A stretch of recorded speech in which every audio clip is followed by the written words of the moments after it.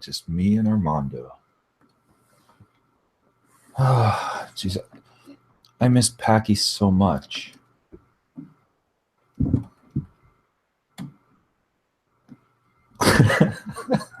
Just me and Armando. Oh shit!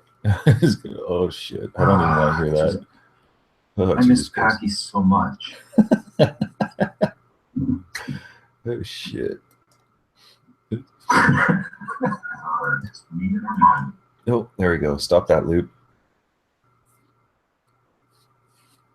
So it's me all alone, and I can see the room though, and those guys are all going off in the other chat there still. You know, which you know, what happens though, right? You know, what if they bring, you know, they're brought over here? It's pretty predictable, you know, with Richard.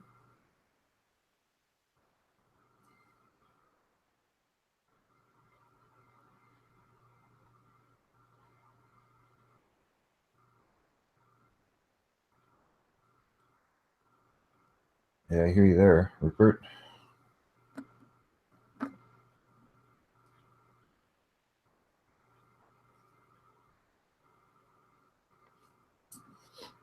You know, the nonsense is not the motivation, right? Sense is the motivation, right? And you know, overcoming the nonsense, I think, is a good thing. You know, of course, not everyone agrees with that, unfortunately. There's Ronan, Mr. Kanushi, the true Ronan, as opposed to fake Ronan, who is a wannabe, doesn't know how to stand as a man.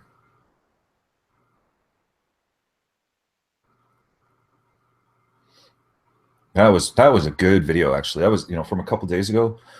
You know, the stuff that was being said and all that. You know, I was very cordial with Pamey, despite her repeated condescension and everything. Like, you know, it's not what I'm looking for. But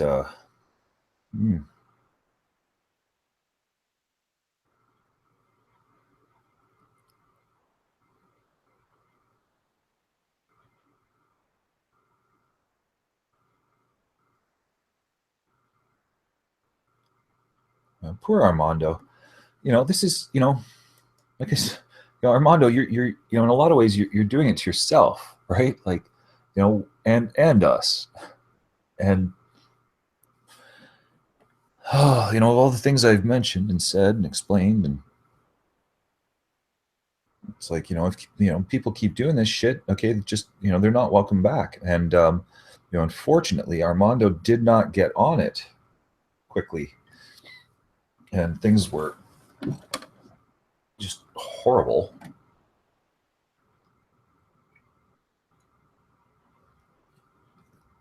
You know, but it's always going to be that way because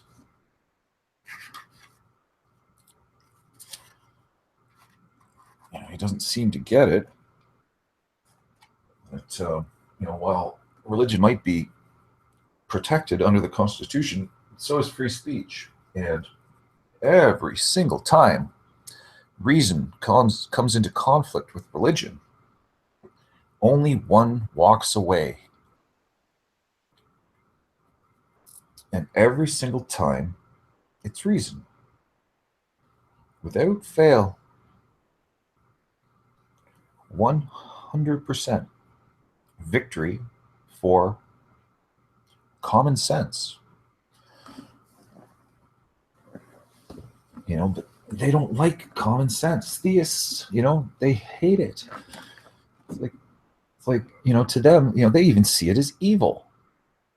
You know, anyone who's actually being reasonable, it's like, oh, you are the devil, you're a Satanist and a demon. But no, that's not how it is. Not demons at all. Not some fucking whacked out crackhead or lunatic Christian. Where's, I guess they're not coming. That sucks. So, you know, I don't want to be here alone. You know, Ronan might come and talk. You know, but Roop and I could have conversations about, but Switch into it.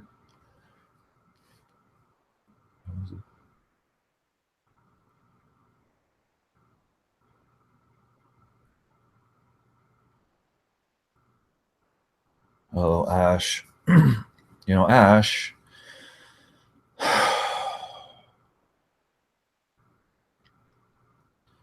Ash. There's an element of Ashley's character which is not acceptable, right? Ash as a running gag and all that. Okay, that's all well and good, but you're a troll.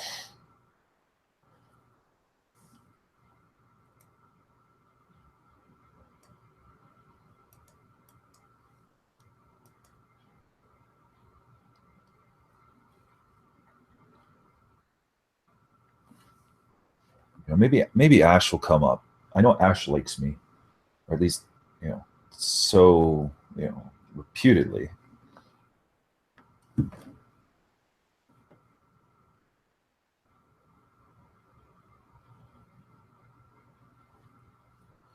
Yes, that's what trolls do. You think as a troll when I'm trolling that I don't eat other trolls?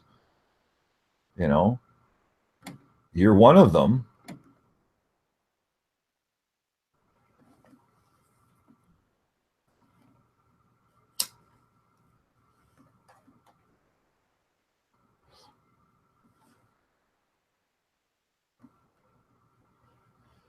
You know how many trolls I've eaten, Ash? Ash, honestly, see, unfortunately, you are still, in your infancy as far as trolls go. And, being known as the troll, okay, being, making it obvious and everything, unfortunately has entirely undermined your capacity as a troll. Well, so far as I'm concerned, I guess you can still troll other people, but you kind of identified pretty quickly how difficult it is to troll me.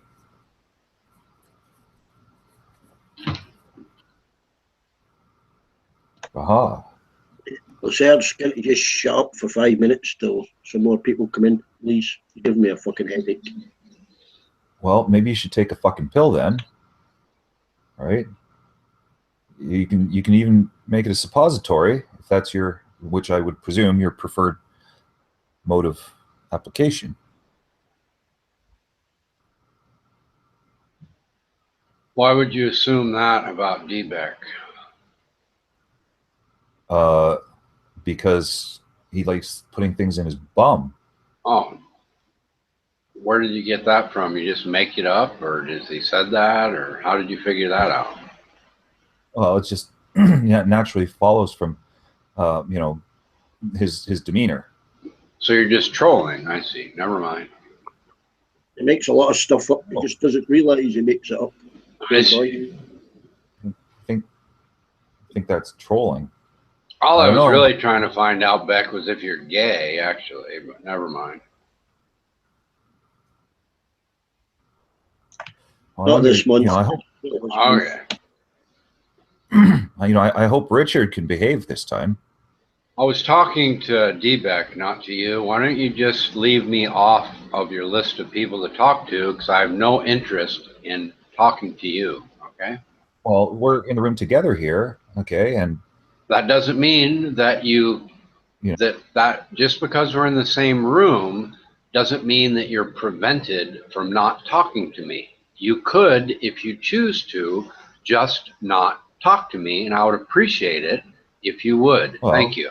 Yeah, you could. If, on the other hand, you want to troll and continue to talk to me, go ahead and do that. Okay, because obviously you have a bit of an issue with that, right? And I I'd like to address don't want to talk to you. What part of that do you not understand? I don't like you. I have no interest in talking to you. So just don't talk to me, okay? It's pretty simple. I think it pretty much shows that Or I'll put you on ignore again. You want to be on ignore again, and then Armando has to create a whole new room just for you. Or could you please just not talk to me? It's not very hard. Well, see, you were the one who actually started speaking to me. right? So why would you start speaking to me if you don't want me to respond to you? I guess it was a mistake. I don't want to talk to you. How much more clear can I make that for you? That's not very clever, okay, for someone who doesn't want to talk to me to come and start talking to me, right? You know, and then say, I don't want to talk to you. I said I made a mistake. I don't want to talk to you, period. Yeah, well, you know, then why are you joining the chat room? Don't take it so personal, man. He's only fucking with you. You can't tell. I don't want to talk to you. Stop asking me questions, you fucking moron. Well, but you came in here and started asking me. You asked me questions and started talking to me. Buddy, I sent it to you in the email. You're obvious. Sorry. You know, it's pretty obvious that, you know, Richard has. You bore the fuck out of me. Now I'm just going to mute the whole room. When I see other icons talking, I'll take my mute off. You're the most boring douchebag in the history of douchebags, and I don't want to talk to you, in case that's not clear. Well, you know, what I'm addressing is, you know, your attitude issue, right? And, you know, throwing temper tantrums just like this. Okay, you know, I would imagine somewhere on Richard's report card when he was a little boy, it said, does not get along well with others. You do realize you won't shut up, don't you? No, I can be quiet. You know, you don't have to phrase it as shutting up. You know, I have no problem with that.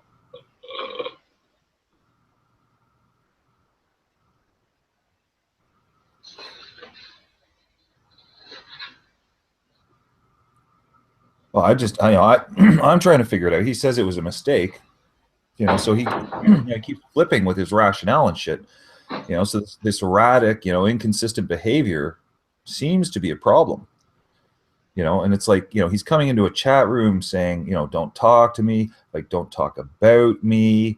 And, you know, it's not very sociable, you know, so, you know, I would just, you know, put it out there saying that, you know, there's an issue with Richard being in chat rooms, right? Like, you know, it's pretty obvious.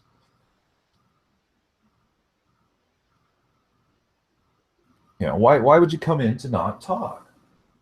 Crying out loud. Crying. Oh, I should swallow my spit before I speak. You know, why would Richard come in here if he doesn't want to talk with people? You know, he's trying to be all, you know, crybaby and.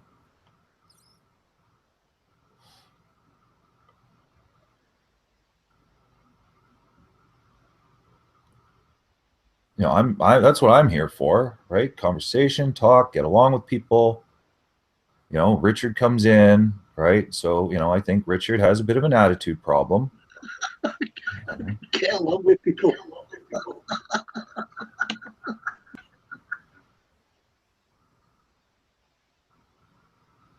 He's just grumpy guy.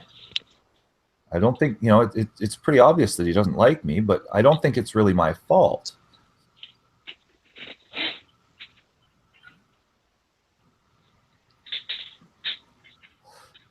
You know, maybe if Richard could look inward for a little while and question, maybe he would find that he only doesn't like me because, you know, I explained how he came in, right, and started talking about how he was a millionaire, you know, that sold his investment company and retired, and, you know, that turned out not to be true.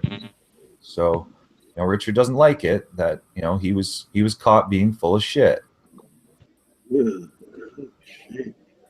Come up for air, Lucerne.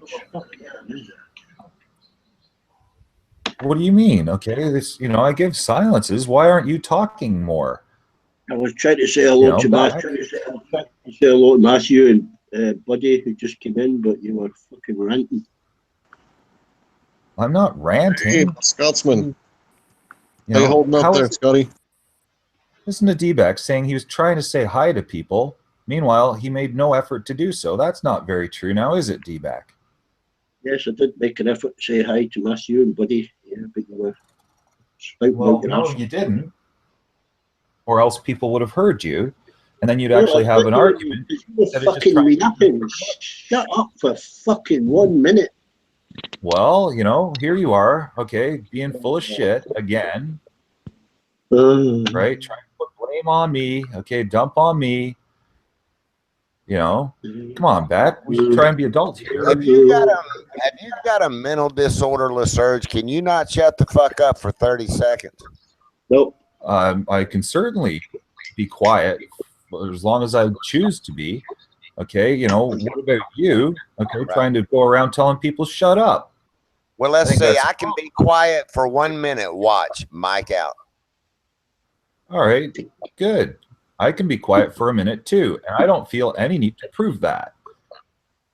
You know, I don't want to play stupid little games, act like a kid. I think you're one of them fucking Autobots. Just responds to a voice. Well, better an Autobot than a Decepticon.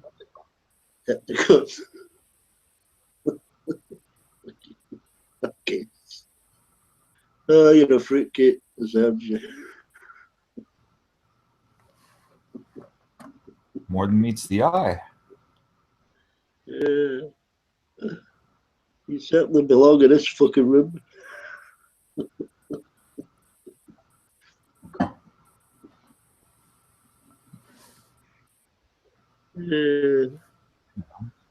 Look at this, eh? You know, you got D-back coming in and say, "Shut up, LaSurge." Then you got Buddy coming in and say, "Shut up, LaSurge." Okay, then then I sit there quietly and it's dead quiet.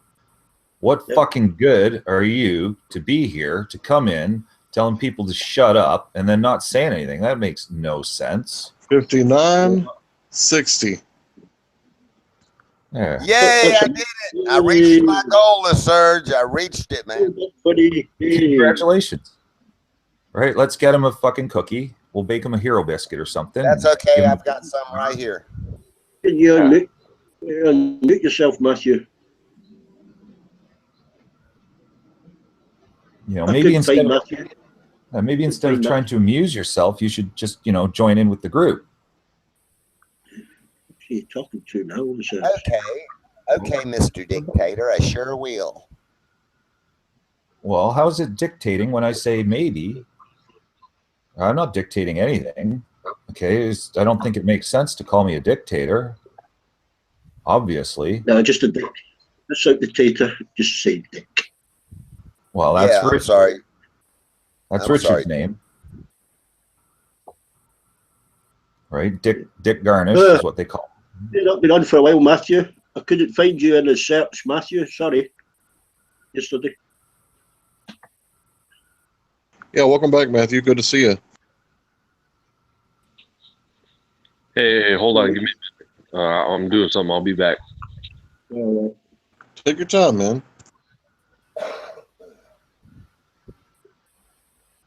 Well, don't take an hour, we won't wait an hour, a couple of minutes, then we'll just give up on you.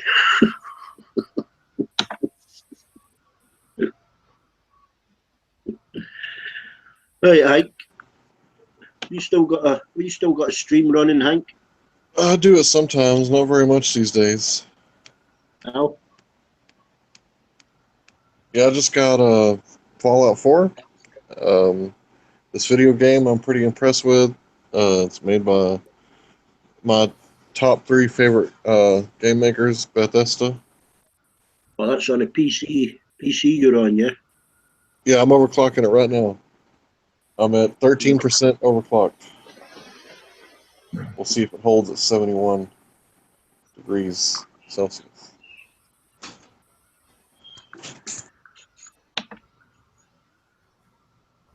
You'll have to get yourself a PlayStation 4. Back on my racing game.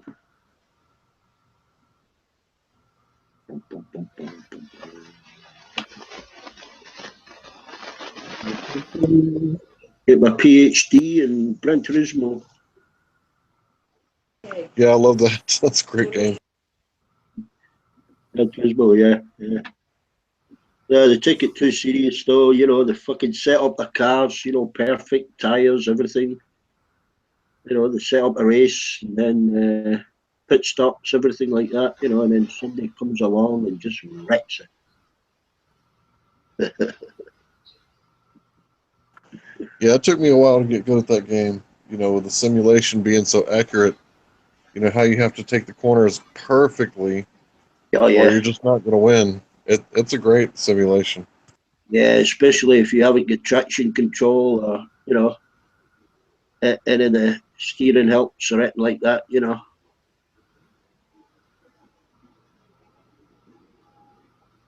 I'm going for 16%. We'll see if it holds. I don't think it's going to, though. I think it's What's going to that? bump me back down. Oh, I'm overclocking my PC.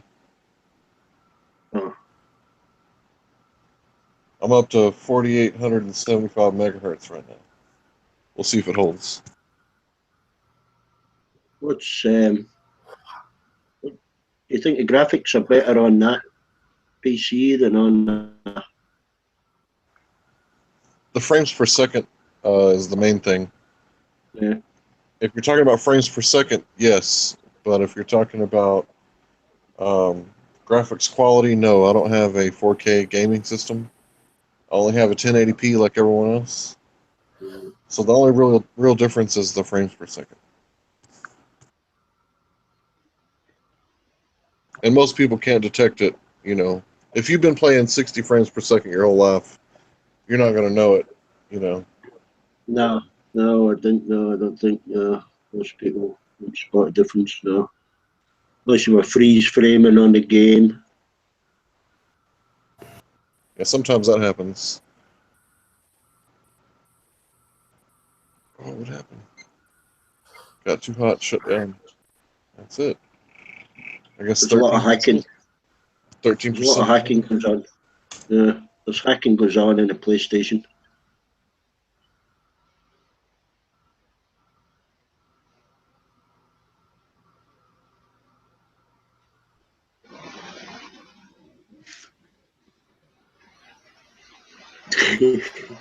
No, they hack the games, or they do a bit of script writing, and they knacker up your games. I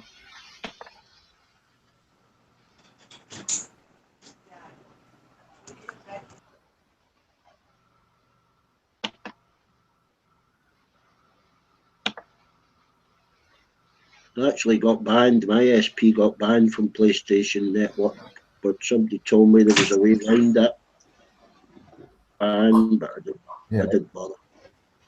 Sounds like somebody was hacking. Use a proxy server, right? Yeah, something to do with proxy. I just couldn't be bothered with it.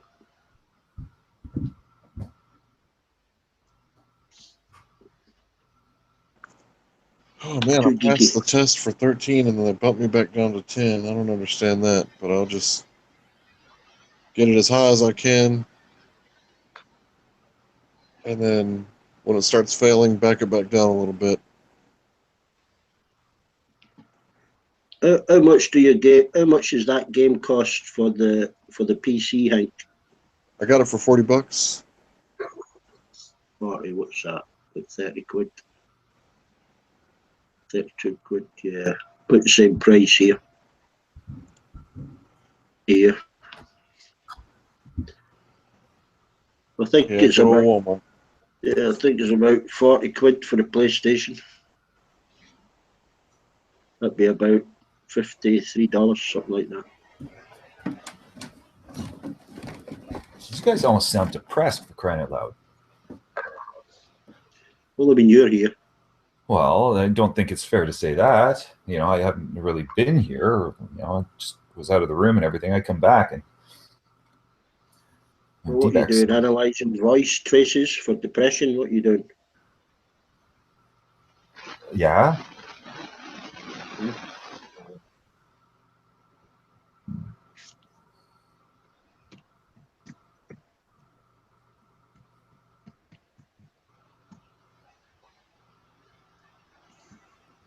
All right, on defaults here.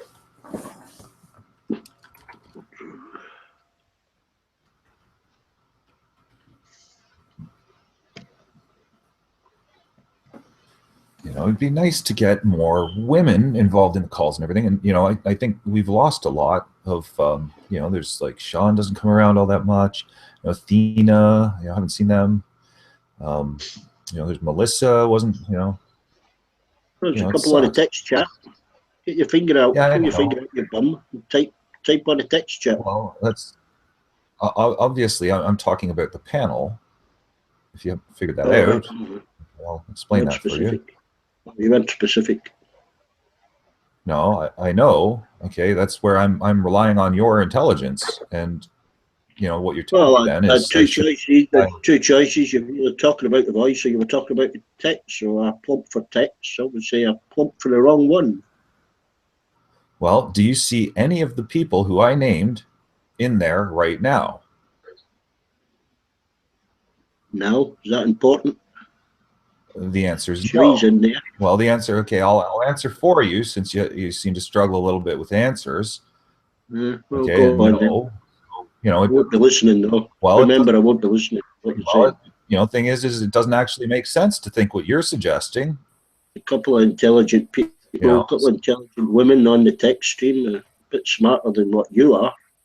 Are those the people, the women who I listed as not being here, right? You know, and I don't know who you listed. I wasn't listening. I don't know who you listed. You'll have to list them again. Who are you talking about? well, you know, it'd be nice if you could fucking understand English.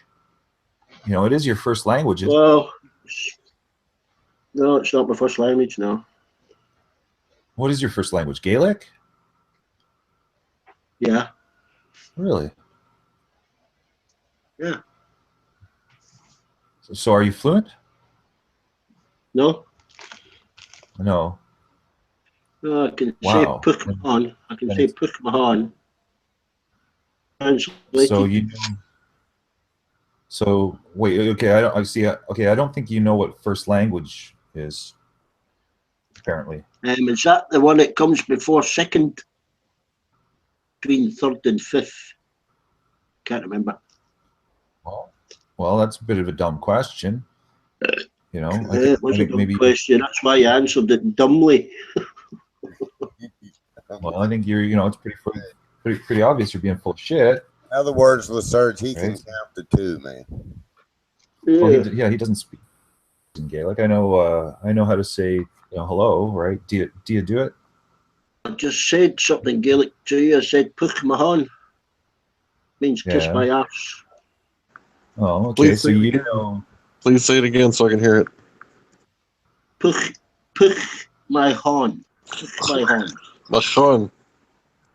You got to say it like you're bringing up phlegm, Hank. Puch. My horn. Puch my horn. I'm definitely going to use the next officer that gives me a ticket. No wonder the Romans thought the Scots were savages.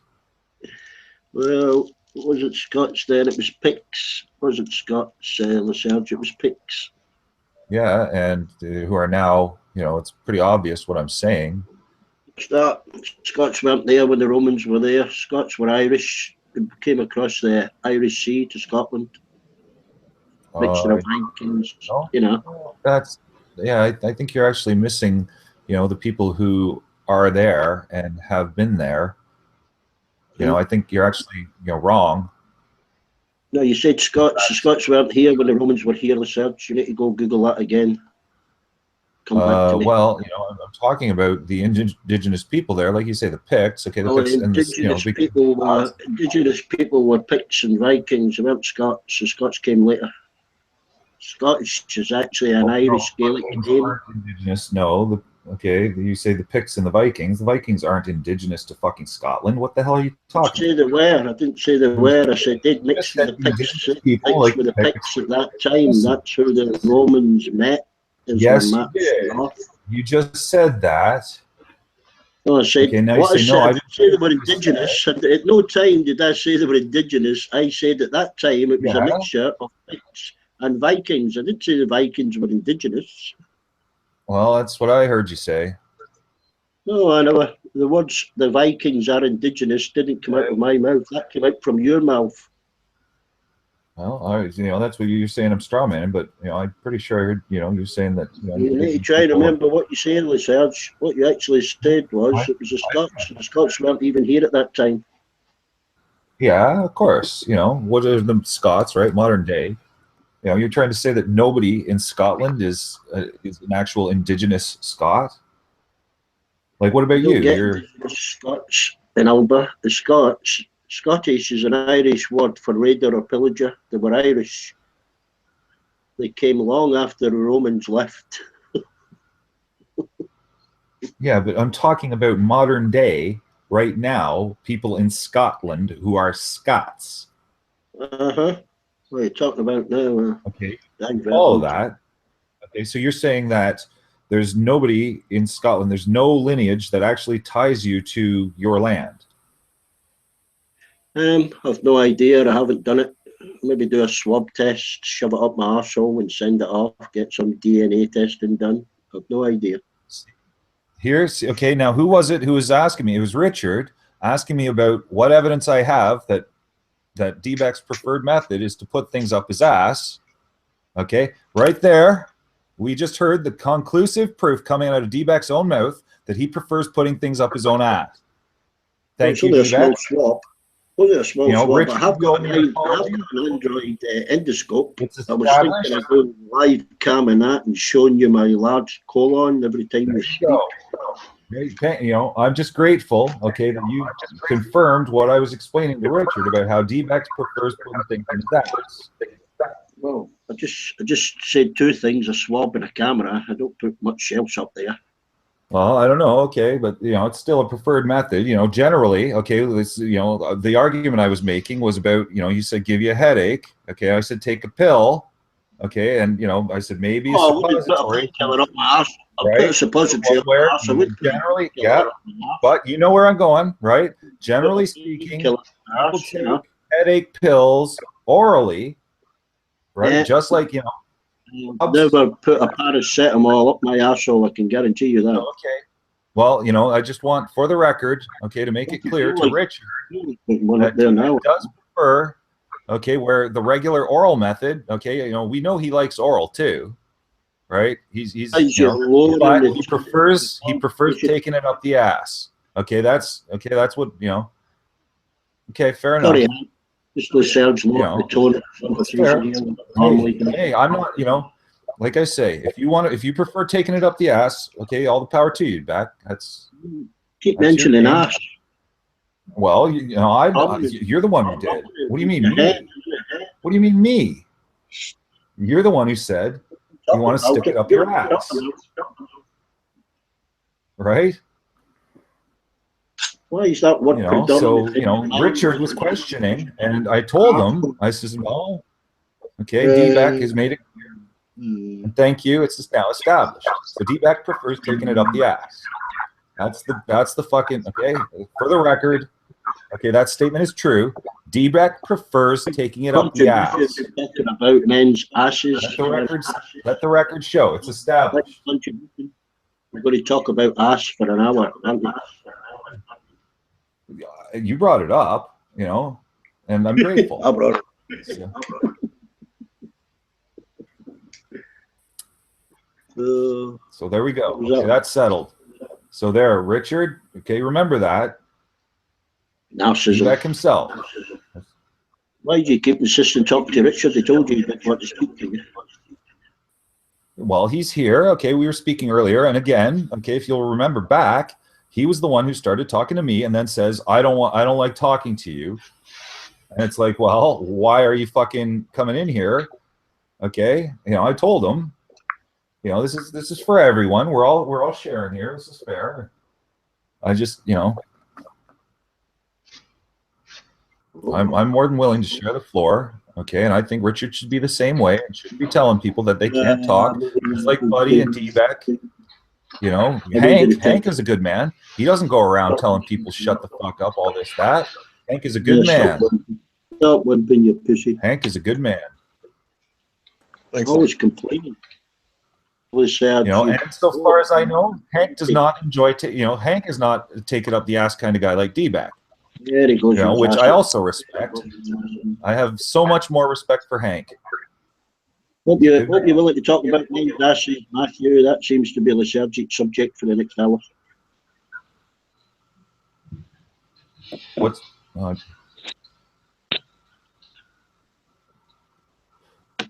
it's ass hour. It's ass hour.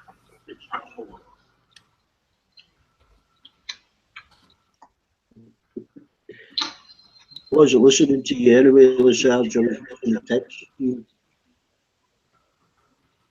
used to talk about intelligent, relevant matters.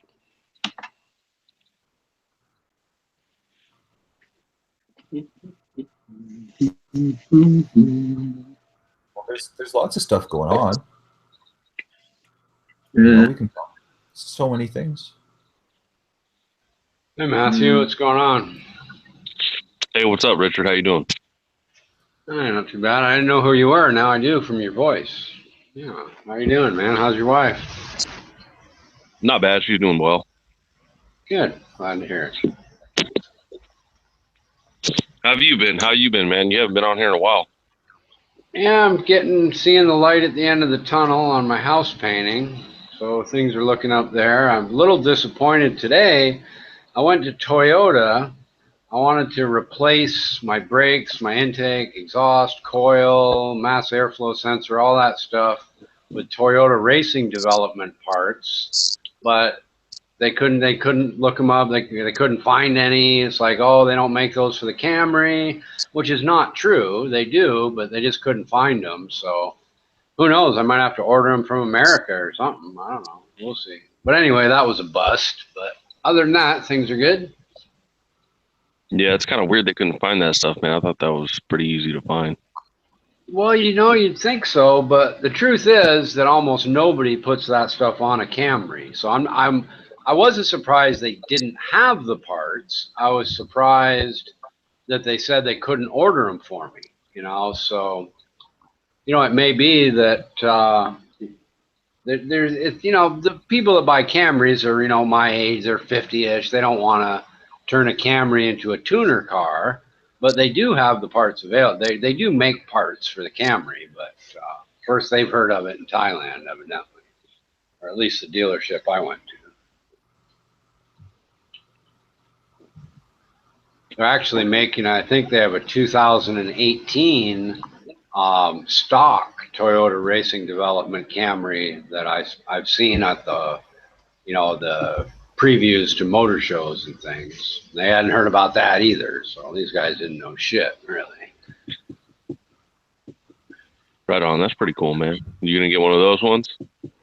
Yeah, I want to find out when it's available because, yes, I will. I'll trade I might, it's either going to be that or I might buy a Type R, a Honda Civic. It's like a 3-liter twin turbocharged Civic. This is really fucking cool. So yeah, either one of those, either that or the Type R. I'm not sure. I'd kind of rather have the Type R. It's just a cooler car, way Yeah, faster Honda's. too. Yeah, I've never owned a Honda, but they're supposed to be pretty good vehicles, pretty reliable, from my understanding. Yeah, they're just. I was just gonna ask, what about carbon emissions and stuff, though? Concern for the environment. If you're talking about Toyota actually being made in Japan, they got some really tough laws on there, so I don't think you have to worry about that with Toyota, Honda, or Nissan. Yeah, they're probably. Other countries, though, they're a little more lenient. The last time I checked, the laws in Japan was you had to get a new engine or something else, or a new car at like 160,000 miles. Well, what they used to have, Hank, is they have a tax that's the opposite of regressive. So each year your car gets older, it costs more and more to register it until it gets kind of cost prohibitive and stupid not to buy a new one. Yeah, that's that makes sense. It does and it doesn't, right? It does, it makes sense, but I think it makes more sense to go for something that's more long lasting, and you can kind of circumvent that whole process by having something that's more reasonable and everything. Of course, that's sort of what that Lysurge guy said is just a ridiculous idea unless you were to believe that technology and cleaner burning, better automobiles will never come along 10 years from now. That would be a great idea if technology had stopped, But as technology gets better, we get better electric cars, better types of fuel, better fuel cell cars. Things will improve into the future. So the idea that you would want people to incentivize people to have 10-year-old technology is just patently stupid. That's not what I said, though. Okay, you're trying to reframe the argument. Okay, and what I'm saying is something that is more, energy efficient, more cost efficient. Okay, more practical. Okay, to look towards a long term to circumvent that. Okay, obviously you're not being honest with what it was that I was saying.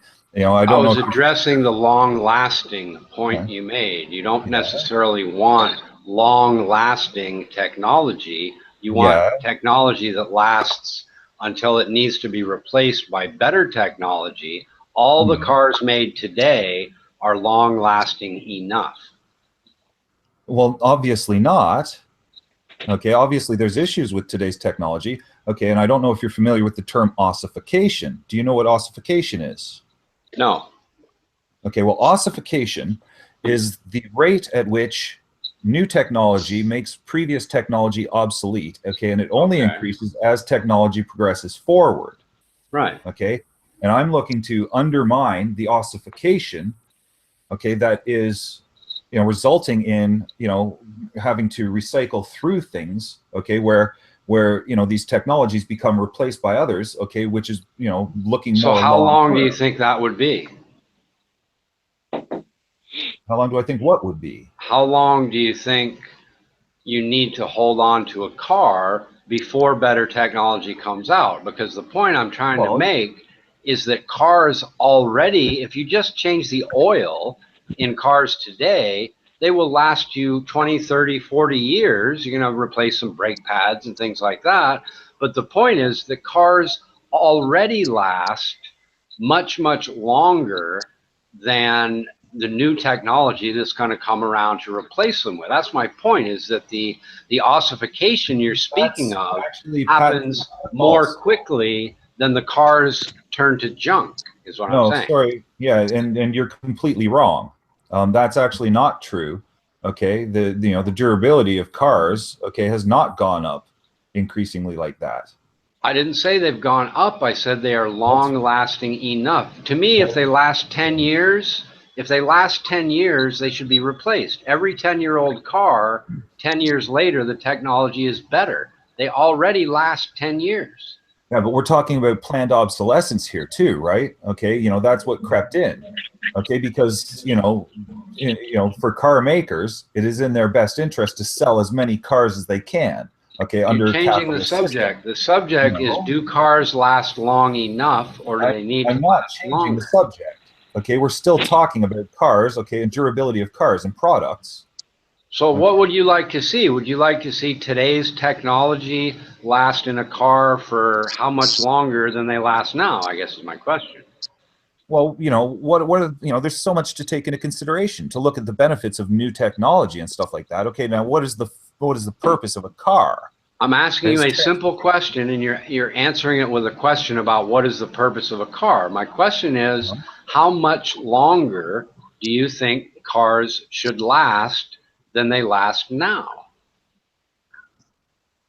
Because you said they weren't long lasting. That's the phrase you used.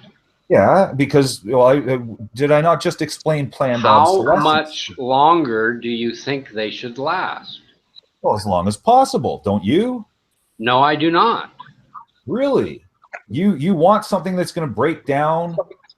Really? Yes, I want cars.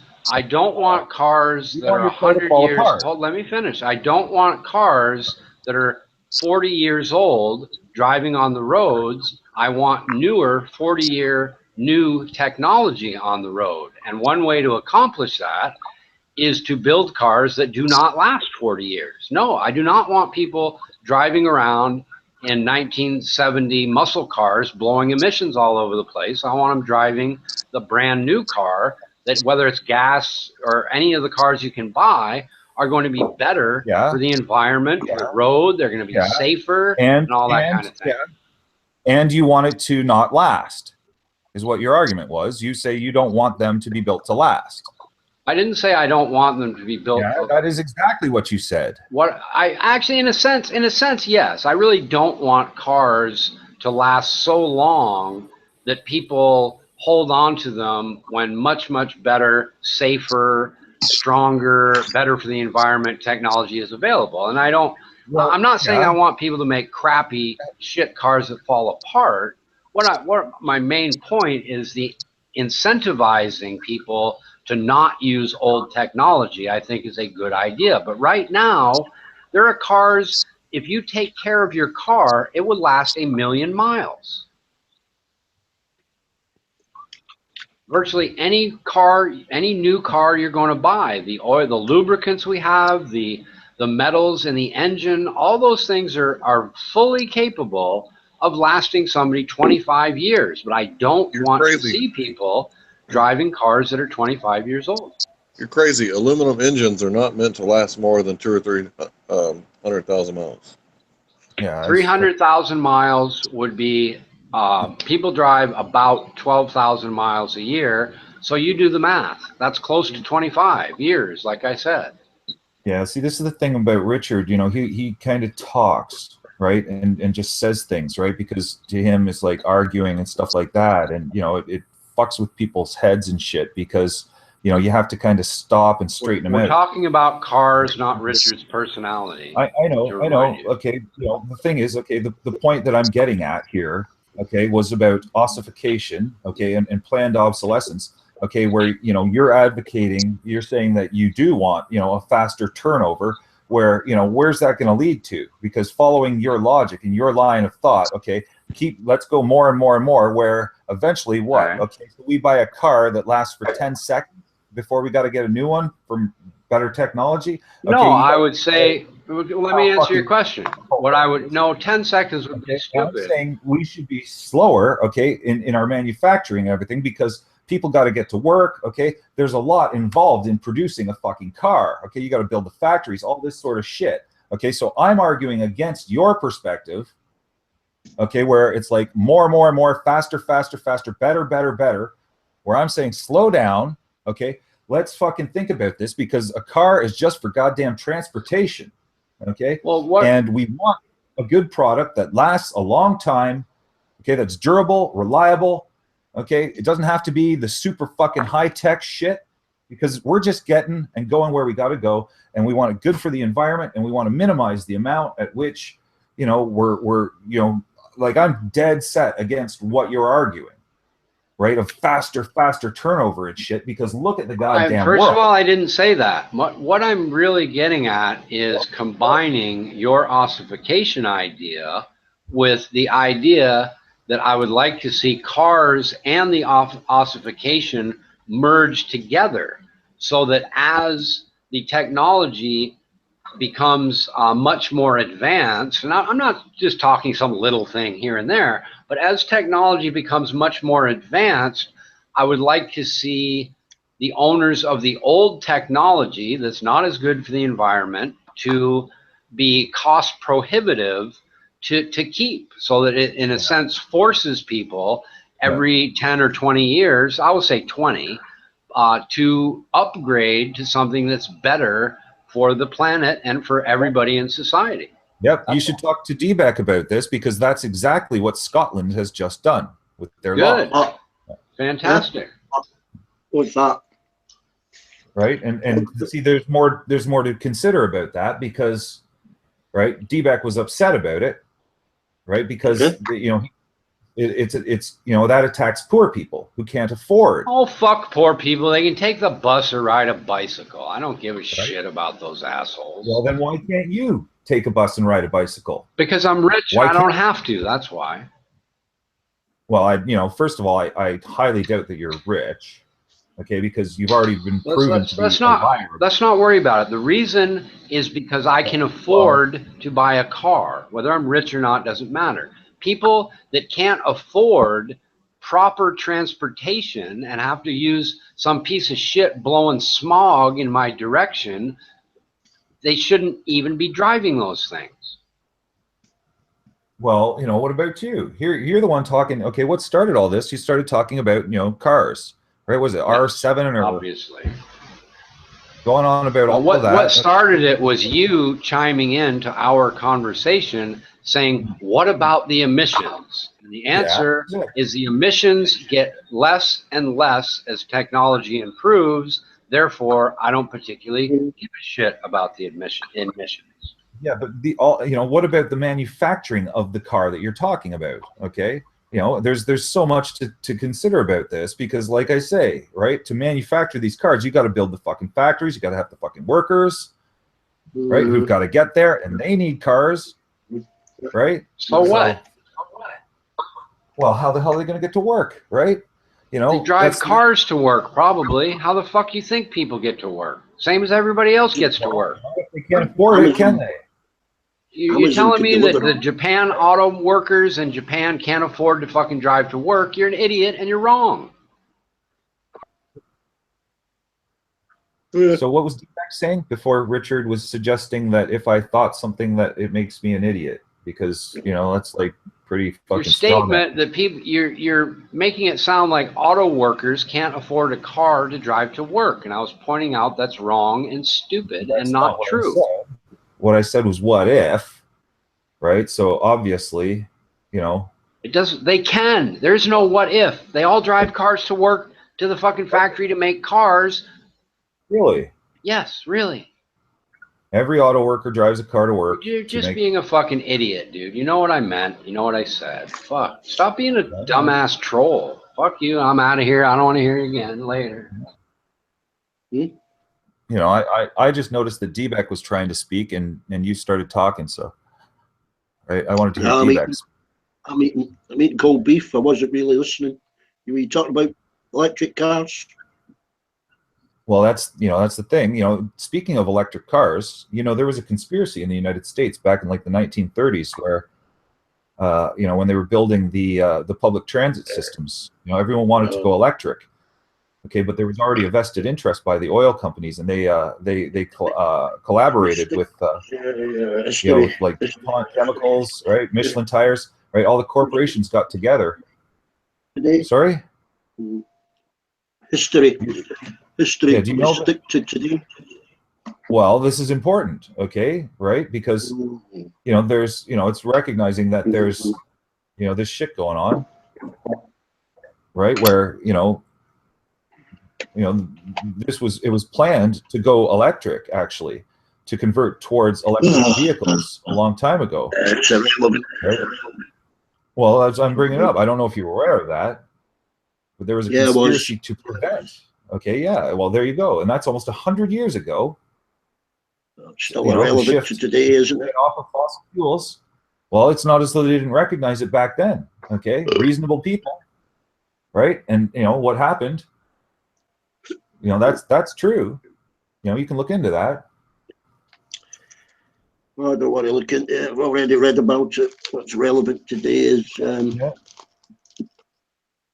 people are getting ahead.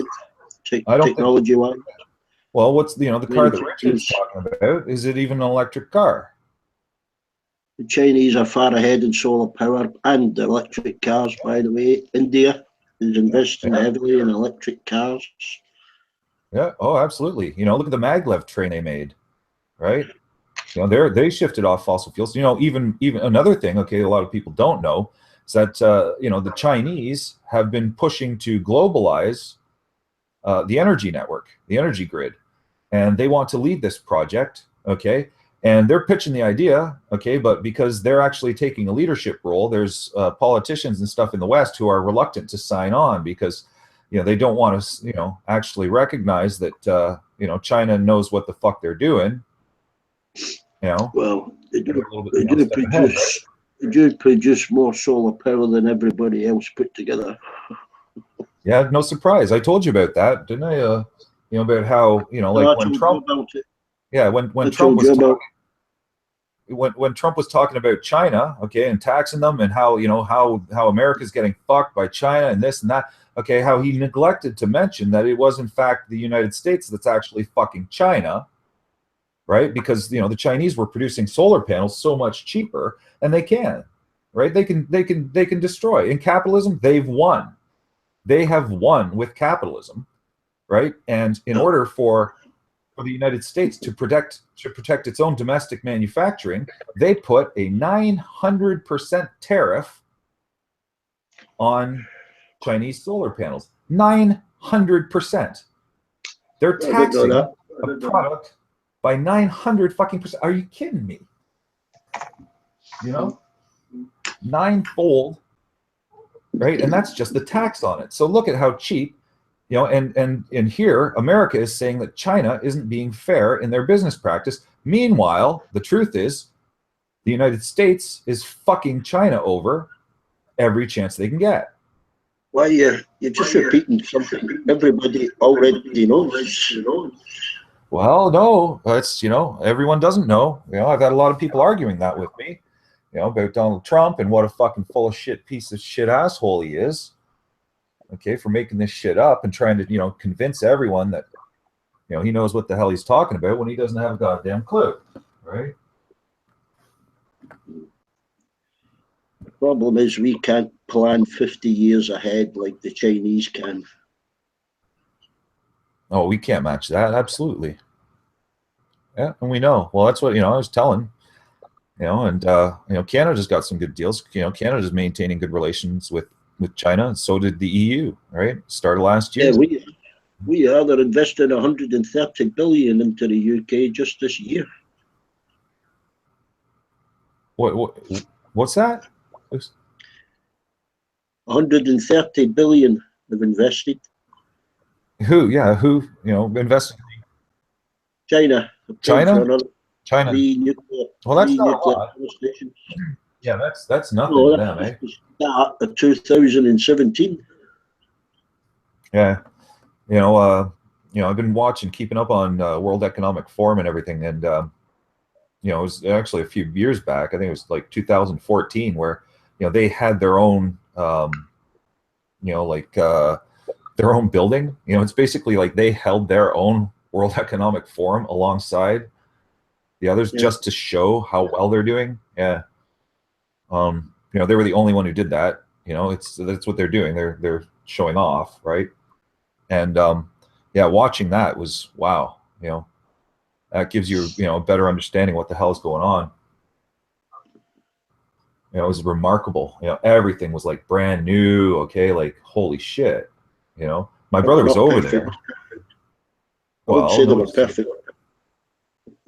Well, everything was, you know, that's what I'm saying, is everything was like brand new, and, you know, they had, you know, everything's high tech, okay, spotless, clean. It was like, whoa, you know, yeah, America, you know, the Americans didn't even have, you know, they, let alone a fucking run-down piece of shit one to compare against. You know, well, unless you go, I mean, Chinese. I'm going to go there. I'm going to go to Shandong in July. I mean, I want to see the place, but people don't realize what kind of infrastructure they've got now. Yeah, my brother was there 2 years ago. Yeah, for 8 months. He told me all about it. Pardon me? Whereabouts? Where he came in through the north, actually. You know, because he started, I think, you know, Vietnam, right, Laos, Cambodia, went all over. Okay, and then into China. Okay, came in through, you know, up around Mongolia, right, and went all over. Right, it was 8 months. He was in China for 8 months. Okay, saw like all over the place. Right, so you know, he was all over cities, and, you know, I don't know exactly where. You know, I think he might have traveled by rail. You traveled by rail? Yeah, mostly. You know, there were some flights too. You know, some stories. My brother's huge on travel, and you know, huge, you know, crazy stories. Some flights, you know, like ridiculously cheap, and, you know, planes almost going down and shit. He's had quite the adventure. But you know, you know, I like rail journeys. I haven't got the time to see the rail, you know, the rail networks properly, but. I know they've built, is it 66,000 miles of roadway in the last. That's not been surpassed by anybody. You know, okay, you know, what we were talking about though was the infrastructure there, right? And yeah, you know, we are starting to do what they were starting to do, right? And this is what, you know, it's kind of what Richard was saying, which is what I was arguing against. Okay, that whole thing about, not building things to last, right? This faster turnover. Yeah. And that's what my brother said they're doing. Like he says, everything is kind of shoddy, right? It's kind of plasticky, like you expect from Chinese products, right? And the thing is that's like the foundational principle of capitalism, right? Is the faster turnover, right? The cycle, right? And the reason why I brought up ossification, which is not like my idea. That's Karl Marx, right? Karl Marx. If you've read Das Kapital, that's where I got it from. Okay, because that's his critique, is that it's not a good idea to keep going that way, because it's not the wise way to do things, right? Because it's more consumption, right? It's just constantly growing, and the scope of this is like fucking huge, right? Well, when you're going to have over 1 billion people doing 40 years what it took us 150 years to do. Well, it's just, I'm saying it's better to go with something that lasts longer. Okay, we got two different things, right? It's like leaps and bounds, or it's hard to explain. Like millions of baby steps, right? You know what I mean? Like that's what Richard was saying, is faster, right? Which I'm saying is like millions and millions of baby steps. And I think it's much wiser, okay, to go in stages and let the technology, okay, the technological capability advance, okay, before, because then we know more. And then we don't have to go through those learning curves of making mistakes and shit. Like, this is actually why Germany fucking damn near took over the world, okay? Because when they industrialized, okay, they had the benefit of learning from the British and French, right? Who industrialized first, right? Those mistakes. So all the mistakes made. Yeah. Well, that's what I'm saying. Right. And that does make sense. What are you going to do? Frog jump to some kind of utopia? Well, it's about the approach and everything, okay, and it's about reaching towards utopia, and that's the way to do it, okay, is to slow things down, right? Where we don't like, for example, okay, they used to spray people with DDT, right? To delouse them and stuff, okay, and they weren't aware of the damage, okay, because it's like fucking poisonous and shit, okay, so they didn't know what the hell they were doing, right? And it caused serious problems. And by taking a more cautious approach, okay, that nullifies these sort of mistakes. Okay. Human beings don't work on the principle that every action has a consequence. Yeah. Exactly. That's good. Good way.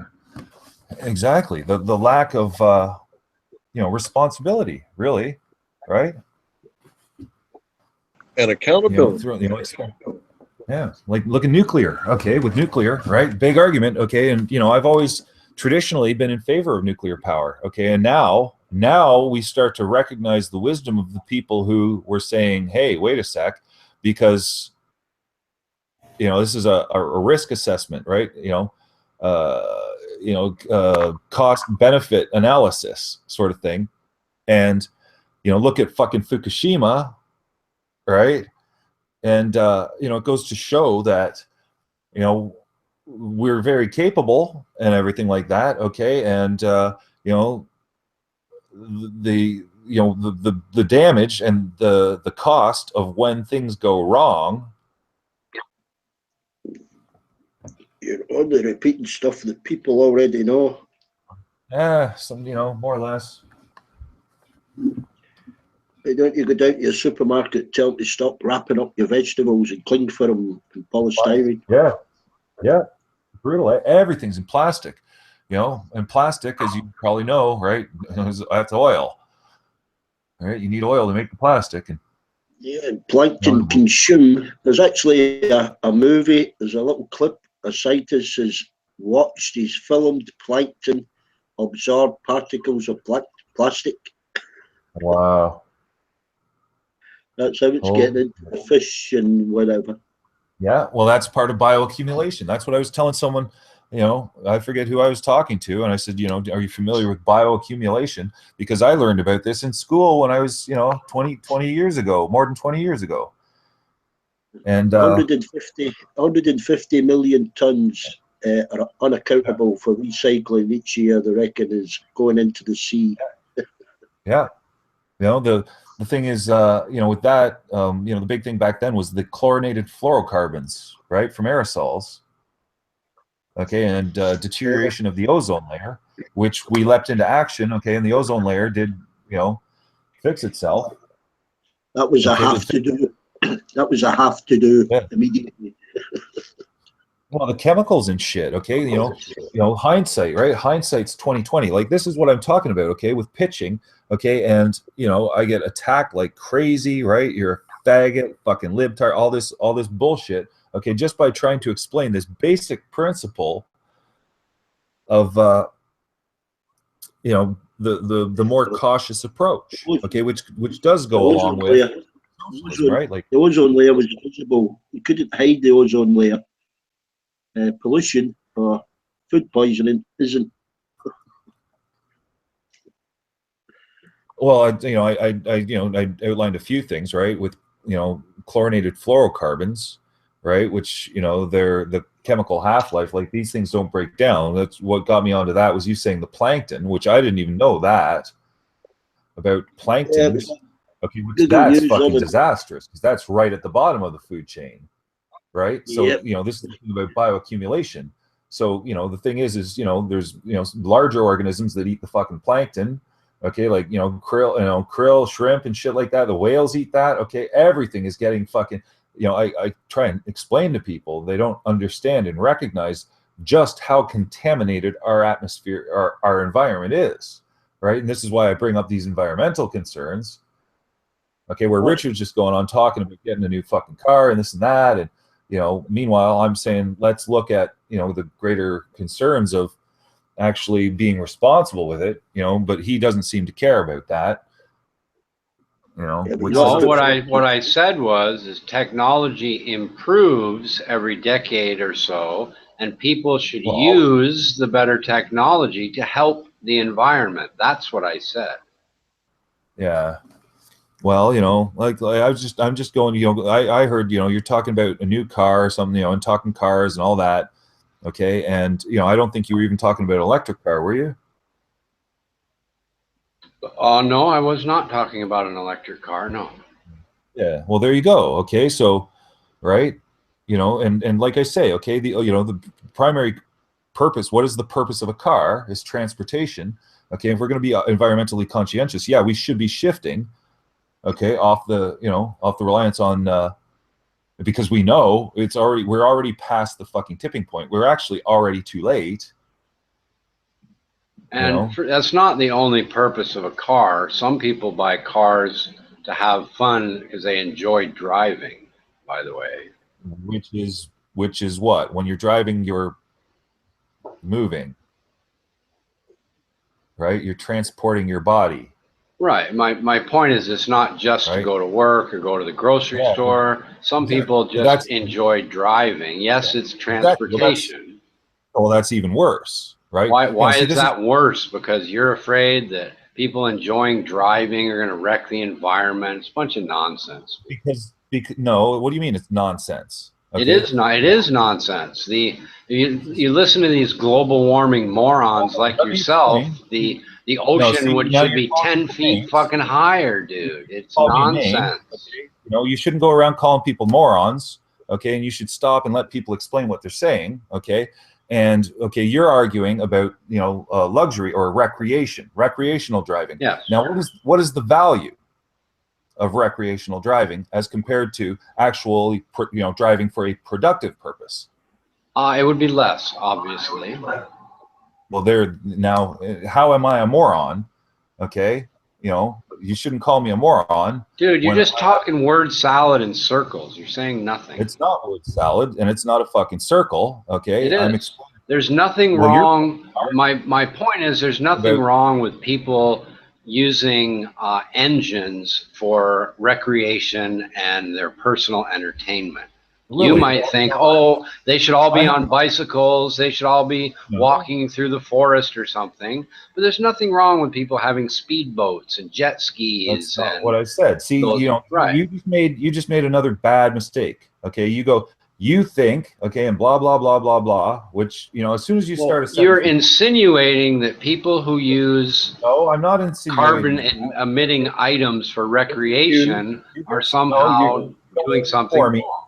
So, okay, hold on. Is it okay with you if people use speedboats and jet skis and drive their cars for recreation? Is that okay? You know, hold on now. Well, no, okay, compared to. Well, exactly. And then you just argued with me when I said that that was your position, which now you're saying it is your position. Get your fucking position straight before you start arguing about it. I clearly established, compared against using it for. You know, what do you mean? What is unclear about my position? I just asked you a direct question. Is it okay to use those things? And you said no. And when I previously said your position was it wasn't okay, you argued with me because you're a moron. You fucking cut me off while I was saying when compared against. Okay, and then you tried. No, and that was not my question. My question was, is using those things okay? And you said no. It was. You jumped in and fucking prevented me from finishing speaking, and then you take the fucking snippet. It was a yes or no question. No, it wasn't. It's not. Yes, it was. I asked you, is it okay for people to use carbon-emitting engines for their entertainment and recreation? And you said no. It was a yes or no question. And previous to that, you argued with me that that was not your position. You're a moron. I just told you I wasn't even finished fucking speaking, okay, and you stopped me, as if okay, every question. Finish that. You said no, it's not okay to use those things, and go ahead and continue. Yeah, well, as compared against relative comparison against using it for a productive purpose. Okay, you got to weigh these things. You do know how to actually fucking Yes, it's obvious that for the environment. It's obvious that for the environment. It would be better to drive to work than go on a Sunday drive, enjoy your car. That's obvious. Oh, exactly. My question to you was, is it okay for people to simply have a speedboat and speedboat around the lake? And you said no. Well, no, not really. Exactly. Not really. And that's the point you tried to argue with me. When I said that was your position, you said, oh, you don't know what my position is. I do know what your position is. You're a fucking idiot. See, now you're name calling again. Yeah, I think you're a fucking idiot. You're right. I'll name call that. I'll say it for the last time, and next time I'll just say something different. I'll reference it so to remind you what I think. Because you're all over the place. You argue with me when I say what your position is, and then you come back and confirm that I was correct about your position. Yeah, well, you do understand that I was making my position clear when you interrupted me, right? Doesn't matter. And that my position doesn't make any difference. I interrupted you because you were being incoherent. Oh, really? Yes, really. So you can't comprehend just straight English. You're being incoherent in the fact that when I said your position was that using speedboats on the lake would be wrong, you said, oh, you made a mistake. You don't know my position. And then you come out and say that is your position. That's incoherent. That's not what I said. I've obviously made clear that my position is, as relative. I made the comparison saying that. Okay, it's you do understand. Now you're going back on the position you said a moment ago. I asked you, is it okay to have a speedboat and speedboat around the lake? And you said a straight up no. Okay, I don't think you understand. Hold on, it seems that you don't understand. I perfectly understand. You are being incoherent. You're not letting me speak. So that's a problem. Okay, now I don't think you understand that nothing makes sense without a comparison against something else. That's not true. Oh, really? Really. Well, See, you have Eating some sort of poison mental isn't disorder. bad because eating good things won't kill you. That doesn't have to be compared against something else. Listen, I put that. That's a truth. That's a truism. No, it's Nothing not. makes sense. You want to bet? Yeah, sure. How much? How much money you got? I'll take every single fucking penny you own. No. I'm going back to painting. Talk with somebody who wants to talk to you. Bye. Yeah. Of course. All right. Bye-bye. All right. You go have a good time then. You know, I'll take every single fucking cent you own on this. You know, because I actually think,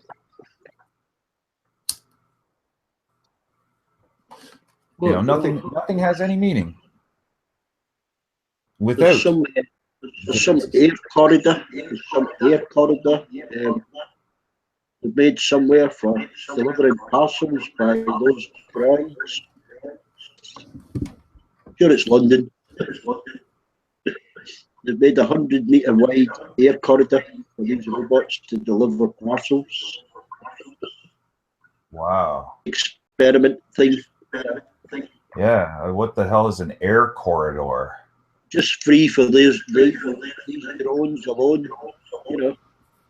An air Like corridor is much like a shipping lane where you have dedicated space for certain things. Yeah. Airspace. Okay. Well, that's...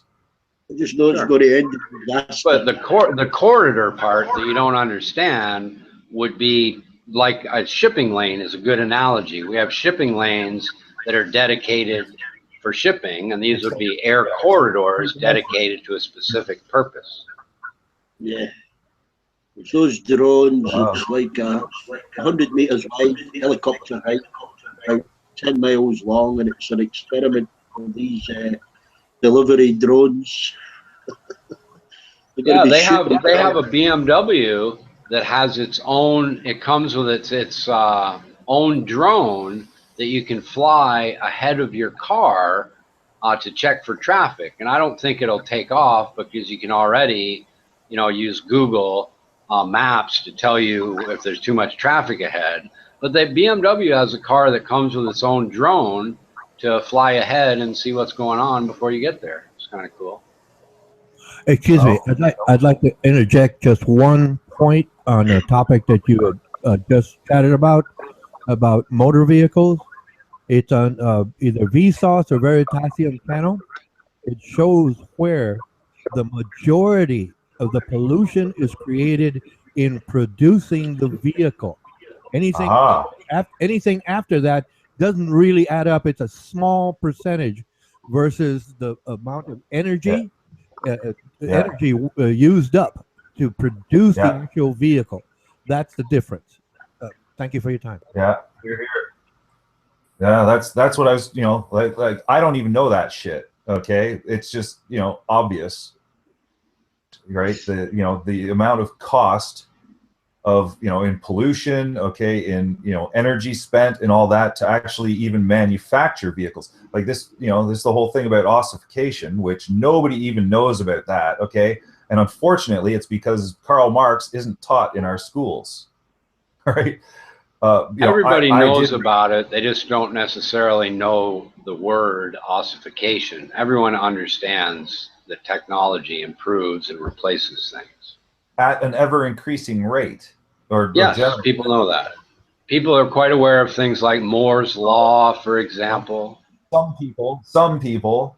Right? When you say people, okay, that's right. That's everyone, right? No, it's not everyone. There are people living in jungles of the world that have never even seen a car, dude. Come on, don't be pedantic. So try to argue about everything. So do those people know it? Excuse me? So do those people know it? Obviously not. There are people living in jungles that have never seen any of that kind of stuff. The majority of why do you force people to choose their words so carefully because you want to argue? The majority of the people in educated first world countries are perfectly aware that technology works on a mathematical type curve, not on some sort of linear straight line. That's not what I was saying. Right, I'm saying, about ossification, and Karl Marx, which is not taught in our schools. So generally people aren't aware, Aren't aware of what? You said they aren't aware that technology improves on a mathematical type curve.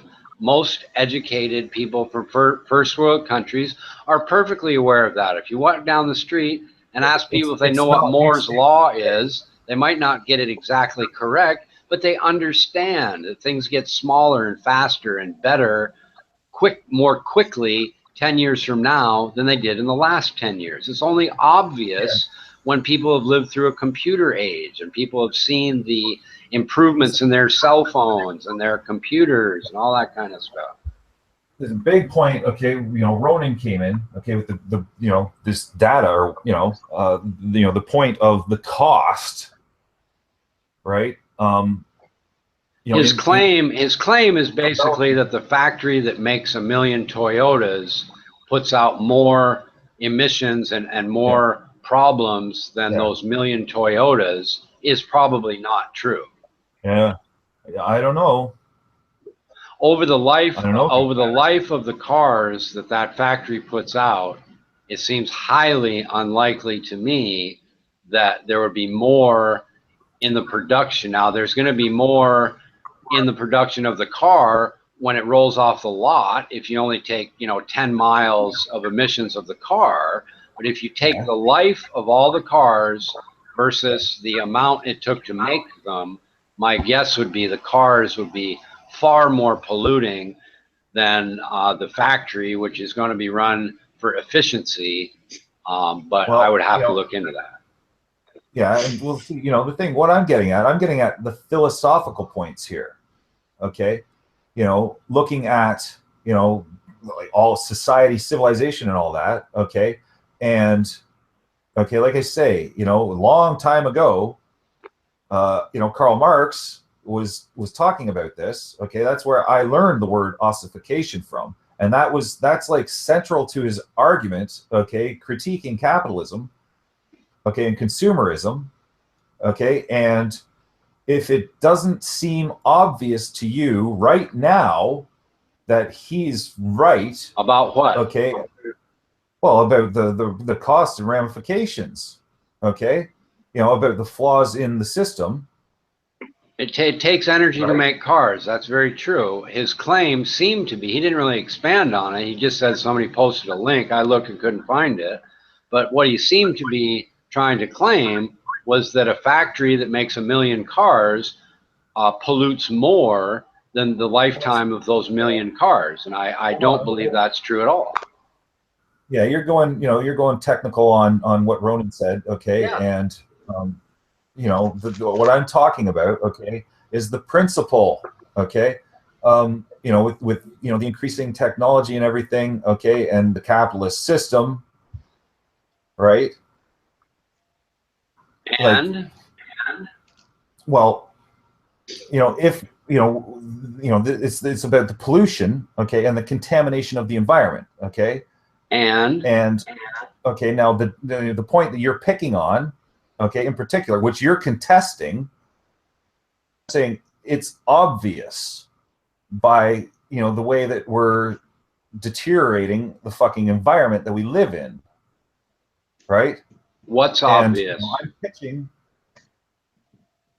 that really, it's not obvious. It is obvious. What do you mean by it?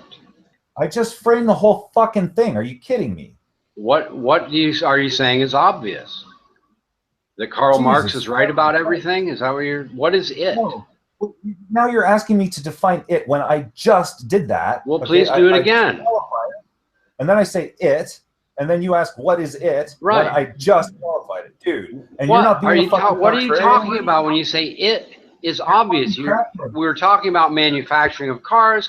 Is it capitalism and consumerism? What do you mean by it? I just explained it. What the fuck? Please explain it again. Holy shit. What's the point? You don't fucking comprehend English. You're talking you're talking in word salad and circles, and you've said nothing. Word salad and circles, according to you, okay, when you apparently fucking English is incoherent to you, and you don't have the fucking the capacity to retain so you said a whole bunch of shit. Goddamn fruit fly. You said it is obvious. What do you mean exactly by it? What is supposed to be so obvious? The pollution. What do you fucking think? Oh, yes, pollution is obvious. Yes, I agree with that. So you said all that shit to say that pollution is obvious? How fucking Jesus fucking Christ. So what's your point? Yes, pollution is obvious. It takes So what's you your get pollution. Hold on, you get pollution when you make better technology that reduces pollution. What would be your? It seems now. Let me hold on. Let me see if I get your point, and then you can correct me if I'm wrong. But it seems to be that your point is that pollution. There's a lot of pollution created to make better technology. Even though the better technology reduces the pollution, I think that that's a price we need to pay. What I'm trying to figure out is what is your, well, hold on. What I'm trying to figure out is what is your alternative since we get much, much better things for the environment. Yeah. What do? What's the alternative? The alternative, like I said before, is the leaps and bounds thing. Okay. Instead of millions of baby steps. Okay, which was the approach that you were taking, right? That's what you were advocating. The approach you threw that in there, saying, "Oh, every 10 seconds you have to buy a new car." That's not the approach I was taking. The approach I was taking was a 10 or 20-year approach. In fact, I said 25 years, which is the average amount of driving that Hank mentioned an aluminum engine can drive for. Yeah, there you go. So do you think we should wait 50 years and replace it, or 20 years, or 10 years, or what's your alternative? I get your alternative is larger steps. As long as possible. That's the way that we should be approaching it. Okay, which is counterthetical, right? You know, not anti or counterthetical to capitalism. Right. Okay. So I guess I would disagree with that in the sense that a well taken care of, there are not plenty, I know you're pedantic, so I don't want to use the word plenty, but you can hold on to a car for 50 years if you maintain it and take care of it properly. And I'm not so sure that having a world full of 50-year-old cars right now would be, even including the manufacturing process, better than what we have right now. I think 50 years is too long, is what I'm saying. I think it's way too long. Well, you know, yes and no. Okay, I brought up the point about how, you know, using electric, okay, was pushed long ago in the United States. Okay, well before China was fucking capitalist and shit. Okay, we're talking 1930s. This was our heyday. Okay, we missed the boat on that, right? You know, and it was because of capitalism and collusion. Okay, and corruption in our fucking government. Okay, where, you know, if we had have gone that path, does Canada even have a car manufacturing plant? I've never heard of a Canadian car. We've got fucking car manufacturing fucking all over the place here. Are you kidding me? Canadian? What's the name of a Canadian model car? Well, we don't manufacture. We don't have. You know, it's not our corporations. Okay, this is part of global. You said our government, and I'm wondering, what did Canada do to the Canadian car manufacturers? Well, I'm talking the West. Okay, you know, in the United States. Okay, you want to shift to Canada in particular, and the automakers. You said our government, and you're Canadian. Hold on. Okay, you want me to list the manufacturers? We've got Volkswagen, we have Kia, we have General Motors, Chrysler, Ford, fucking. What did the Canadian government do to bother those people's business model? That's what I'm trying to figure out. I understand what America did. The government puts the regulations on it and shit.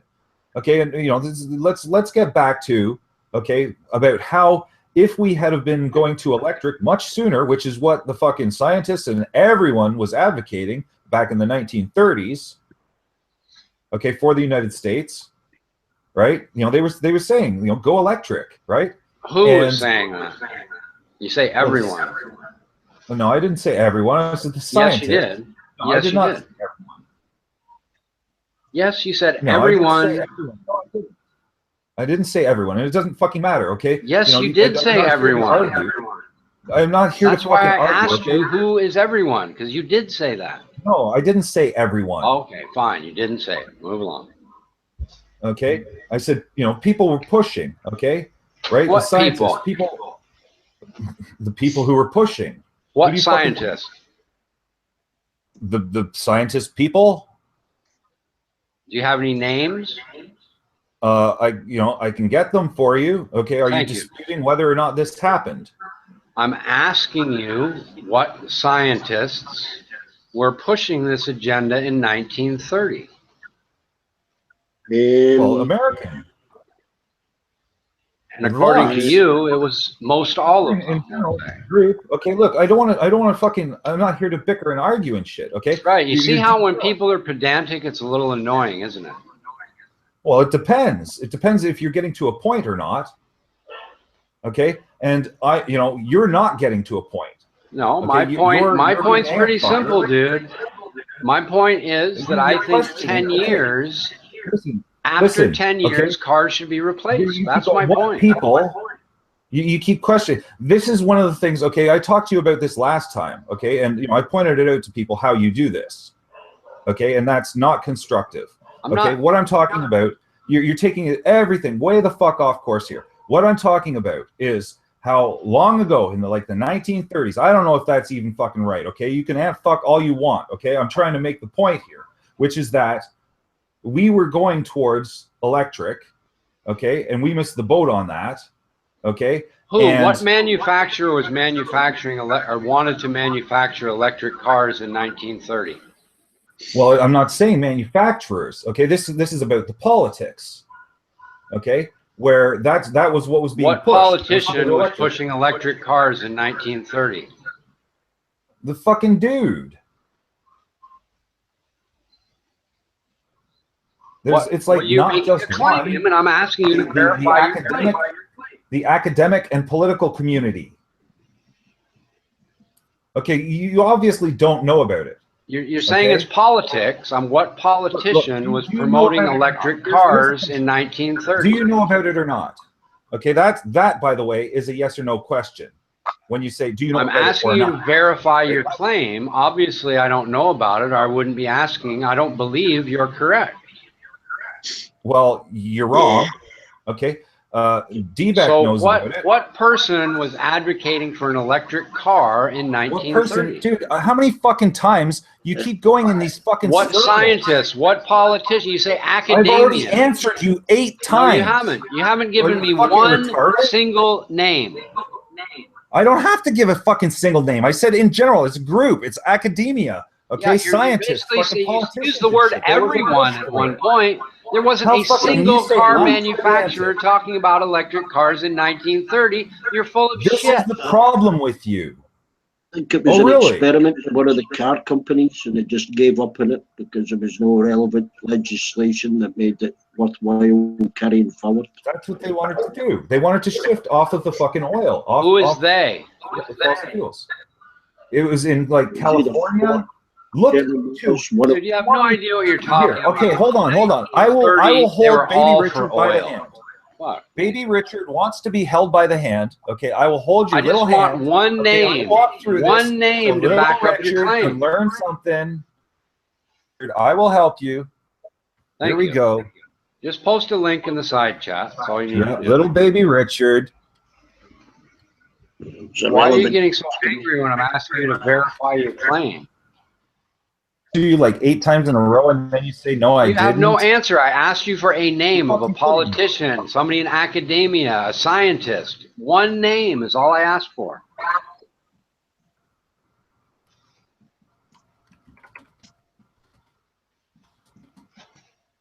think it was either Ford or General Motors that just gave there was a whole bunch involved in that. Well, great. If there's so many, why can't you come up with at least one? This guy, listen to him, okay? I just listed the conspirators, okay? And you say, if you know so many, why can't you list a single one? Okay, because you obviously are not fucking coherent. You're not following, okay? You seem to struggle with grasping English language. Okay? I simply asked you. Well, here, see, you could have posted it. I just Googled it, and I found the decline in rise of electric cars from 1930 to 1990. So, I guess you're onto something Right. that I was unaware of. I told you, dude. It happened back in the 1930s, and you know that's the thing, okay? And you know people should know about this, okay? People should know about this. Why? Talk about electric cars of today. Not fucking 1930. Yeah, the electric car conspiracy. It's like all over. And how can you not know Well, about I know this? them. I know the modern electric car problems. I wasn't aware of the prior to 1935 problems. See, you know that's the thing. Okay, you're in the habit of this contrarian shit. Okay, that's not what I do. Okay, you say that I do it, and no, I don't. Okay, you'll drive people nuts. Nobody will want to Well, have that's not fucking anything to do with you contrarian. over this shit, right? Okay, you know, well, yeah, that's what you do. Okay, someone will say something. Okay, and then you question more and more and more and more. Okay, to try and conflate and confuse and confound and derail any. No, I just wanted some information. It was nothing like that at all. I wanted you to verify something with a name so I could go look it up, dude. This is your fucking issue. This is the issue I have with you, and people will have with you. Okay, and people won't fucking like you because it's your ego shit. Okay. Fine, whatever, dude. Yeah, I'm telling you. Okay. Great. Like this is an established fact. I knew about it. D-Back knew about it. Okay. Well, and now I know about it. All you had to tell do you. was give me one name, dude. Instead, you want to carry on for half an hour because I asked you for a name. No, I don't. You know, I don't. I want to help you to find out and not have to answer question after question after question after question because you're trying to make me look wrong or stupid or something. Move along. See? Move along. Right? There's a lot to know about this. Okay, I could find documentaries and shit. Okay. I'm looking at it as you're running off at the mouth. I'm reading things right now, so don't worry. You know, and that's, you know. Of course, the main problem was they were almost 3 times as expensive, so they weren't all that marketable. So that brings you back to capitalism, I suppose. Yep. Cost efficiency. Right? You know, see, you know, people, okay, you know, most So Americans, are you for the idea that people should have to pay 3 times as much for a vehicle? How does that help the poor people? Because you seem to be concerned about poor people too.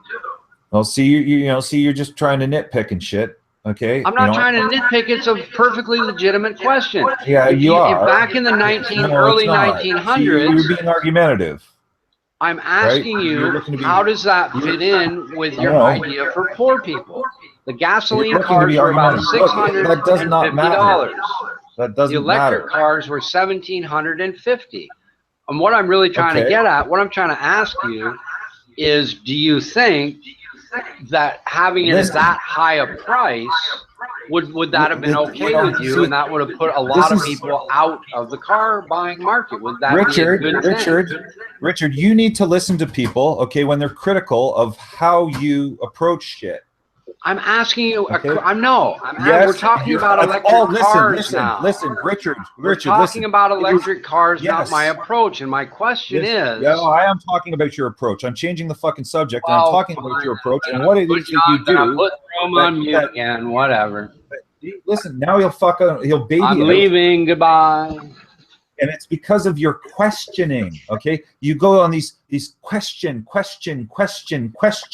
Okay, trying to control the conversation. Okay, and you're not dealing with an idiot. Okay, much as you love to call everyone a fucking idiot because of your fucking ego issues. Okay, and what I'm saying is you need to learn. Okay, that people like me, for example, I know exactly what the fuck it is that you're doing. Okay. Okay, and when I say it to you, when I approach you with this is your response. This is how you fucking react and shit. Okay, you need to start thinking about how you fucking talk with people. Okay, because you'll start arguments and shit. Okay, and try and go in these fucking loops. Just to confuse and confound because of your fucking ego investment. I just drank some tap water and it was terrible. It was nasty. Yeah, lovely, eh? You know, pollutants, right? All this shit. You know, and you know, I wanted to answer him. You know, sorry, you know, just please let me get it off my chest. I'll be done. I wanted to answer him. Okay, when he starts going about poor and this and that. Okay, bringing up the cost. Okay, the cost of the electric car back then, yes, it is more. Okay, and the reason being is because we're not prepared for that. You know, the manufacturing already exists on, you know, in the standard way. Okay, and making those shifts, okay, it's called the teething process. Just like I mentioned about industrialization itself and why the Germans fucking benefited from the mistakes of the British and the fucking French. Now, anyhow, going back to what I'm saying, okay, with the cars, for example, yes, it does cost more, but that's initial. Okay, because that's, you know, the primary cost. Okay, but once we start making more along that way, okay, that cost comes down, right? And that's how, okay, now that'll fucking satisfy his argument about poor people, which I shouldn't even have to do. But, right? You know, this the minimalist thing, right? Like, you know,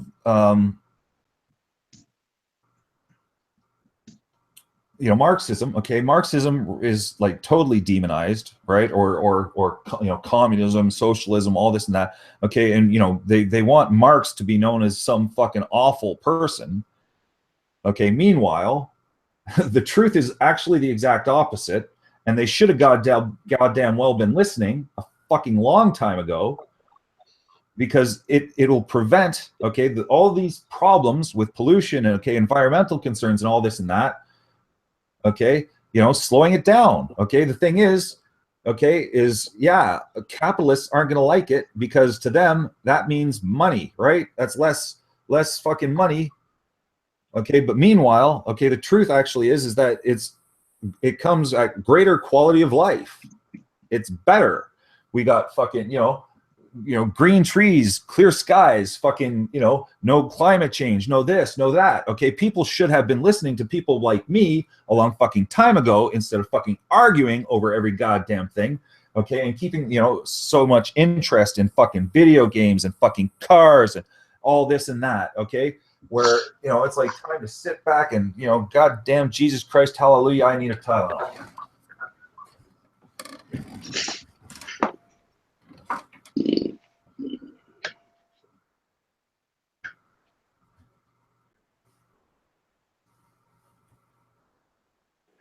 So I drank some water accidentally. I guess somebody put some tap water in one of our distilled bottles, and I drank it. Like, all I can think about is chemicals.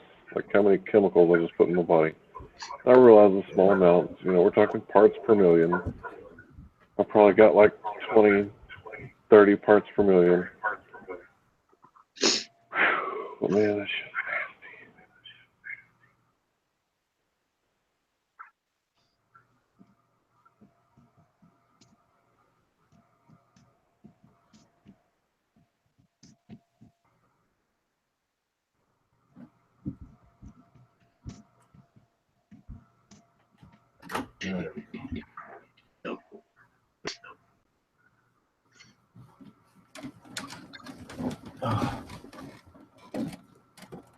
Oh, sorry, Ronan. I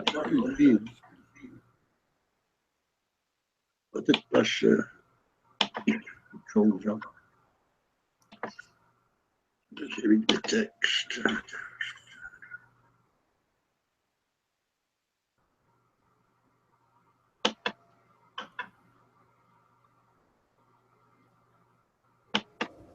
Yes, I just wanted to come back and verify what I had said. I just posted the link, the channel, and the actual minute seconds to toggle to, and you'll see where at 11 minutes 11 seconds, if you click toggle to 11 minutes 11 seconds, that video, the scientist. So he goes by Veritasium. He states where one half of total emissions of one car, right, is in the production. So Richard Darnage can come up with his excuses, stories, and lies, like he normally does, but it does not change the fact.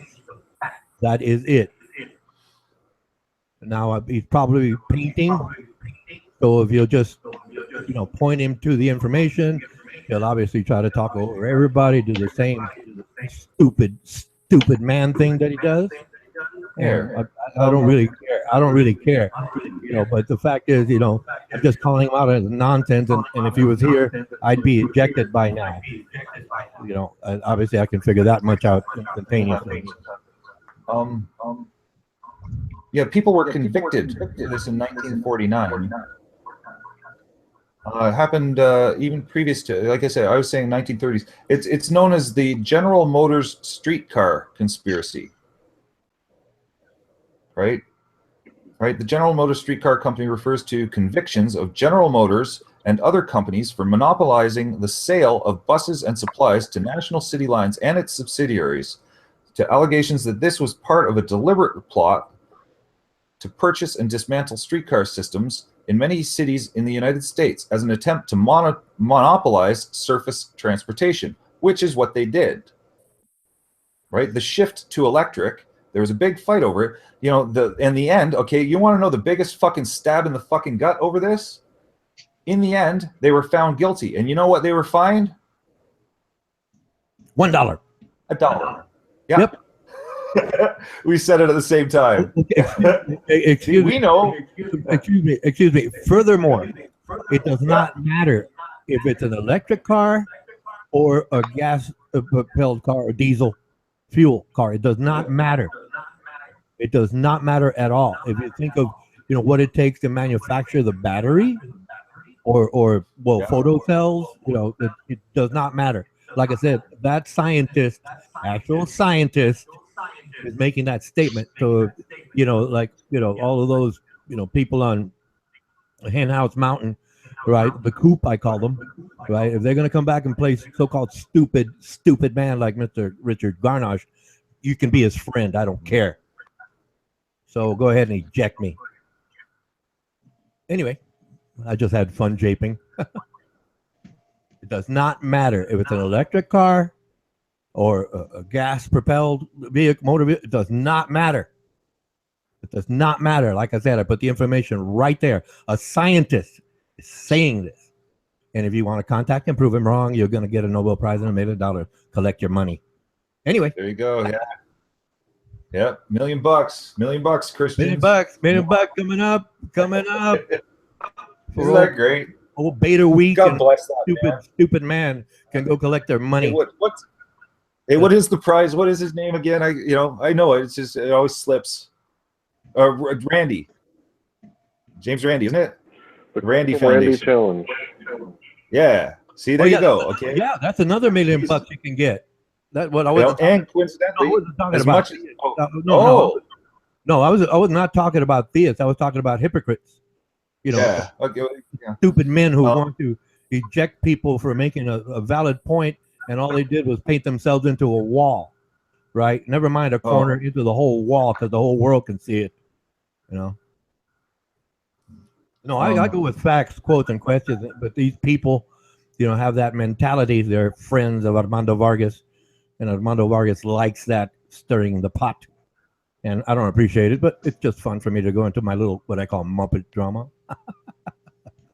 But be sure and tell stupid man when he comes back. And also old Beta Week here, Buddy W. Just please, point that out to them. They'll deny it. They're going to talk over you. But you keep, I can guarantee you'll get kicked. No, please go back to this, please. Or you're just, then he, all sorts of insults and stuff. Yeah, he's that petty. He's that petty. See, that's what he does. No, I knew for a fact. But don't jump into the rut with them, right? Surge. Don't jump into the rut with them. That's what you do. He thinks that because he's ignorant, that he can just question. That is where that's what he's at odds most times. When you jump into with them, when you jump into that rut with them, that's what we are at odds, Surge. Yeah, these circles. Yeah, but the thing, there's no other choice, because you tell them, whoa, stop, right? And they'll just keep going. Well, yeah, but see, right? the point proven, I've just provided a link, okay? An actual scientist is saying, and anything else I say, I can back it up. Yeah. and I like that. Who is? Yeah, there you go. Right on. But anyway, nice tandem effort here. Well, thank you for your time. Take care. Goodbye. Yeah, it's been written about all over the place. Like, you know, a lot, and people don't know about that. Okay, you know, but Hey, Richard, Live Search, Hank, D-Bag, Armando, buddy. Hey, bro. Yeah, How what's you up, doing? man? How are you doing? Everything okay? Hey. Good. How's school going? Oh, it's okay. What's up, man? Fuck any Hey, hot Hank. girls yet? What? I said, you fuck any hot Ukrainian girls yet? No, not still in Ukraine. Belarus. Still goofing around Belarus. Mm-hmm. Yeah. The Ukrainian embassy will take longer to answer me. You know, they need 1 week to do the paperwork. I see.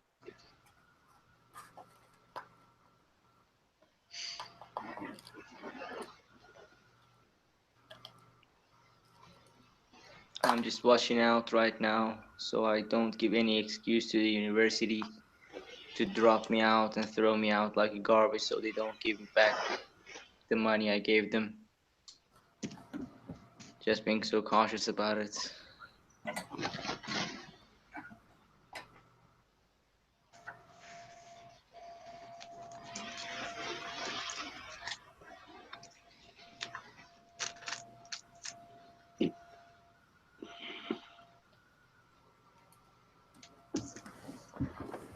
And I can't tell you the last time I drank that much tap water.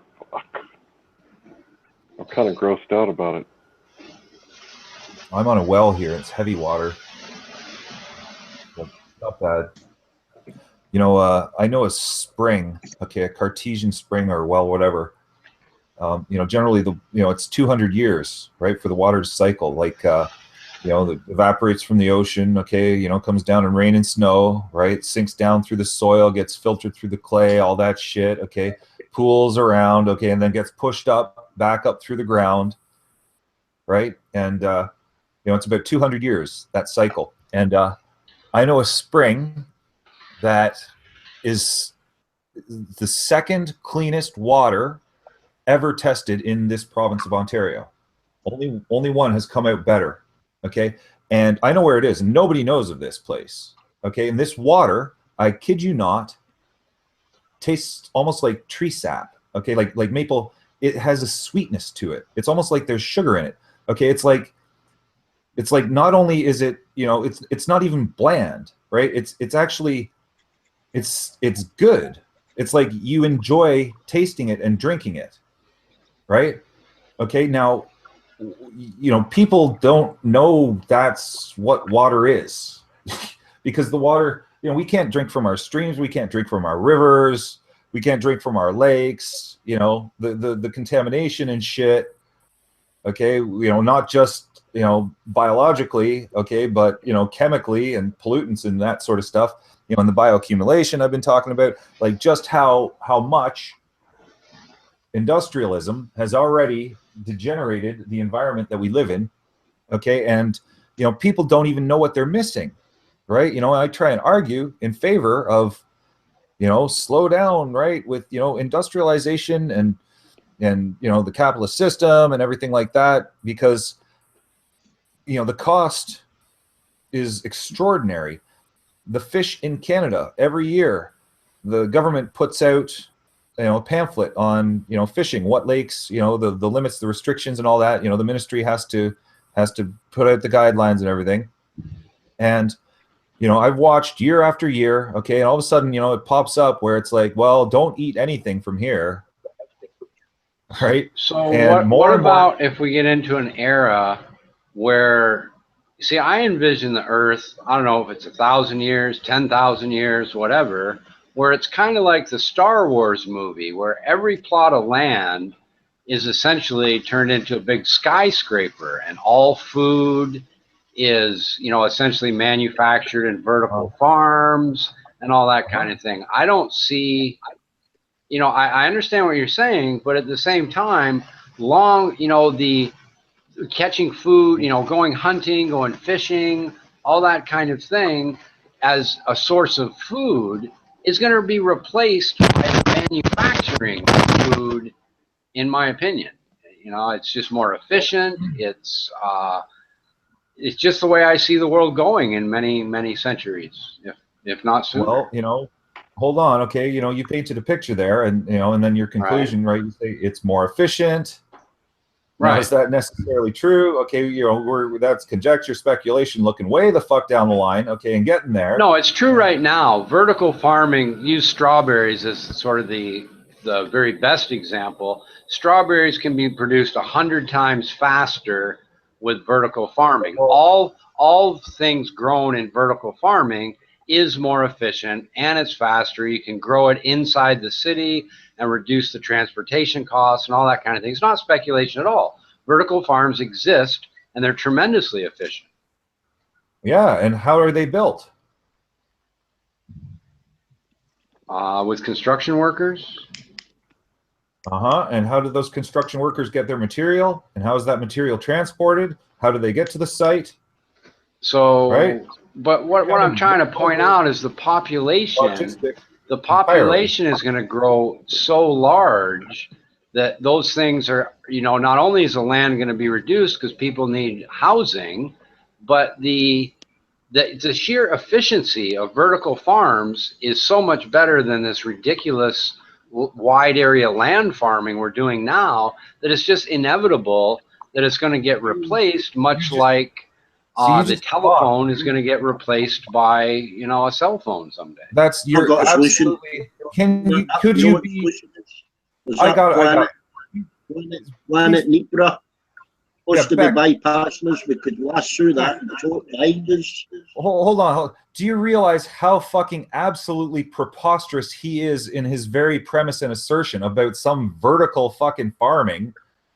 Like, you do understand that the planet is fucking a sphere, right? Okay, and that the sun, we need the sun, okay, to grow fucking plants. Okay, you can't just stack fucking, you know, like how bread comes. You know how, dude, go look up vertical farming. You obviously don't know anything about it. They actually have some in Canada, by the way, but it's not ridiculous. You just don't know about it apparently. Go look it up. Do a little research on it. Look, I got the idea. Okay, how is the light hitting it? Through the window. Okay. A lot of people grow vegetables. Is this natural? And plastic bottles. Or what is producing the light? What is producing the light? The sun. Well, you have a number. Let me ask you a question. They have a number of different kinds. The sun. You have some that are done by the sun. You have others that are produced by artificial light. Now you could have, you know, a solar powered array, for example, powering that artificial light, creating the food. So it's not necessarily that the artificial light is coming from burning fossil fuel. But the point is that vertical farming is tremendously efficient. One of the reasons that it's not implemented on a wide scale is because it would put so many people out of work. Whatever. Yeah, you should look into it. Believe me, you would love vertical farming. It's tremendously efficient. Where do you come from? Did you grow up on a farm? Do you know anything? I grew up next to 2 farms, but I didn't grow up on a farm, no. Okay, well, I come from a farm. I grew up on a farm, okay, and I've also studied environmental engineering or environmental science. Yeah, and okay, which is non-farming. Okay, so do you have any educational experience in agriculture? No, right? No. So really, okay, see, that's the thing. You're reading an article and you don't have any underlying foundation or experience in the field whatsoever. So are you claiming that vertical farming is somehow worse than land area farming? Yeah, absolutely. Well, you're just wrong. You didn't even know what it was a minute ago, for Christ's sake. Yeah. Well, you know, I'm wrong according to you, who doesn't know anything about farming. Okay, fair enough. You know, but then there's me who grew up on a farm and how studied. could you possibly claim to be educated in farming and not even know what a vertical farm is. Well, you know, I took it in school quite some time Right. ago. Maybe your education is outdated, is the point. Yeah, or maybe you don't have any education and you just talk. And maybe I researched vertical farming because I found it interesting. They have them all over the world, dude, and they are tremendously efficient. And Yeah. Well, if you weren't so dead set on being argumentative, you'd look it up and you'd say, "Wow, that is really fantastic technology." It turns brown water, or excuse me, it can turn sewer water into brown water. It can produce huge amounts of food in the desert, for example, where people can't grow food. It is a tremendously beneficial type of farming, especially for countries like Saudi Arabia or areas in the desert that are completely dependent on oil. You know, when their Listen, oil runs out, how do they get food? They can use vertical farming to feed their populations. Okay, but did you critically look at this? Okay, or did you just read basically a sales pitch? Okay, have you considered, you know, actually thinking about it? Okay, Yes, looking at I have. ramifications. I don't believe you. Okay, because you know I'm pretty sure that you just then don't ask me questions and then argue about my answers, please. I know you don't believe anything I have to say. We'll just keep that as a generally given. no. Right. We'll just keep that as a given. You know, like I'm not going to say any more ad hominem attacks about you. Please don't say you don't blame me believe for that. Okay, blame yourself for that. You're the one who I met. Okay, goodbye. I don't need this. I don't need to be talked to by the biggest troll on the internet about the way I conduct myself. Talk. Okay, and likes being right and all this sort of shit. Okay. Now, okay, you know, with vertical farming, okay, you know, like I say, I studied farming, okay, through an environmental science, okay, you know, farming and agriculture, okay, and they don't talk about that sort of shit, okay, they talk about, you know, certain methods and everything, you know, for like rotating crops, okay, designing things in certain ways and all this and that. Now you're talking about fucking farming in the desert, okay, and like I say, okay, there's a lot of fucking logistics here. What you read was, you know, there's a corporation who's behind this idea. Okay, you read an advertisement, is what you're saying, right? And you're actually, you know, pitching, pitching this idea. Okay, you know what? First of all, he left. You don't care, yeah, I know, but you know the thing is that we should like figure this out, that our technology doesn't exceed our humanity, okay?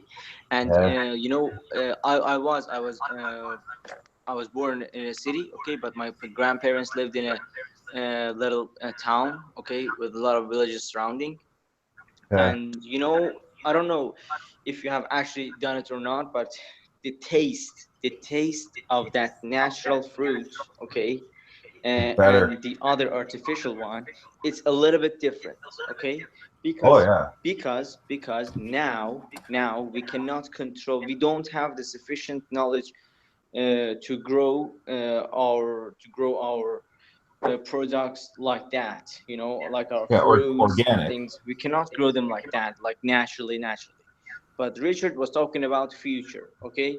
So in the future, if our knowledge grows, okay, and it's actually if it will be sufficient, okay, we will be able to produce that them ourselves, okay, and it's okay till our technology doesn't exceed our humanity, okay?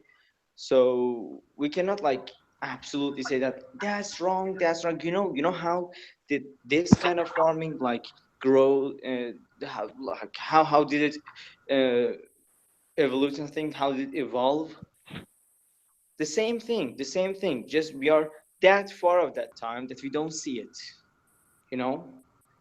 Like go to like 2000 years ahead, okay, and like they are using the things that we are using today, okay? They ain't gonna care. They think that this is natural, you see, because all their parents, all their ancestors did this, that we are their ancestors, okay? They did this, they think that it's natural. So it's the same matter, you know, just this the precise matter is that our technology, first of all, doesn't hurt nature, doesn't like do any harm to nature, and second is that it must be efficient. It must be good. It must have the same quality. Good morning, Funky. Good morning, or good afternoon, or both. Hey, good morning. Good afternoon here, but good morning there if it's morning. I got kind of excited by the conversation and thought I'd jump in, you know, but I'll just say, you know, I don't think it's necessarily Richard's assertion that vertical farming is a thing. I mean, it's already taking off. It's already happening. But the thing is, it's not something that's supposed to be replacing conventional agriculture. It's a solution for urban environments. And there's a background for me. And I mean, not to get too personal, but I work with the USDA. I have by training, I have a degree in geology, but I actually don't really utilize it much because I work in conservation and soil and water conservation. I work with farmers every day. I go to trainings all the time on soil health and blah, blah, blah, blah. And so I just want to give some background to what Richard was talking about, especially like the farming in the desert. That's not something that's out of line. No, that's something. There's this famous guy who does permaculture, and permaculture is a technique of growing crops and just gardening in general that it's a little bit less manipulative. You know, we go in there, we clear cut, we make a perfectly, inline system of crops or soybeans or corn or whatever. But permaculture is saying, let's do it a little more naturally, almost like an English garden. It's a little more crazy looking, but it's supposed to mimic, actual processes that are, natural processes. So this guy, and I forget his name, but there's like a 30-minute YouTube video, and I can post it on the Hangouts. And this was like in the 80s or 90s even. So he was really a pioneer for permaculture. He went to Jordan in the desert and created like a huge oasis of fig trees and date trees and all sorts of crops, like native plants there. And he did it all with nothing. He didn't have to irrigate. He didn't import any water at all. He just found a way to utilize the very small amount of rainwater that actually hit the desert by making swales. But now he did have to, they did bring in a lot of compost and stuff like that. But I don't know. So there's people studying this, and people working on it. And this guy's been doing it for a long time. But this is still I got to jump in. Hippie chicken stuff. And I work with the USDA, and we're learning about it, but we're still 100% conventional. But it's vertical farming too is a thing that's going on, especially like in Europe. There's a famous vertical garden, I think, in Berlin. Hey, I just want to say, okay, a chick that knows what a swale is. Wow. Is that a man thing? I mean, there's plenty of ladies in the field, LaSurge. Yeah, well, you don't come across them all that often these days. Hey, Funky, can you repost that link to that desert guy? Yeah, it's really cool. I will post it because I forget his name, and it's been a while since I watched the documentary. So, I wish I could explain in detail his exact, the way he did it. But I'll just have to post it so you guys watch it for yourselves because it was really interesting. And he's got Funky, I've been waiting. Yeah, I've been waiting to say something to you too. You're never here at the right time, and we needed you earlier because of your geology background. Okay, because I shouldn't even do this, but it's a little bit late now because Buddy was arguing about the Dead Sea, the parting of the Red Sea, and we could have used some geologist input on that because of some supposed chariot wheels that were found. It was all this hoax thing and blah, blah, blah. And, I shouldn't really say because it's like a little bit embarrassing probably for Buddy, but oh well, too late to stop. And one of his arguments for the parting of the Red Sea is that it happened and the sea walls were frozen to hold the water. And, it was amusing. I wish you were there. Anyway, okay, sorry. It's just, come on now, right? Like some of the things that come out of these people's mouths. You missed a good one. Sorry, I am listening. I am just trying to find this link. Yeah. No worries. You know, that's the thing, right? Physics and geology. What he's trying to do is use you as a sidekick to destroy the religion. Well, but here's the thing. And I will just say, you could have, maybe came up with a good argument as to why that wouldn't have been possible in the realm of, in the real world of geology and physics. But does that matter? Because couldn't it have been a miracle of God? No. I mean, I'm just saying from their perspective, from that, from their perspective, but that's see, I don't agree with you on that about allowing people to hold on to their own perspectives and things. I believe I feel social responsibility. You just want to use it as boxing gloves. That's what you want to do. She's got a geology and physics degree. I agree with you, but I guess I'm not trying to sound apathetic or something, but I grew up with a very conservative family. I love my family. And when I was like 17, 18, me and my dad and I butted heads really bad. I couldn't even sit down at the dinner table without just leaving and making a big scene because it would get religious or it would get political.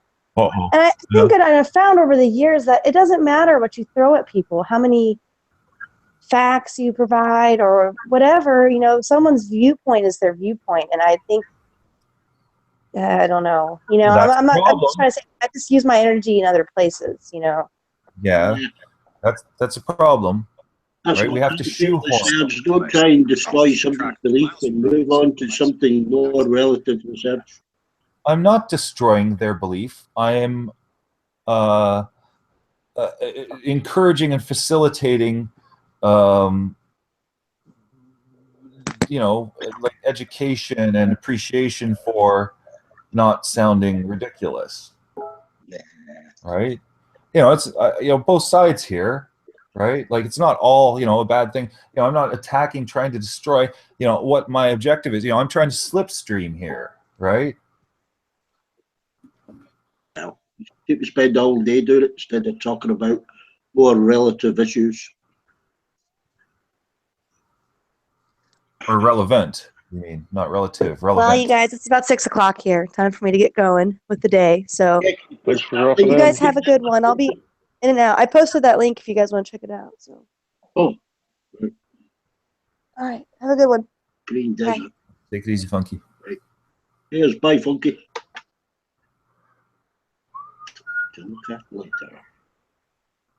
I did. I understood. Okay, and I was thinking everything that she was saying were all the thoughts that were running through my head was while Richard was going on. Okay, about vertical farming and everything like that. Where obviously, yeah, this is a city idea. Okay, utilize space in the city and things like that. And yeah, that's great. Greening up the cities is a great idea. But as far as the broader use, like what she was saying, okay, with going into she's even started to overlook logistics, right? I understand there's plenty of nutrients and stuff in the desert, okay, but these are all controlled, right? It's CEA, right? Controlled environment agriculture, right? Which means we're talking like greenhouses and shit. Okay, now in the desert, it's actually it gets really, really, really hot and then really, really, really cold. Right, so controlling the environments is the whole. Once you get into the fucking thermodynamics of this shit, that gets to be really complicated. Okay, and cost efficiencies and. Video yet? I shall look at the video first before I start saying it's freezing at night in Scotland during the day, so fuck all's going to grow. Yeah, well, that's why they're deserts. Okay, like. This is stuff, that, like we may as well be building on Mars. You know what I mean? Like farming on Mars. Like this is the most hostile environments, right? Which is not conducive at all to agriculture. And that's why it's absolutely fucking barren. Agriculture, they are now hardly any life. They've got massive farms in the desert, Saudi Arabia, Kuwait. Oh, I know. Well, yes, okay. And the thing is, and they still can't even feed their own population with that. Okay, which I happen to know from studying on geopolitics a fair bit that in Saudi Arabia, okay, they're investing like crazy on foreign agriculture and in particular in Russia, right? So the southeast Russia, the Arabs are buying up,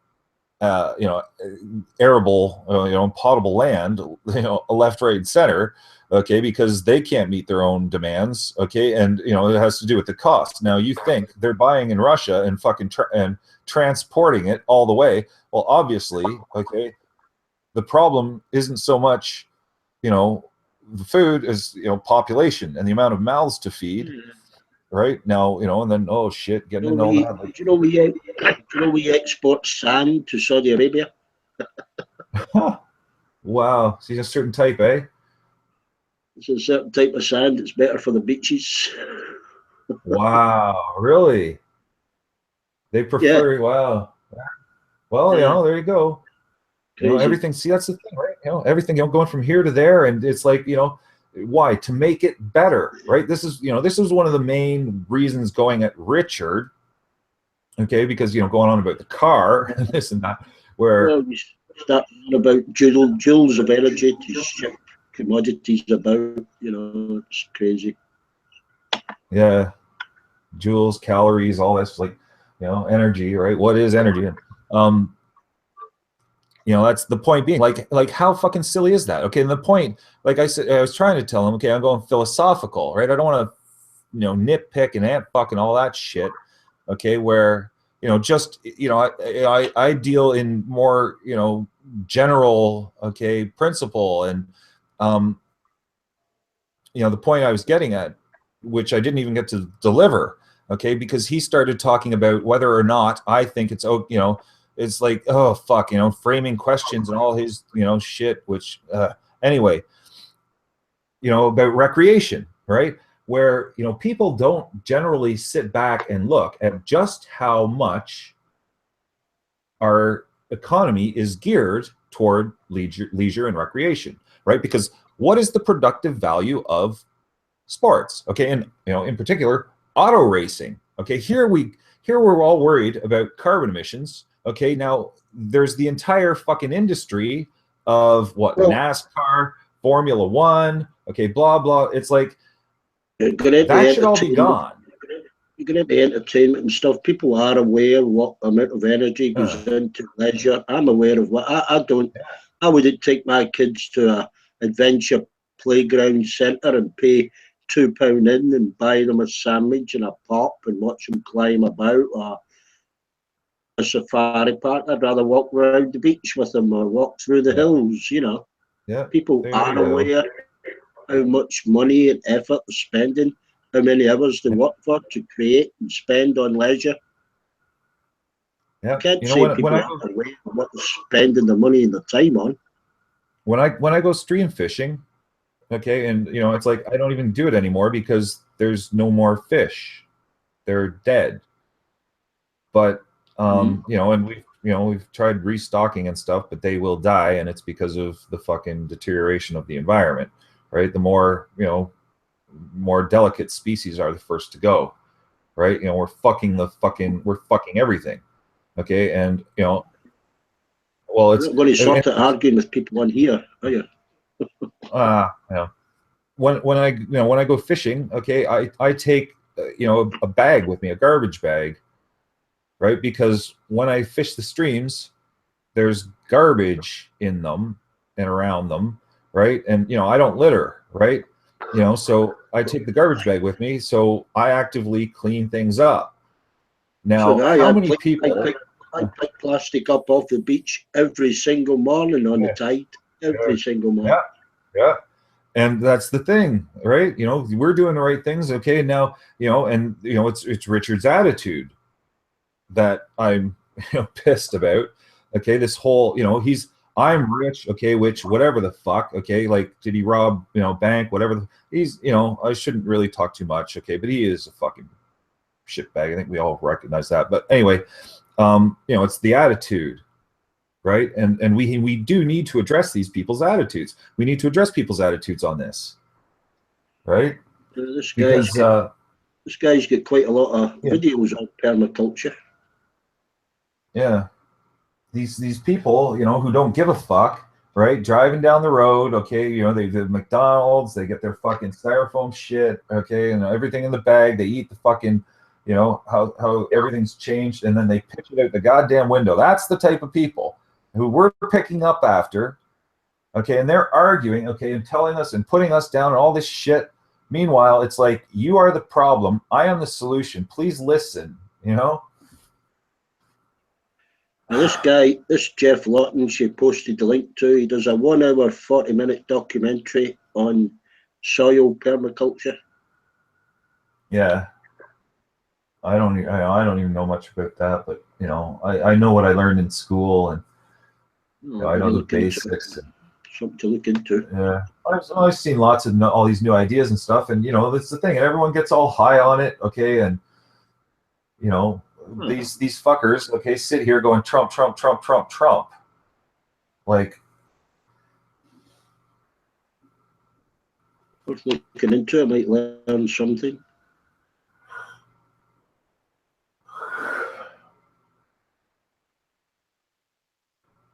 I'm looking into it for my own benefit. Yeah. Pick up a little tip here and there. I'll probably pick things up too. You know?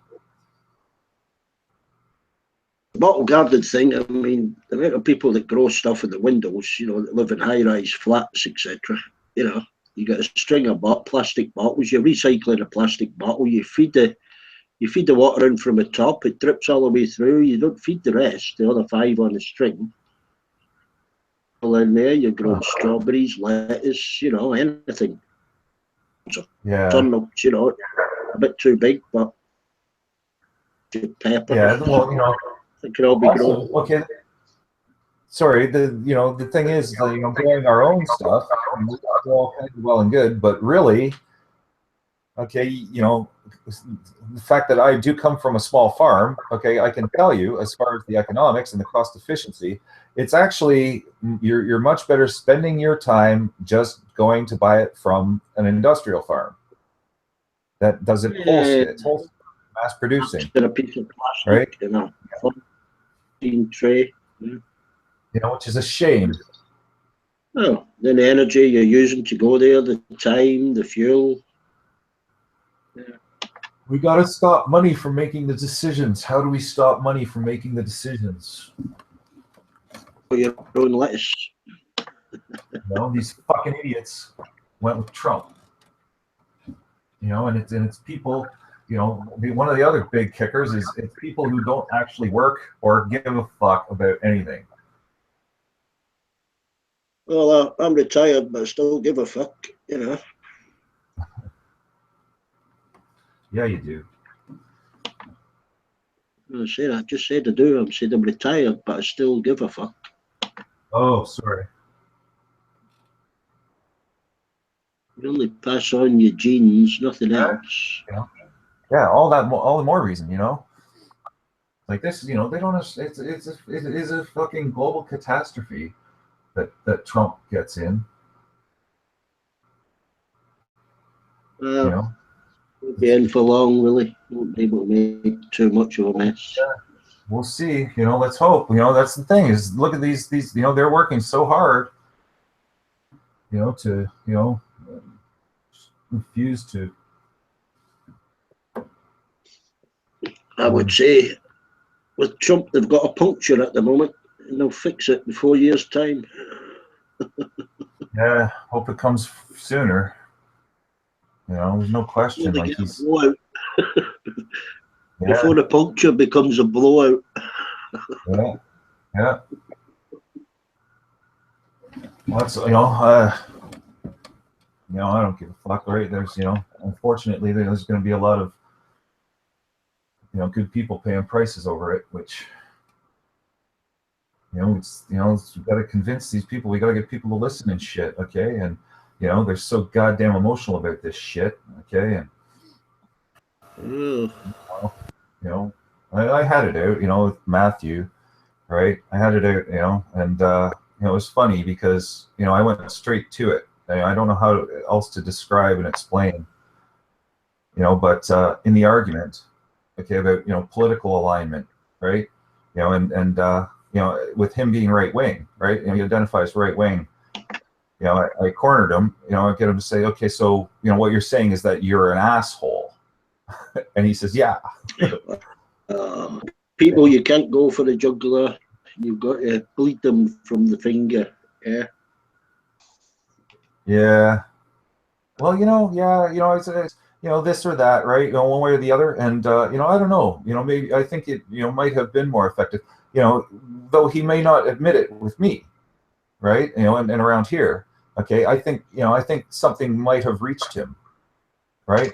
I don't know. I don't know what he's thinking and all that sort of stuff. And, that's the thing is these Americans, like, please understand, D-back, I've been facing for 20 years. I've been through so goddamn much. And I've worked with Americans for over 40 years. Yeah. Oh yeah.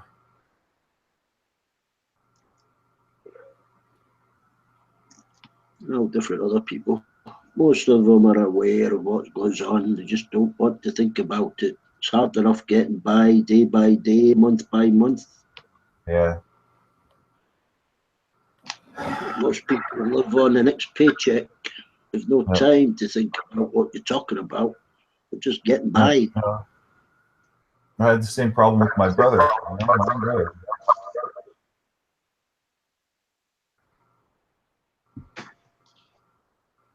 And people won't stop.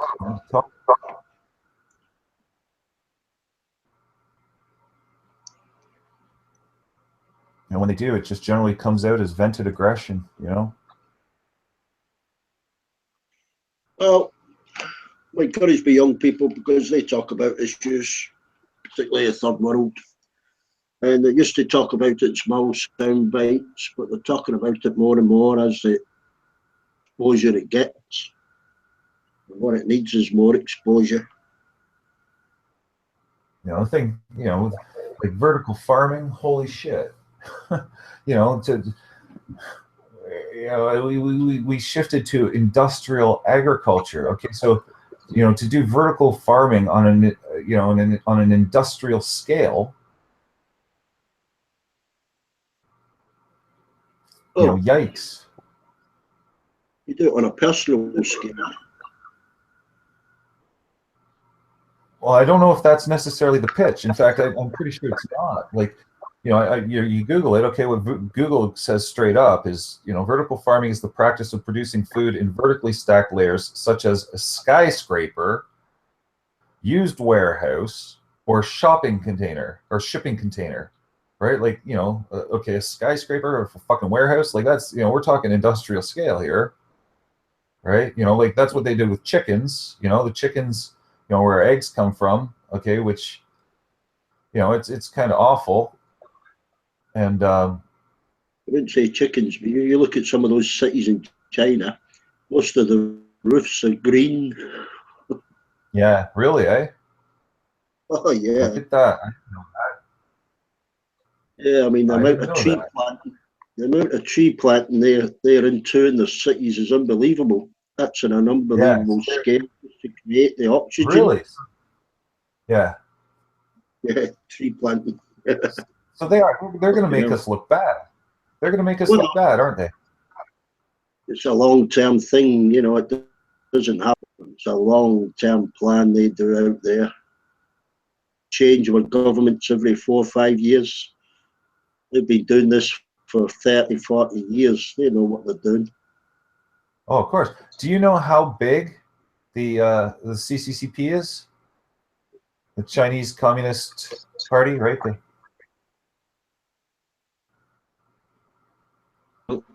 But I mean, they've got a fucking tough job holding that together. The population of the party, okay, of their government, the governing party, is I venture to say right now probably 70 million people.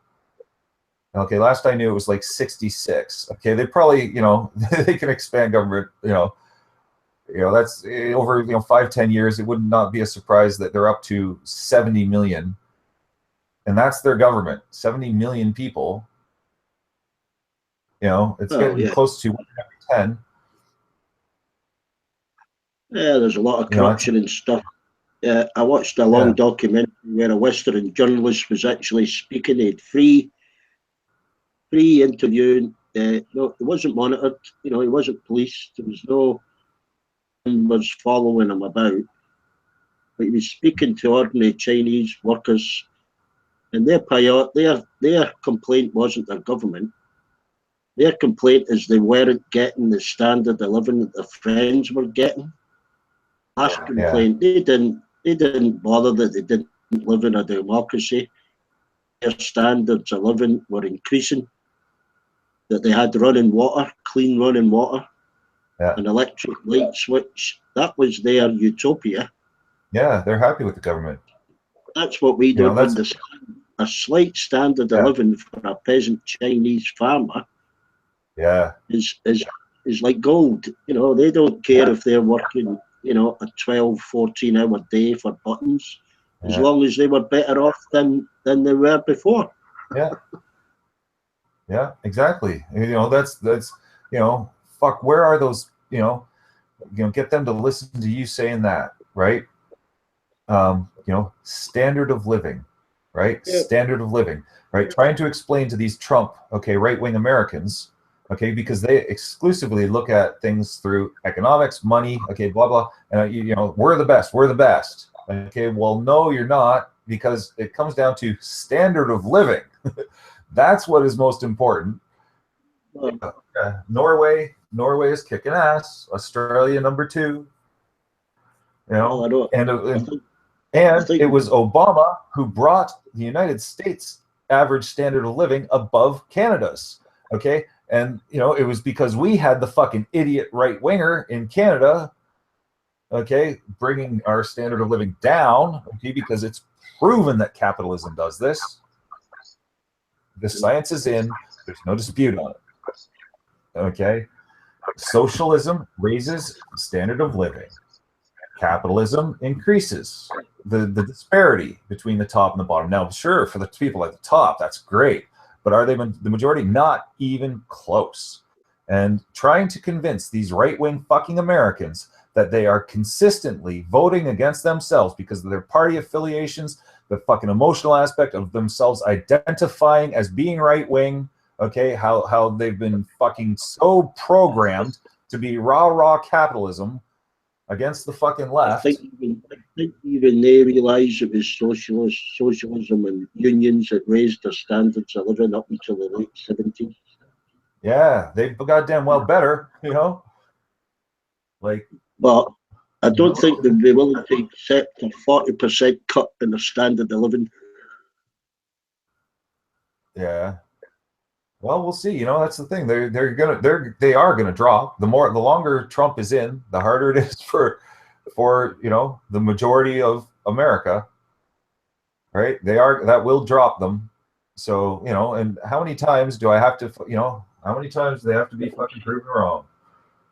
Why not just let them see it themselves? Yeah, you know, I got into it with a guy from Texas quite a few years back about that, where, you know, because he's capitalist, right wing, all that, and he's like, "Are you kidding me? I love capitalism. Look at all the job security I have, all the benefits, and you know, I got my health, all this and that covered from my company." And it's like, yeah, but that was the unions. He's an anti-union guy, Meanwhile, he's got a job that has benefits of, you know, health coverage, dental, right? You know, profit sharing, all, you know, I kept telling him, it's like, why do you hate unions? They gave you that. You know, like, you know, if it weren't for what you're arguing against, you'd probably be in a fucking mine, you know, where you got to work 18 hours a day just to rub two nickels together, making the fucking owner dude extremely wealthy. You know, these fucking here's idiots. The thing, Les Serge. It all starts out good. You know, I can definitely agree that in the beginning the union was, you know, a good thing, but just like the feminists, you know, sometimes they take it too far. Yeah, that's true. You know, I see, you know, I won't argue against reason. You got to watch out for the people who do. I know, and I agree. Okay, it's it's basically reached like a saturation point at which paying union dues can kind of be a burden because you've already accomplished your aim and everything, but that's kind of tricky too, right? That gets complicated too. Um, um, and unions wouldn't be, see, the thing is unions wouldn't be necessary at all, okay, if it was standardized law, right? Which is jumping up instead of dealing things, like unions are specific generally to trades or companies themselves, right? And we can expand that and should, and that's why it should be pushed at the highest levels, right? Which is politics and governance, right? We should have, that's the thing, we should have a government agency, okay, going after the fucking people like Trump. Honestly, it's people like Trump, like he's not going to publish his taxes. Of course he's not going to publish his taxes, right? He lied, right? He lied, okay? He lied and lied and lied and lied and lied. Lied and lied, okay? And just absurd lack of foresight, okay? Lack of understanding of, because he did have the autocratic point of view, or what, right? Mentality, the autocratic mentality, which is right wing, right? Like, fuck you, I'm the boss, I'll do whatever, okay, nobody else matters, and blah blah blah. It's like that. There's something really wrong with that, and yeah, just,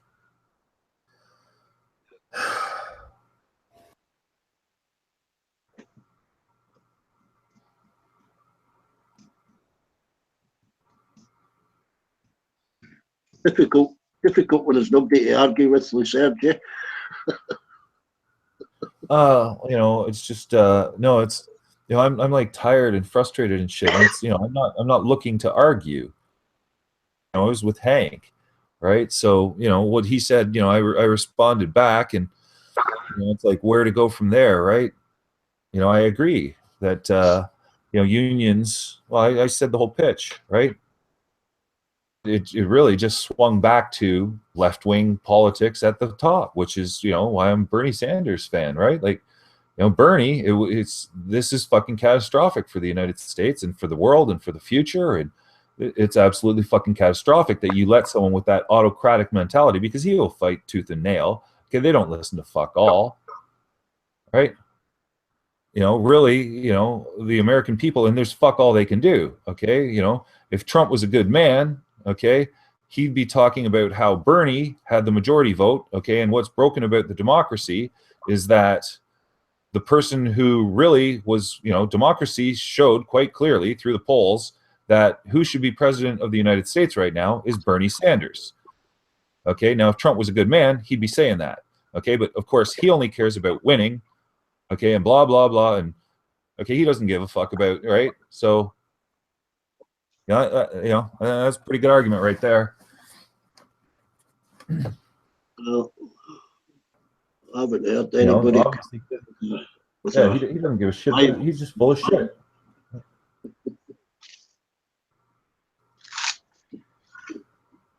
He's the exact opposite of a good person. Who? Donald Trump.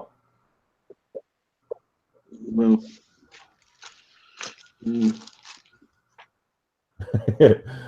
hard to disagree with that, isn't it? Yeah. He's not my That's the favorite. thing.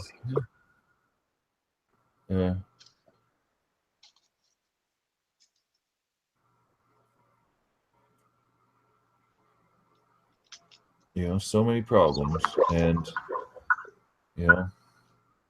Trump going to make it better or worse? And I think it's pretty freaking obvious he's going worse. And problems here. In my country, there's problem, and the problem is the Jew. You must take him by his money, and I'll tell you what to do. Throw the Jew down the well, so my country can be free.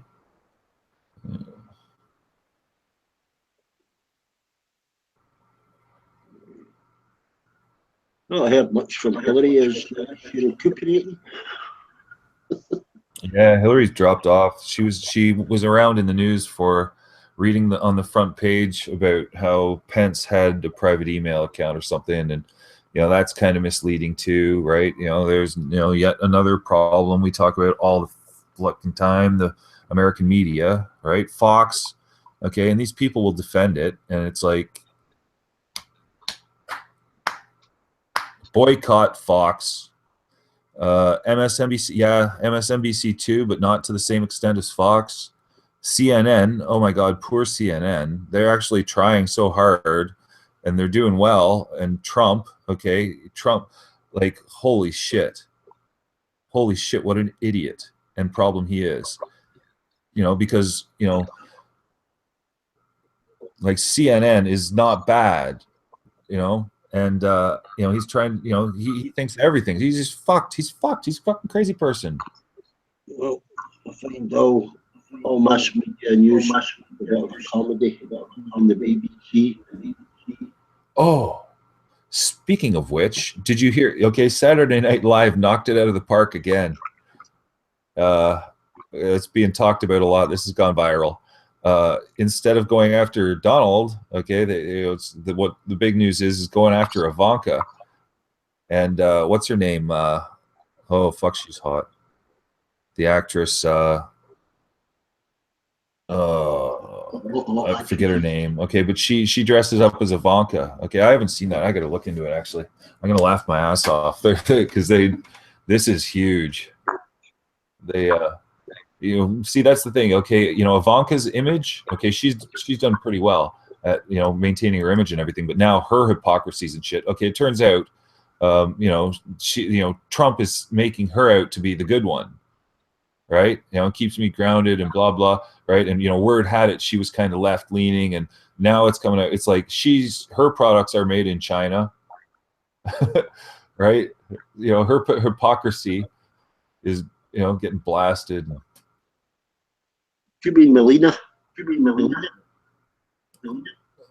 No, not Melania. It's she was in. Oh god damn! I'm just remembering all this shit.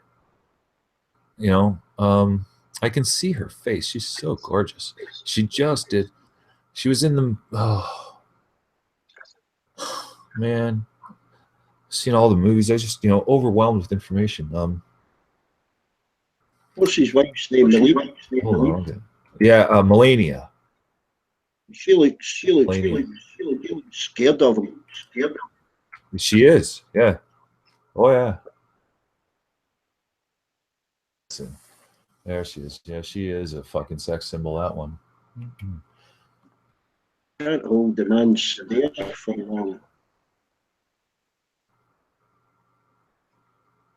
long. I feel so bad for Melania, and I was in a chat there the other day saying, someone should start up a crowdfunding account for her, and we'll see how many people, will donate. Okay, if we can get her to agree, like, if people donate, right, X amount of money to have her, right, because divorce Trump, okay, because he's all about the prenup and everything. So if she leaves him, it's like she gets nothing, right? Right. So it's like she signed the contract. That's what all he is he pure legal contract. Haven't some prenups been circumvented? What? Like thrown out the court. You can have prenups rejected, really? I think there's been a couple of famous cases where a judge has ignored it and given his spouse half the fortune or whatever. Yeah. Oh, good. Because either way, it's I feel bad for Melania, right? It's obvious that she wants to have nothing to do with him anymore. She won't just a couple of females said to me that the way she looks and her body language tells them she's scared of him. Oh yeah. Oh, that's obvious. She's scared. She, scared, doesn't like him, and oh, of course, it's a contract. They don't care about one another. He treats her as property. Like, it could not be any more obvious what is wrong with these men and the toxic masculinity and blah blah blah. Right? Where that's what they think that is what it is to be a man, which no, that's being a fucking douchebag, tyrannical piece of shit that makes literally disgusts me. Okay, disgust. Right? There's I bump into these guys. It's they think that people they think everyone is like them. There's one American dude. Okay, I knew we used to get along really well. Okay, and you joke around. Everything's cool. But then it comes out. Okay, his Donald Trump side. Okay, where he starts bragging to me. Okay, about going to the bar to pick up chicks. Okay, and just making up, coming up with stories. He's like, oh yeah, I told her I was a doctor. She's so fucking stupid. Right? And I took her back to my place and I fucked her and fucking, yeah, and then I threw her out, and it's like, he's telling me this story, okay, as if I'm thinking, as if I'm gonna give him a pat on the back. Meanwhile, okay, I'm just. I just want to hit him harder and harder and harder. The longer he goes on, right? It's like, I'll fucking knock you so goddamn hard. This fucking guy, right? Thinks he's Mr. fucking cool guy and all fucking tough. And yeah, you're a sleazeball, Sorry, okay, and I'm not gonna make shit up, okay. I'm not gonna cater and be a yes man going, oh yeah, haha, that's really cool. I'm gonna say straight up to the guy what he goddamn well needs to hear, which is that a real man would knock his fucking teeth down his throat. Sorry. See, I get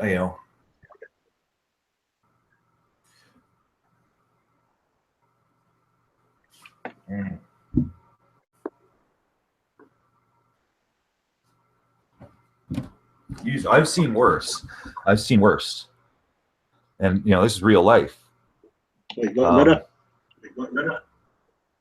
Well, those type of people, I've seen worse. Not me being part.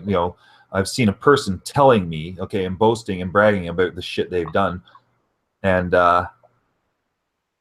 I don't even want to repeat it. Yeah, you might get them sent to jail. Oh, this fucking guy who's yeah, I won't get into it right now. Well, there was somebody here paid £124,000 in damages because of what somebody said to her on Twitter. Yeah, there you go, slander. Newspaper. Yep, slander. A newspaper columnist. There you go. It's a famous newspaper columnist sent the wrong message to her by mistake, and it's taken her 4 years through the court. Ended up in High Court.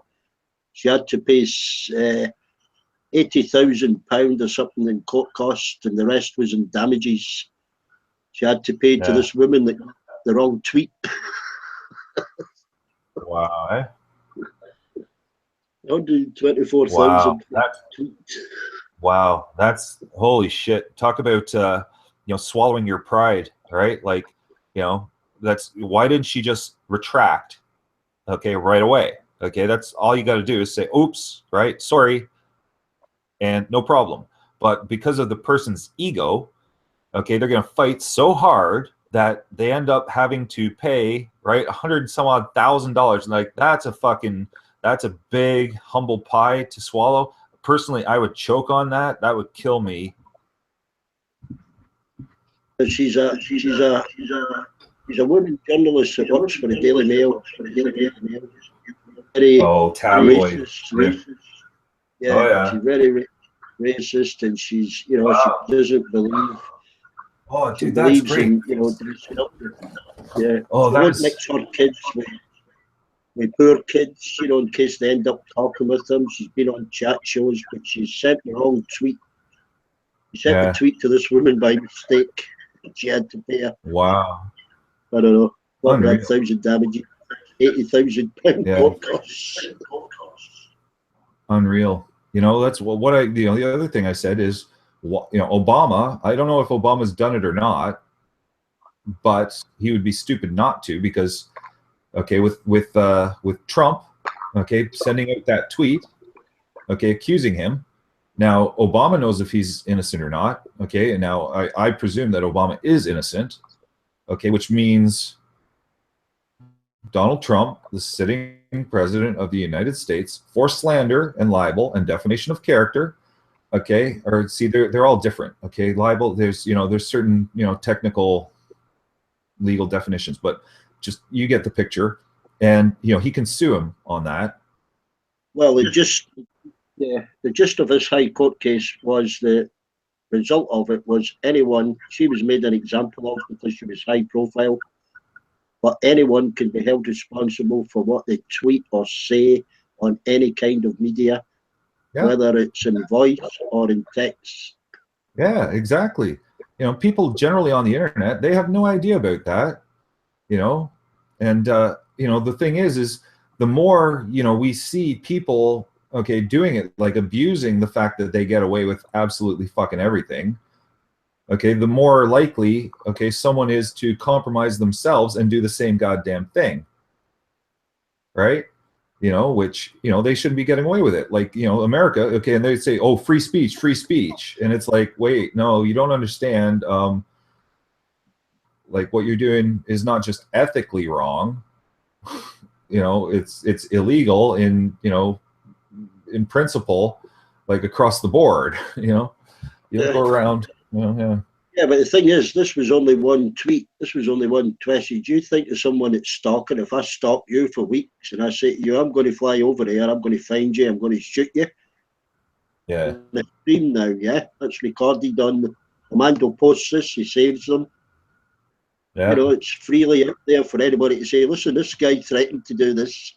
I want something done about it. You know, if you constantly troll or abuse someone, you know, you can be in deep shit. Oh yeah, oh absolutely. You know, I know all about it. You know, I almost had to do. I should have actually get away with doing it to me, right? And I regret that. If I'm not here next week, should have involved. You know where I'll be? I'll be in jail. Yeah, that's why I was slamming on Buddy too, right, for what he was doing, and need to control themselves and stuff.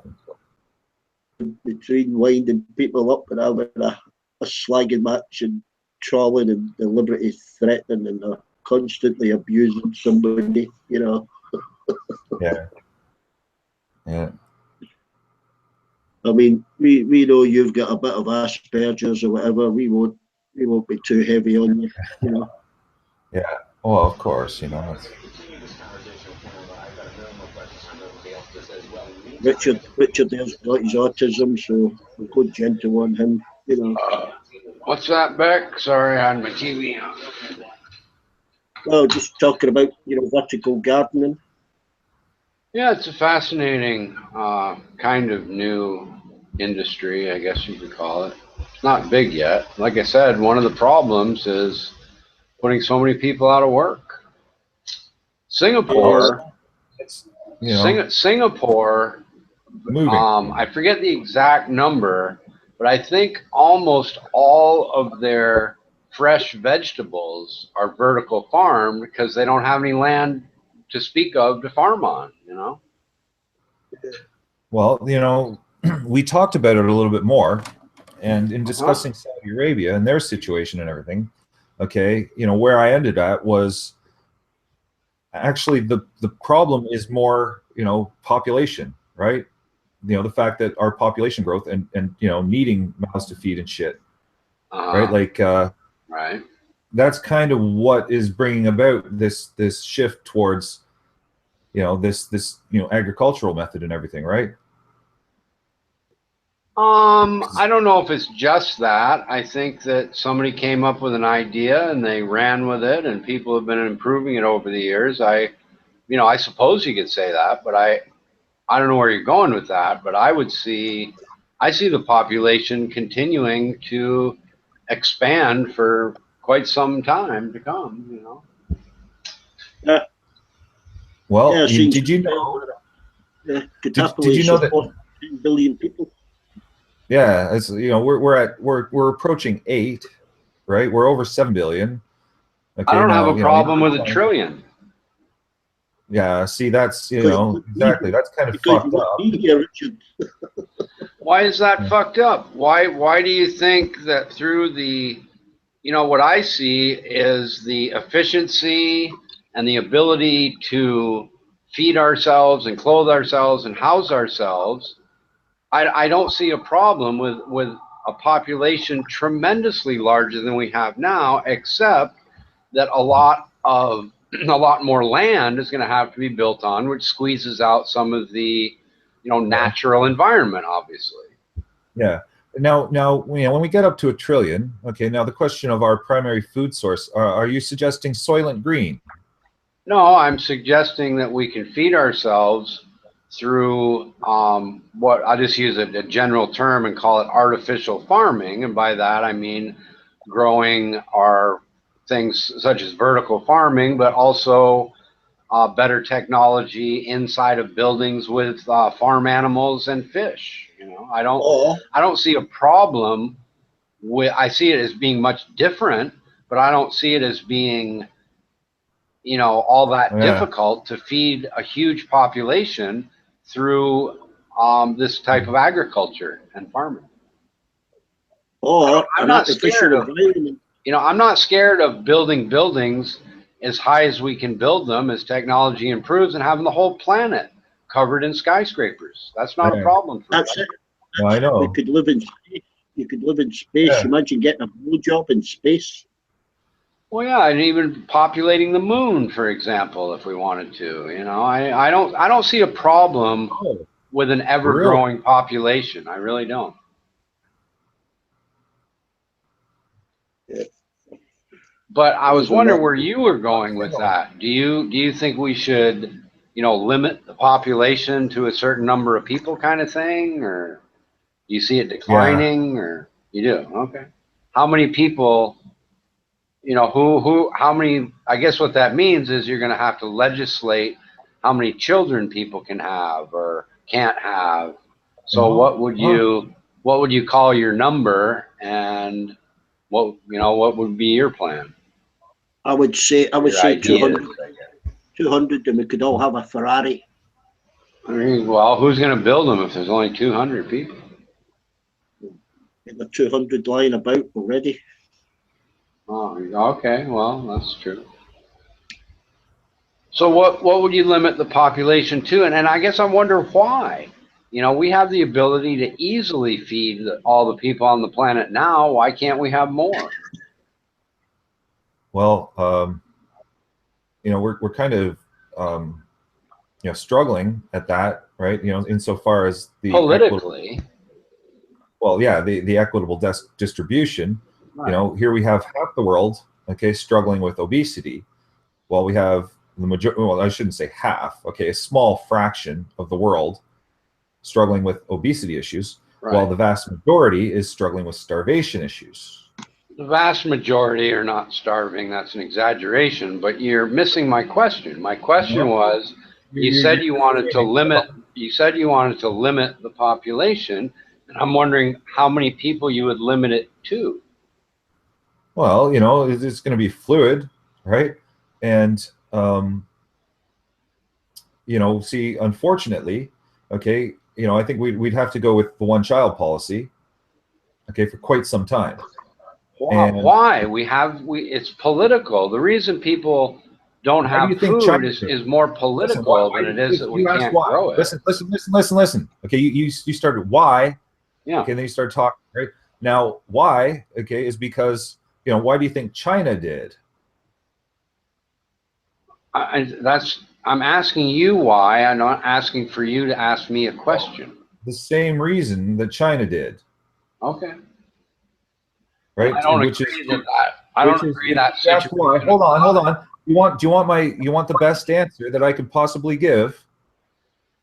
okay, to limit the population. Okay, now do you remember how I was telling you how you talk things around in circles? Okay, and it's like you totally forget what the fuck we're talking about, and you start We're talking about how many people you would limit it to, and you said one child policy. Now, at some point, the and then you ask population would get very small. So what? I'm kind of wondering what your limit the maximum number is. You see how you loop around? I'm just asking you what your maximum number would be. Like you said it was fluid. You're like a child. Okay, sorry, don't take offense. Okay, kids. Okay, it's your questioning. Okay, well, why? Right? It's like it's like the fucking kid in the back seat. Okay, are we there yet? Are we there yet? Are we there yet? Are we there yet? Except you do it with questions. Right? It's a pretty legitimate question, isn't it? Why would you limit it to the number you're limiting it to? That's not acting like a child. It's asking you to explain your limit position. The fucking population. Excuse me? So you loop it around. You see, it keeps looping around where, okay, it's like... No, it's not looping. It's the same two questions, which are how many and why. That's all. Yeah, because you keep going, why? Why? Right. Why would you limit it? Why would you limit it to that number? And your answer finally was, I guess, because you think everybody's going to starve to death if you don't, which is why China went to a one-child policy. It's fluid. And I disagree that that's reality. Okay, it's fluid. You say it's fluid. Why are you limiting it now when we have enough food to feed the people? Because you're saying it's because of the same reason as China. China was starving to death, which is why they did it. We're not starving to death and have not enough food to feed the population. We have plenty of food.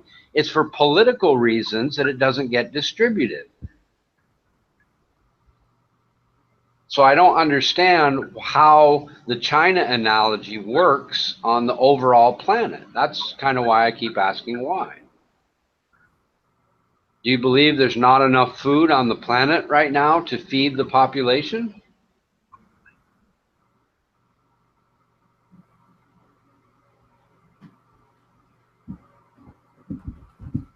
If you can't see how you went in a fucking circle, there's nothing I can do. Okay, and I brought it to your attention. Okay, fine. There's nothing you can do, so never mind. Sorry I asked. Well, I just walk out of the room, right? Because I bring it to your attention, right? It's questioning, right? I don't care, dude. You're impossible to have a conversation with. I'm impossible for you to have a conversation with. So let's just not bother, okay?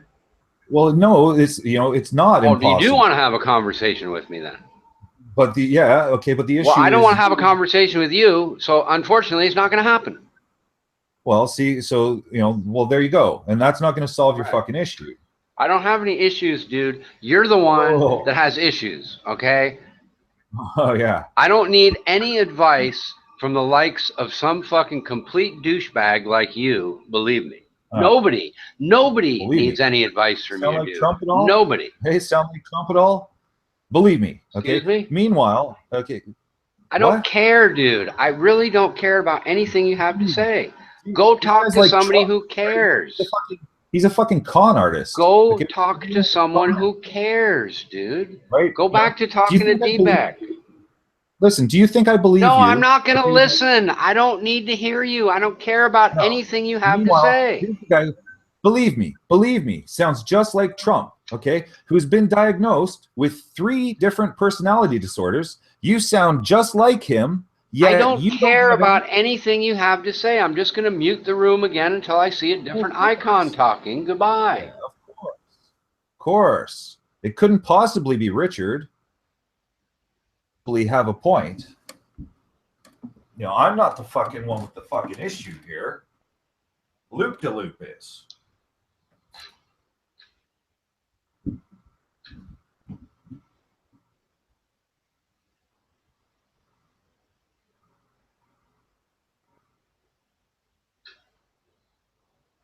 So anyhow, does anybody have anything interesting they'd like to talk about instead of an ongoing argument, which I'm afraid will never stop? I guess not. What are you up to, buddy? You in here?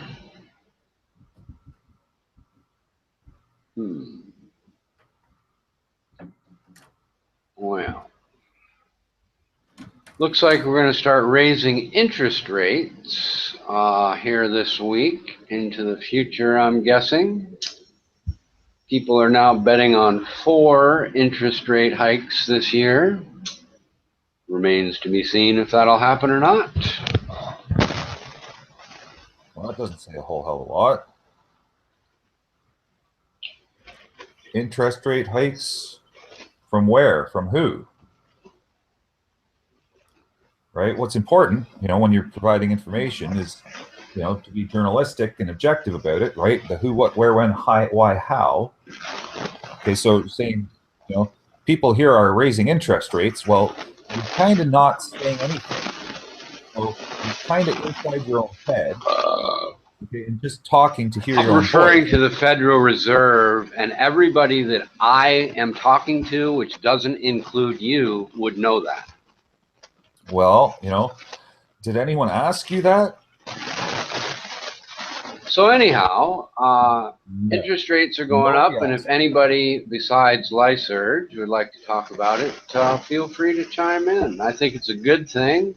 It's going to have some negative effects on some of the countries that borrow in dollars and have bonds and that sort of thing that they like to sell to motivate their business ventures. But I think it's time we start normalizing interest rates in America because I think they're too low.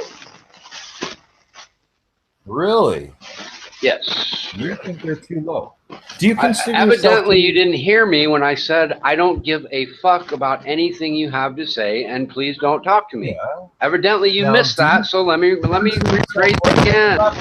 Go talk to somebody who wants to talk to you. That does not include me. Why? Do you know why the interest rates were dropped so low?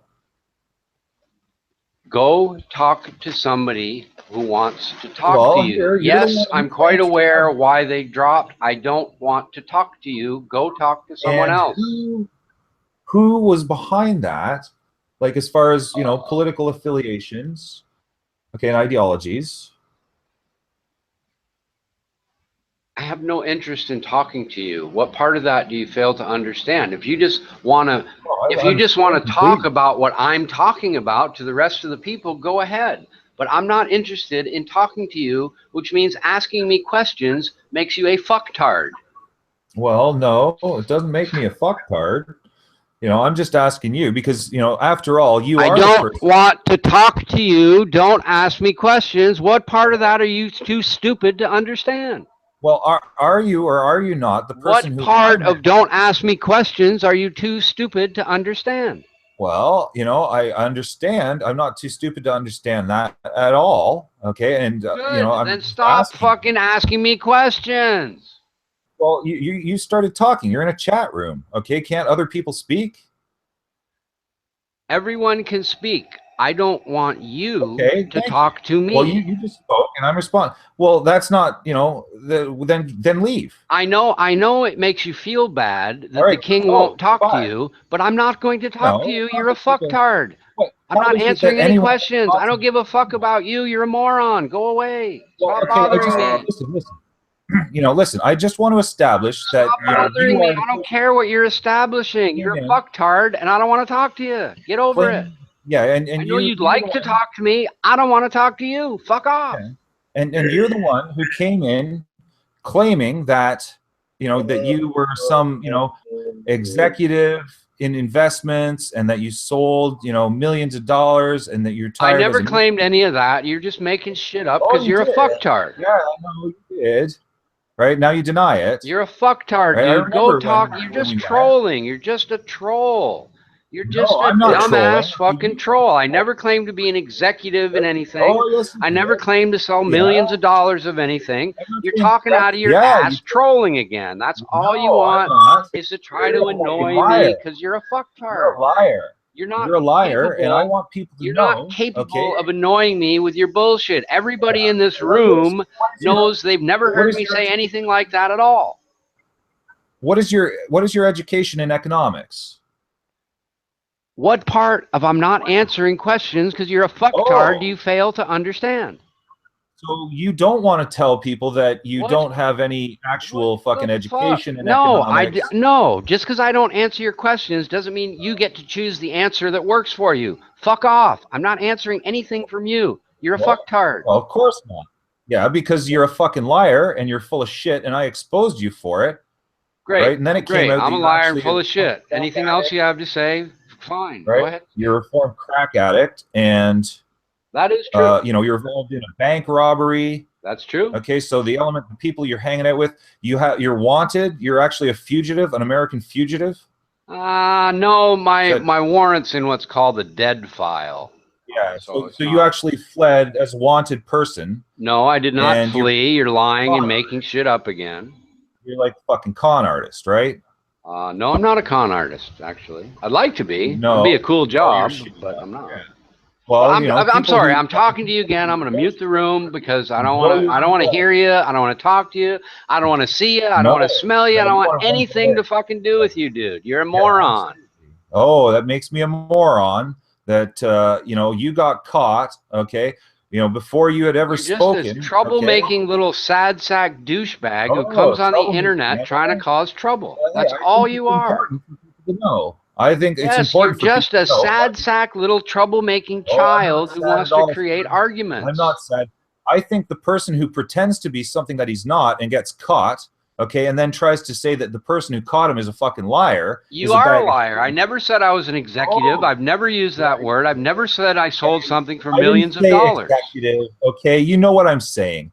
Okay, you came in pretending to be fucking, you're talking this fucking huge game and all this and that, and you thought I wouldn't remember, and then you come to actually no, now you're changing your story and saying, you know what I meant. If by what you mean is that I claim to be a financial expert and I've been trading stocks as my sole source of income for 30 years, then that would be correct. That is true. That is my claim.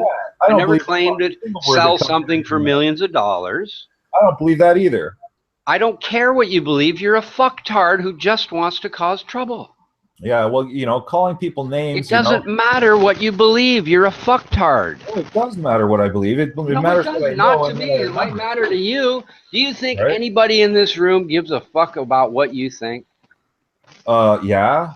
Who? Whoever. Who? You said you believe somebody cares that's in this room. Who? Well, sure, whoever. Well, when whoever wants to talk to you, feel free to talk to them. Okay, so what you're saying is that you don't. So you're kind of being Oh, you finally figured it out. Yay! Very good. What I figured out is that you aren't everyone. Okay, where you're trying to speak for everyone here. Nope, I just asked you who you thought cared about what you had to say. And you can't come up with a name, evidently. You say whoever. Well, I just want to establish. And when whoever comes along and wants to talk to you, feel free to talk to him. I'm not stopping you. I just want to establish you're not being honest about it. Okay, you're trying to honest deflect. About no, I am being honest. I don't want to talk to you. The sooner you shut the fuck up, the happier I'll be. No, you don't want You're nothing but a silly little child troll. No, you try to annoy people. You make up stories. Oh, you lied. You're just a douchebag, dude. I don't care about you. You're a fucktard. We got crackhead here.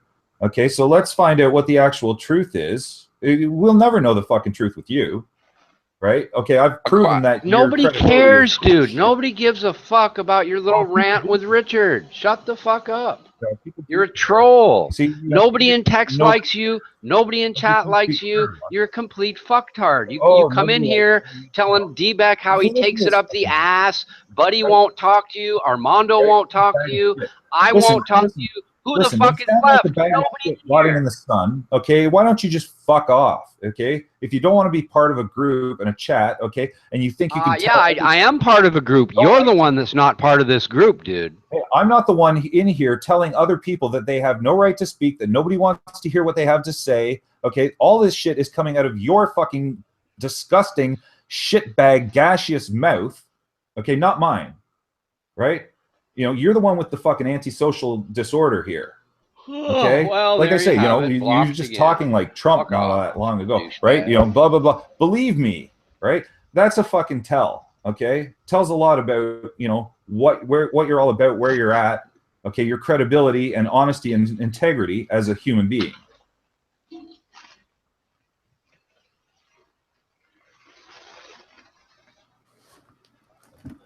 Well, I'm glad we got that settled.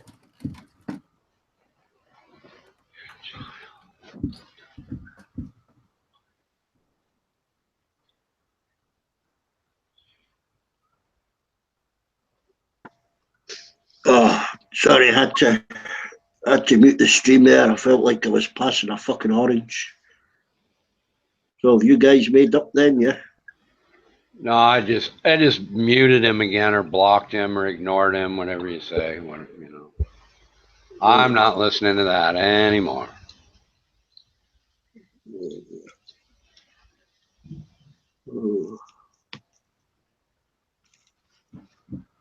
Yeah, so that's it. Guys, you're an online day trader or what? Now you claim for the last 30 years you've been trading stock. That's kind of interesting too. I gave Buddy mods, but can't reach anybody else on the list there. I don't think Buddy's even here, is he? Well, Crystal's awake. Oh. So if she can jump on his account if I suddenly die of a heart attack, and can't unhide anybody. You can only reach so far down the list to pass the mods on. I see. Well, I just wanted to establish that when I met Richard, he came on the scene pretending to be something which he is not. Well, don't give him to me because I probably won't be here that long. Much as he wants to deny it, okay, and doesn't like me for bringing it up, that's the fucking truth. I guess I could pass him on to somebody, I suppose. Yeah, I think I can reach you at the bottom of the list.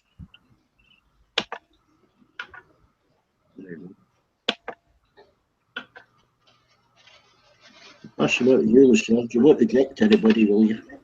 All right. No, I won't eject anybody. That's all right. I mean, Serge, you won't eject anybody, will you? No, I won't. No, with Serge, I was asking with Serge. Oh.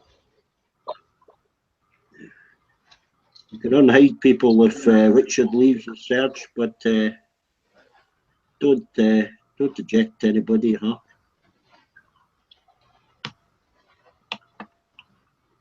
Sergi.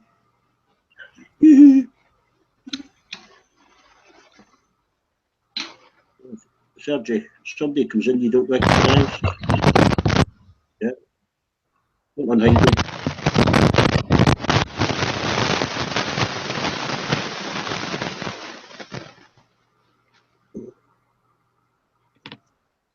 You passed out.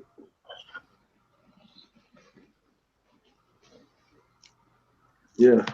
Well, Sergi, someone comes in you don't recognise, don't unhide them, okay?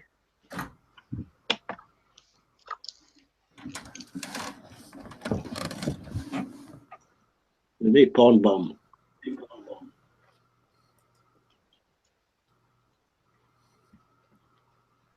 Don't eject me by accident because I'll just be re-added again.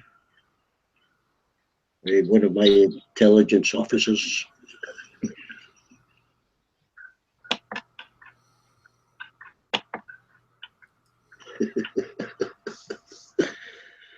Yeah.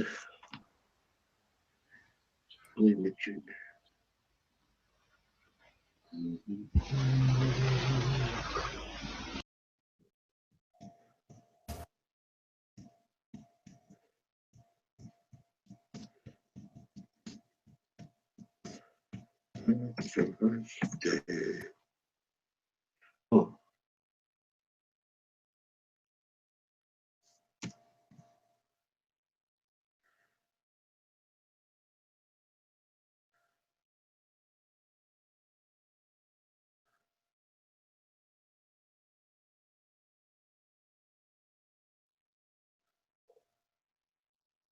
Oh, yeah. Let's,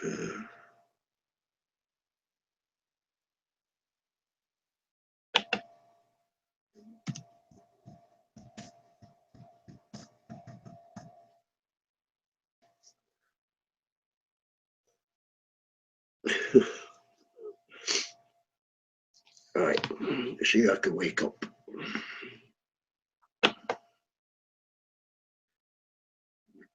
Gardening.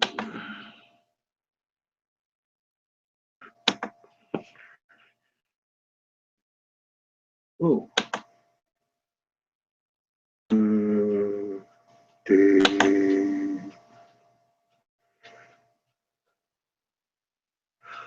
That's what we'll do.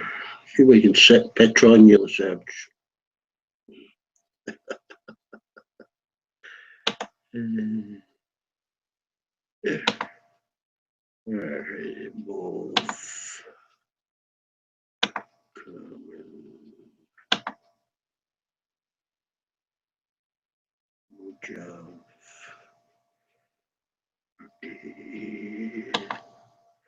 What's that name?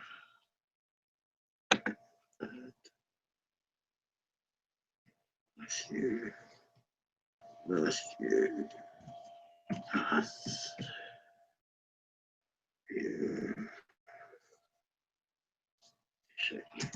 Matthew. Nope. Real.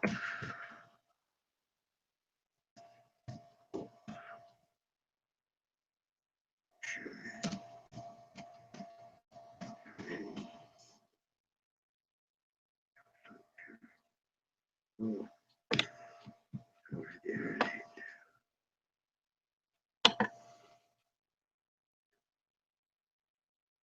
Big.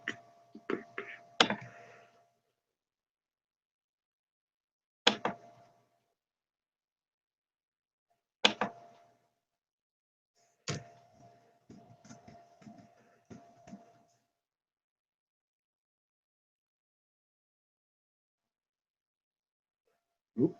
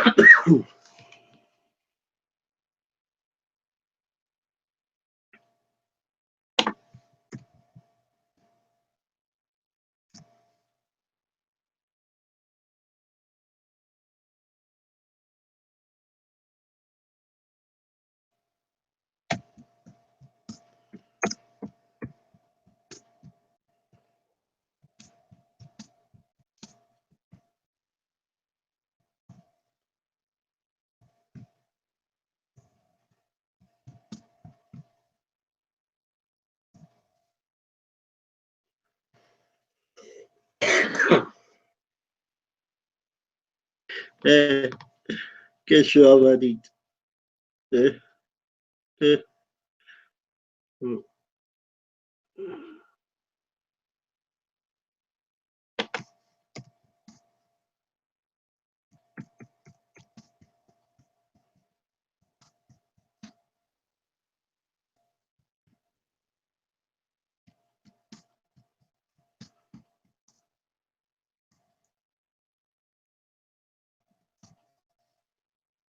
ID.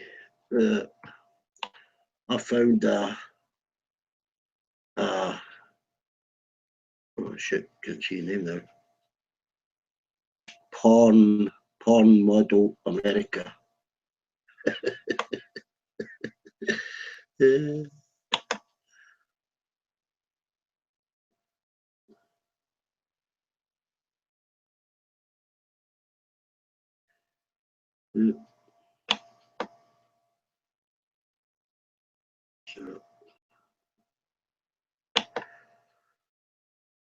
All the nice girls love a candle.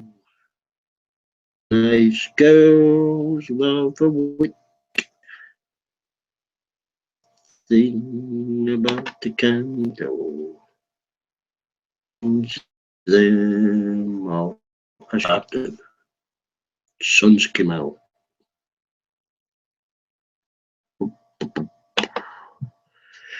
And nice and greasy, slips and easy.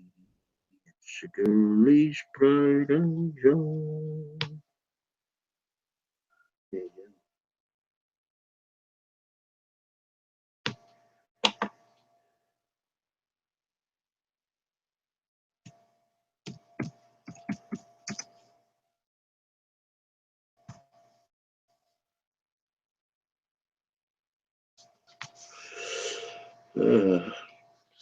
Go cut some wood. I'll go cut some wood.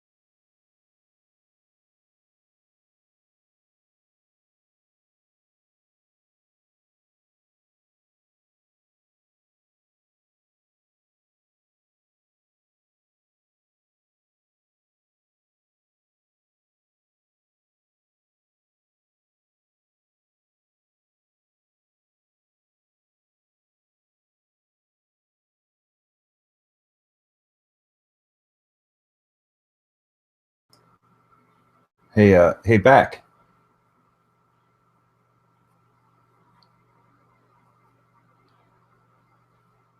In case I don't know if you can hear D-back, but I just dropped out. I muted mic and all that because what's the point? I think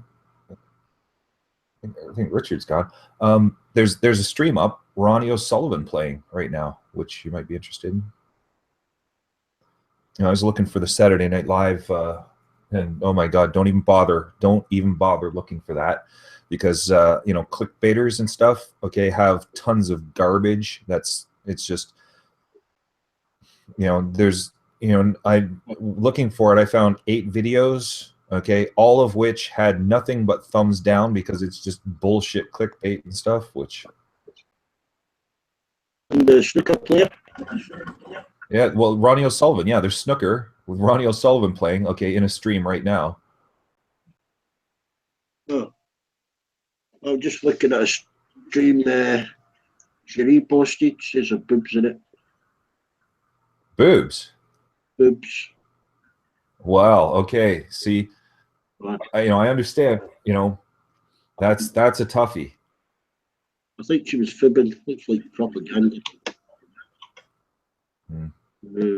Well,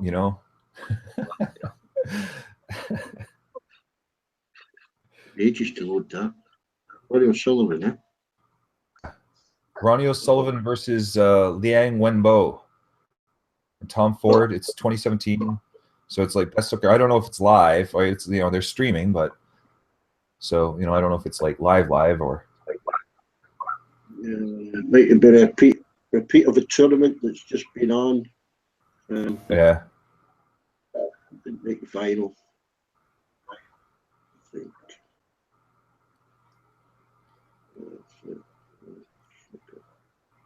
Now there's been a kind of world kind of challenge match tournament on.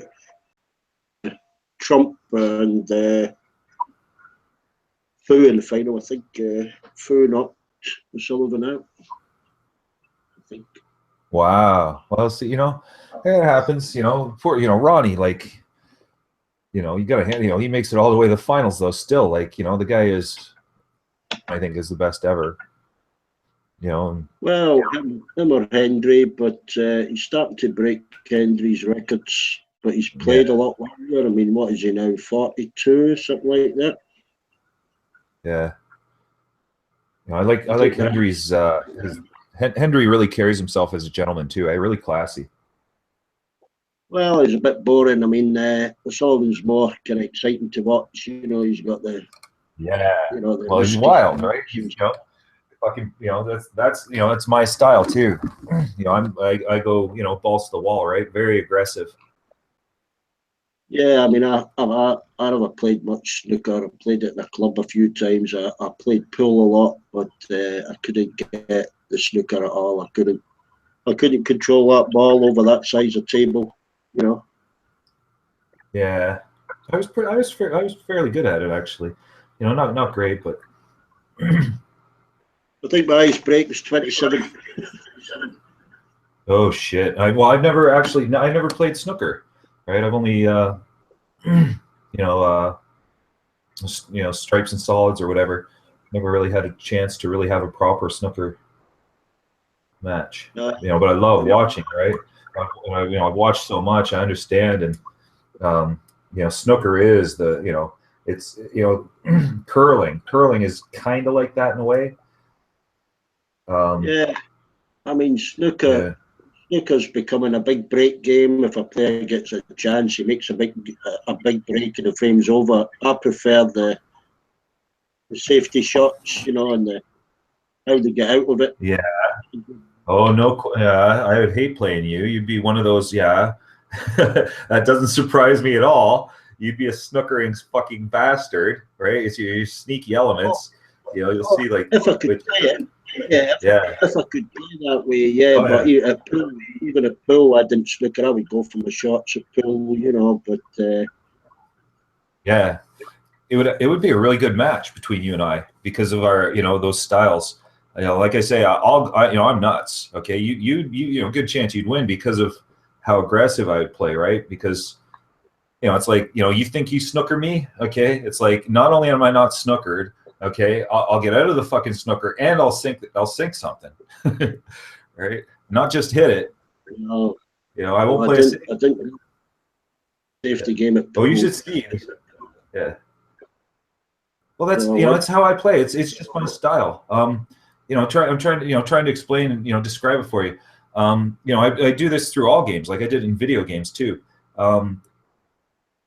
Like I say, like if you snooker me, okay, I'll see it, and it's like something that they don't even go for. That's what I like about O'Sullivan, right? It's like he's his vision and shit, okay, where it's like basically impossible, but he'll try it just because of how impossible it is and how good he is and can pull those things off. Like, I don't know how many times, watching him where he does those shots and all you can do is, it's like nobody in the world does that. It's his style too, right? How aggressive his style is. And, it's, sometimes it hurts you, but he's spontaneous and he's a crowd pleaser. That's good for the game. Yeah. My dad's style in playing pinball, okay, on the computer, right? He traps the ball, right? He waits, okay? He lets it come down, traps it in the paddle, okay, and then he'll fling it back up, and he plays a very controlled style and he gets a great score, right? I can't even beat his score. But okay, you should see me play, right? I get that ball going fucking 800 miles, it's just rocketing around, right? It's I love playing that style. Tilt the fucking game up and the machine turns itself off. Yeah, that's what I figured. Yeah. I've seen my dad do that. When I was a kid, my dad was super, super into pinball, right? With the, where you actually, can tilt the machines and everything. And, I remember as a kid, thinking, it's like, wow, he's got, issues, how into it, he's slamming it with his hips. Okay. The whole fucking thing is shaking and it, and tilts, right? And then he'll smash it's like, holy Christ, settle down there. Anywho.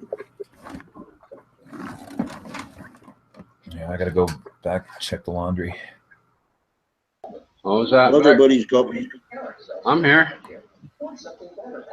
Everybody's Everybody's got mods. Oh, Yeah, my sights went for the pool games now. My sight ain't that good.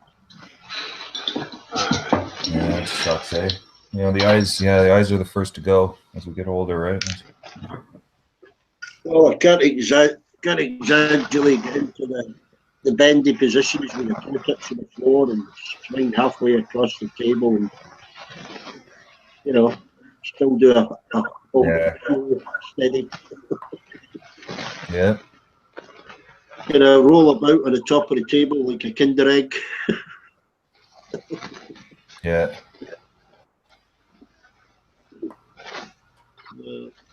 Plus, if a guy turns around, you can always, move your ball about.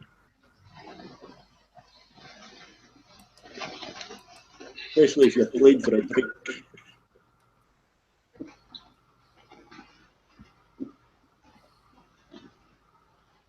Yeah, I get caught doing that more often than anything else now.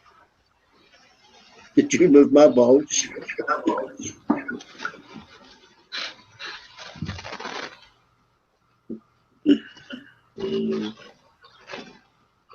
Damn.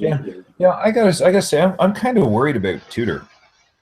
It's like it's almost like he's one of those fucking schizophrenics that's like becoming like he's picking up. He's using my line, right? Calm your tits, right? It's like I was using that on you, and now Tudor's throwing around. It's like Tudor, stop being a fucking poser. Acting, you're not me. Stop copying me.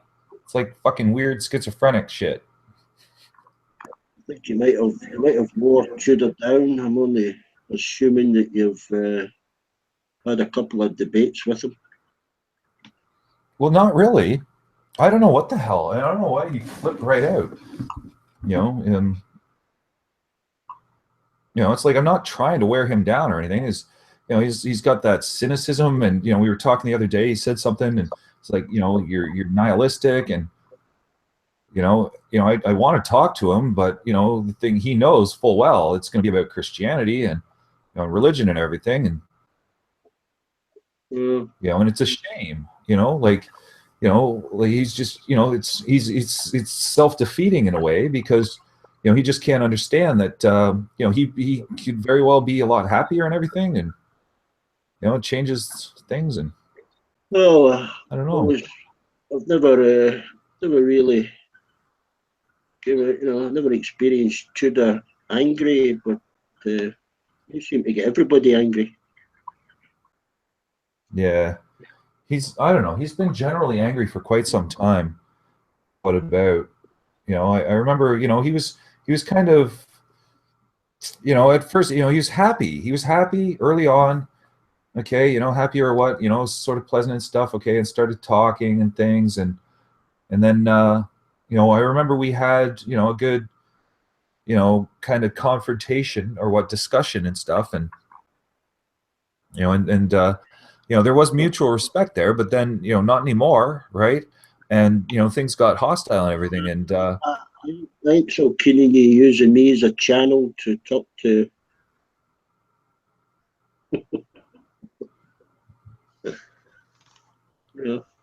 Rather you speak direct to Tudor.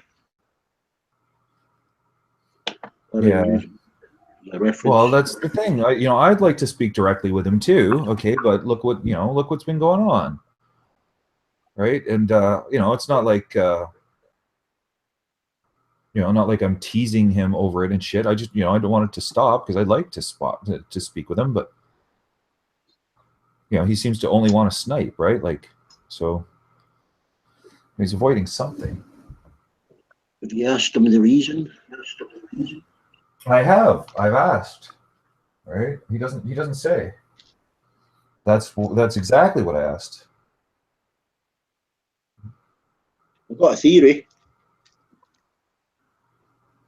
Do you? I think he maybe think he's kind of saving the room, Yeah. Yeah, yeah, part of the whole religious thing, and he's acting on behalf of God, and rescuing everyone from the evil of actually using common sense, right? I know it's kind of a shitty way to phrase it and all. It's rubbing it in their face or what and teasing, but wasn't what I was thinking. Oh, how is he saving the room by Well, I don't know. going on Maybe snipe rampage? maybe it's give other people a chance to speak sometimes. Maybe I don't know. Well, people do have plenty of chance to speak. I don't think that theory of yours is valid. Well, just a theory. It's got to be put into experiment yet, really. Conclusion. Well, and then again, right? That's also just your theory, and we've tried asking him directly. So, right? So, Tudor, what's the matter? All right. Well, I've got to look at this permaculture. It's got my curiosity. I think I know what it is, but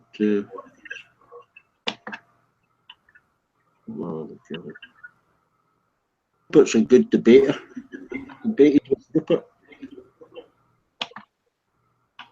Who?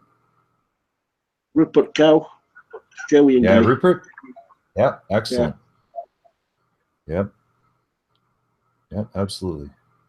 Not an idiot, which is really good. No, I think he's the only decent Aussie on the street. Yeah. He's one of, well, he's not, not egoistic, but, it's much different when you get in, to actual voice and have to put up with, fucking assholes and shit talkers. Right? Nobody, it's not a conducive environment. And, here I actually worked, and through my blood, sweat, and tears pushing, with Armando to actually, do something about regulating and, keeping the trolls out and, trying to work together and set up a structure and, get things going well. Yeah.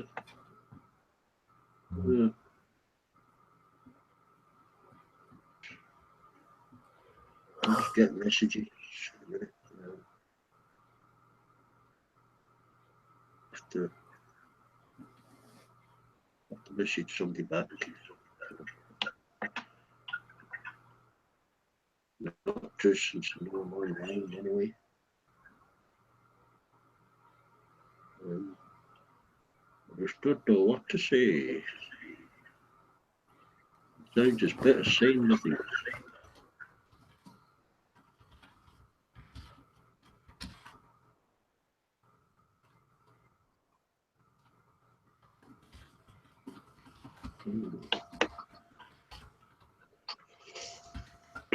Oh, that's Cherie. You should have a chat with Cherie.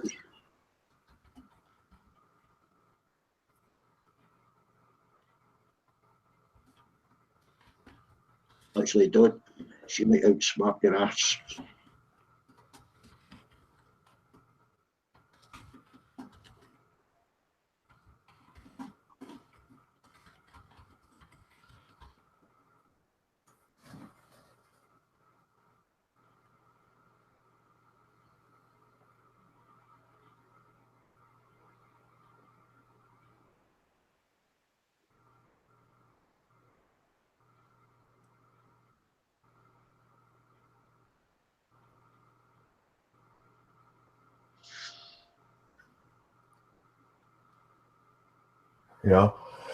This.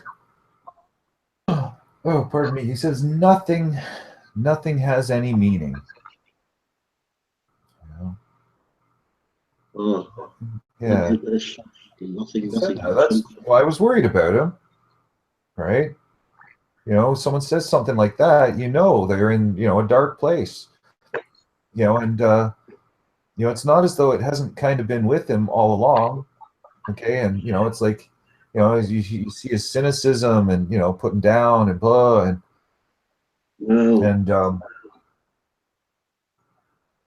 I'd rather not go there. He might be depressed, and you could make it worse. Well, I'm not out to make it worse. You know, that's a pretty fucking negative and cynical, you know, outlook there. You know, geez, you're almost just as bad. I wasn't calling them names, was I? Well, I'm not calling them names either, but you know, how is it going to make it worse? Try and focus on the positive, you know, instead of negative. You know, that might bring them round a little bit. You know. Well, that's what I'm doing. That's exactly what I'm doing, right? Because he's the one he's been all negative and, you know, cynical, and, you know, it's like I say, he's in a dark place and stuff, and I want to, you know, sit and talk and, you know, I hear what he has to say, but he, you know, all he does is snipe, you know, and I want to get banned, and, you know, that's, you know, basically it's, you know, he's cutting, you know, in a sense, right? You know, it's like self-harm. You know, he's lashing out, and right, you know, obviously there's something is the matter. Maybe he's just having a giggle.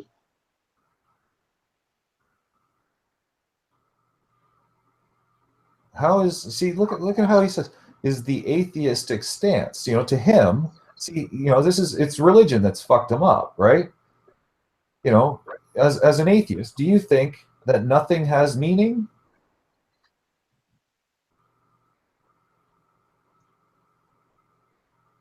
You know, I certainly don't.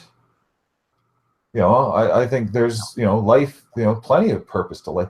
You know, that's you know, this is what he's afraid of, right? See, I understand this about religious people, you know, and they think atheism is like the death of God. Okay, but no, it's just the death of your belief in Christianity and everything. You know, God is a different thing. Okay, you know, you can still have just as much faith and hope and all this as an atheist, as a critical thinker. Okay, but you know, it's not as though it's you know, central to a person's life, right? It's just separating yourself from your religious affiliation and everything, which, you know, is actually a good thing. It's really liberating. You know, I think it's his adherence to Christianity, which is actually, you know, at the core of, you know, I think he's got it exactly backwards. Like where he says, you know, because he thinks, you know, it's without meaning, okay, that atheism is, you know, life has no meaning, blah, blah, blah, all this nihilism, like, you know, as though his life cannot have purpose without being a Christian. Okay, as if no atheist has any purpose in life, which is obviously absurd. You know? Seems it's more important, very important for you just to all the time, you know. No, it's, you know, yes and no. It's just, well, you know, obviously there's big problems with Christianity because, you know, here, okay, Tudor is all upset because, you know, he's out looking to prove that evolution is wrong and all this shit, which is totally coming from the wrong side of things. Like, if you want to contribute to knowledge and all that, then, you know, you embrace evolution, right? Because it's a fact, and no, it's not preaching. Rashdan, preaching is what religious people do. Okay, you know, and atheism has nothing to do with religion, right? Like it's away from religion, you know, and you know, see, Tudor won't come up. It's, you know, it's I feel bad for him. You know, he's in the naughty box. Like, you know, if you talk about something else except fucking religion, you know.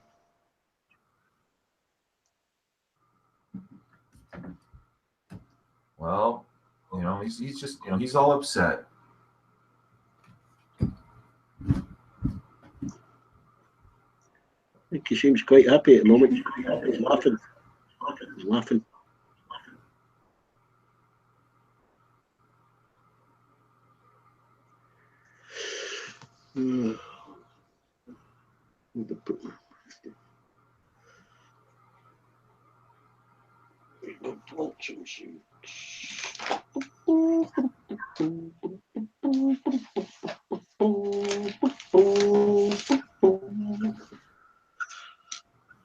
Basil.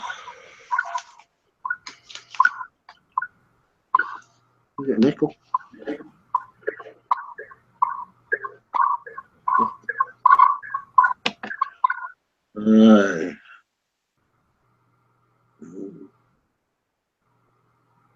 Well, I've got the speakers up full, that's why. Bing. Sweet muzzle. Large leaf.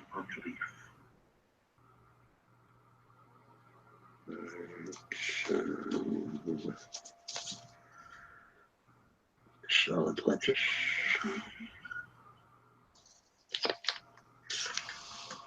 We'll get a couple of seed trays and call right back.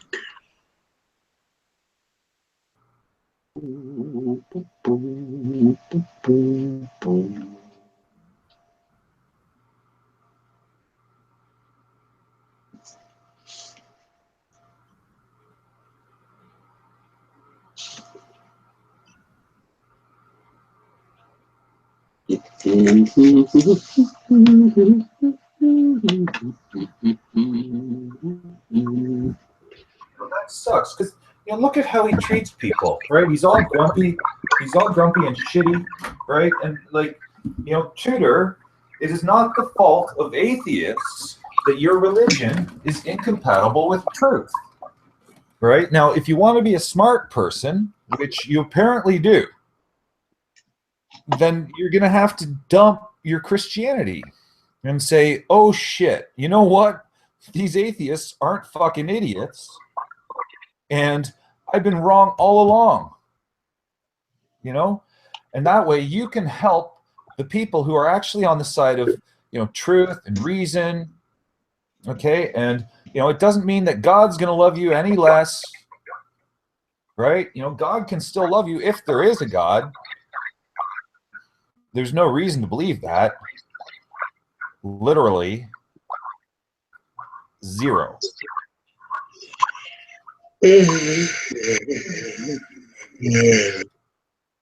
Russell Brand, I can't stand him. I've never found him funny.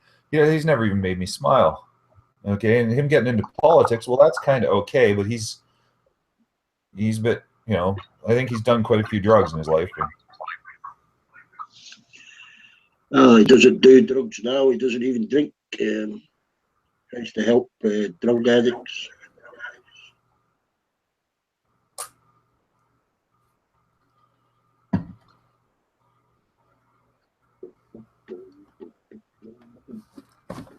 Who's seeking validation, Pay? That's crazy. Look at this. Look at how Pay says, why are atheists trying to get validation through Christian acknowledgement? Okay. Generalizes, it's like, I'm just one person here. Okay. Just because I'm a person and I'm an atheist, it doesn't mean that all atheists, right? Like the way that you speak,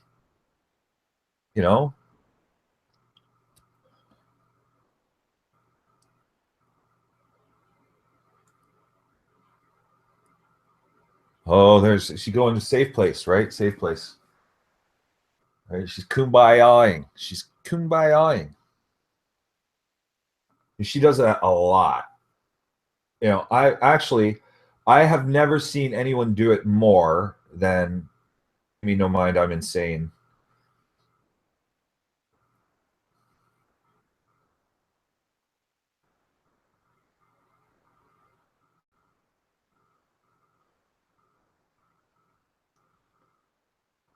No, I don't quite do that. That's different way about a specific individual. I do make generalizations, yeah, but not like that. I'm just one person, right? And it's flattering, okay, that you would equate me with every atheist on the planet. That is flattering, and really, I shouldn't take much exception to it because, after all, it basically does infer that, I represent, a very large number of intelligent people. So that's really good. I do like that.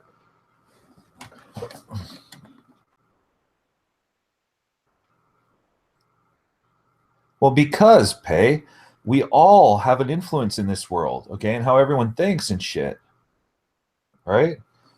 Why do you think, Christians go around, trying to indoctrinate people? Like I have the fucking Jehovah Witness showing up at my door, right? And, they think, of course they're just fucking Looney Tune people, right? But, they think they're doing something good for the world, okay? Meanwhile, you have me as an atheist where that I'm doing something good for the world, right? Big difference, right? And I've explained it to you, right, about the value of belief as compared to reason, right? See, look at Tudor, tell the truth. It's not. I've explained that agnostic is even a stronger term than atheist. Okay, and you say this is where you're fucked up, right? He says that he's agnostic. Okay. Meanwhile, what I did say was that I am agnostic, atheist, secular, humanist, socialist. See, you think that you can do this weird false dichotomy shit as if being an agnostic means that someone isn't an atheist, when in fact, technically speaking, if you are an agnostic, you're an atheist. Okay, it's like, see, you're kind of nuts. I don't know what to say, right? You get offended if I say stupid. You get offended if I say crazy. So, what can I do? Right? I don't know what else to say. When you say, when you're being stupid and crazy, it's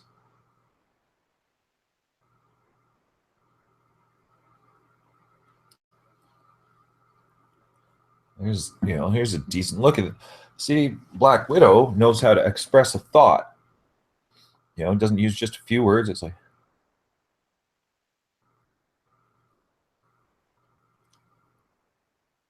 yeah.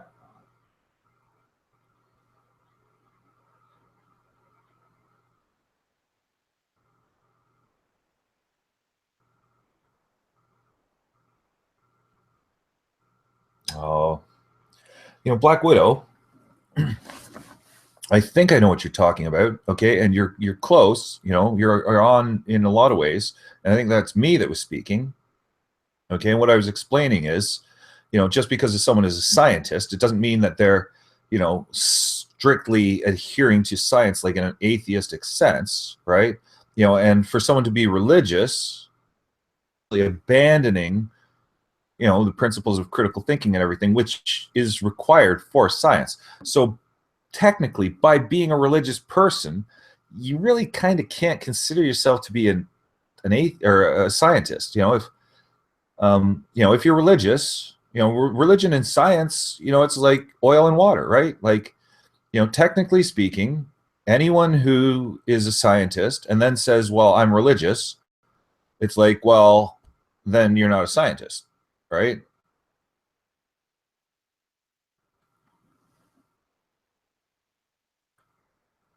Those things are basically mutually exclusive.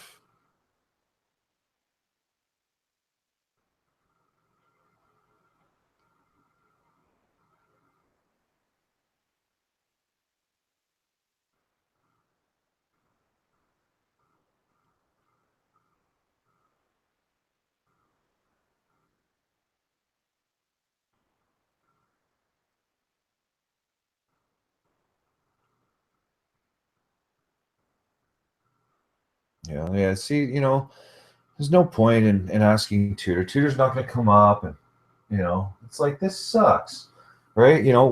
Tutor, you're fucking causing problems and shit. Like with you coming in doing all that sniping and blah blah blah. Now look, right? Look what it does to the panel. And I want people to be able to come up and talk. I'm not trying to monopolize and push people out. I don't like sitting here talking, it's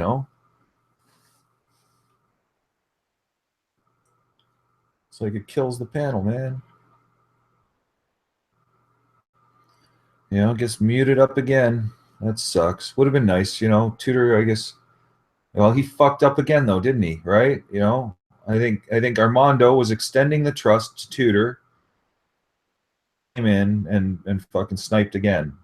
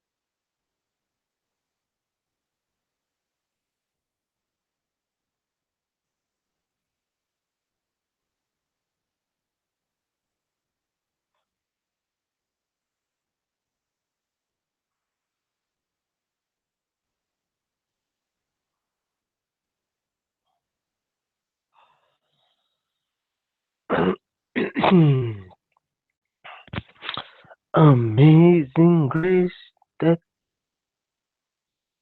that sweet, how sweet. Oh wait, I forgot the lyrics.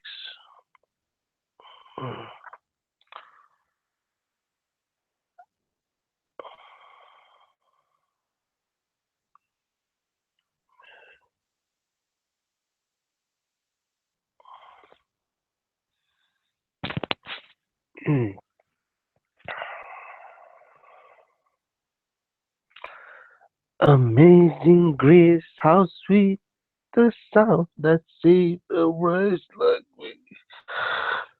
I once was lost, but now I'm found. Was blind, but now I see. It was grace that taught my heart to fear, and grace my fear relieved. How precious did the grace appear the hour I first believed. Amazing grace, how sweet the sound that saved a wretch like me. I was lost, but now I am found. Was blind, but now I see. 'Twas grace that taught my heart to fear, and grace my fears relieved. Grace, how precious did that grace appear the hour I first believed.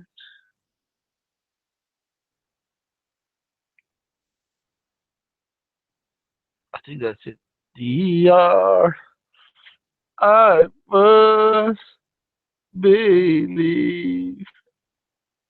Grace, how sweet the sound that saved a wretch like me. I once was lost, but now I'm found.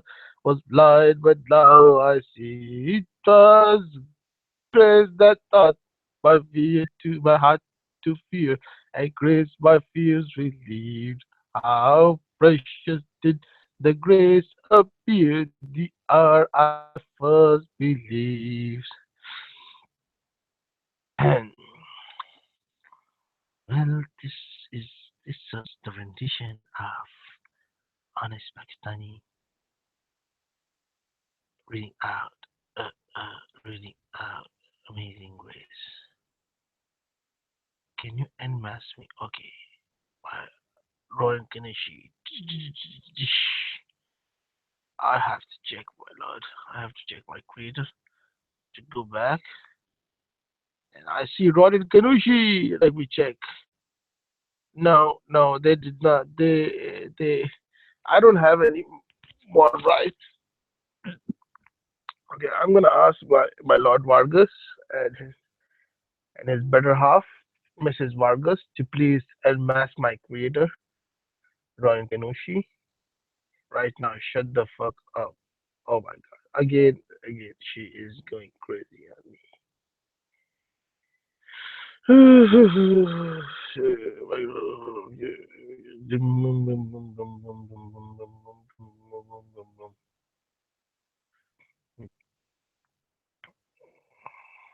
Why, Mojaf?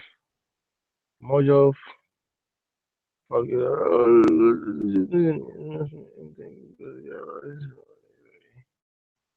my Lord Vargas. My Lord Vargas. My Lord Vargas. Unmask.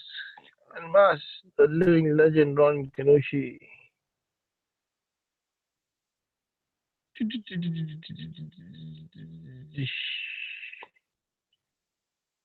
Unmask him. Shut the fuck up, okay? You sick ass Becky.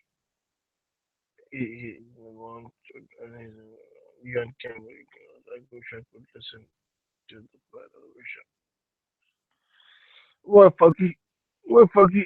You can't listen to the panel. Just go on the YouTube and just play the play the play the sound. So you can listen to the panel. Funky, do you remember me? Funky.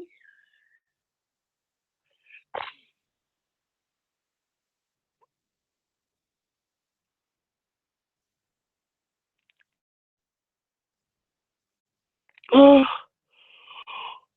oh, oh. My nips are dying. Hey, Jose, sexy Jose. Maybe in 20 seconds soon here too.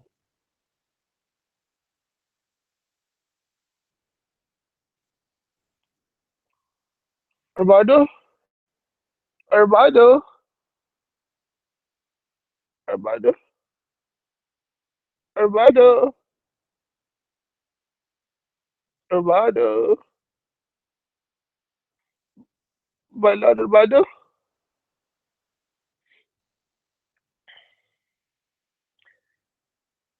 Armando, whoa, whoa, whoa, whoa, Armando, whoa, whoa, whoa, whoa, Armando, Armando.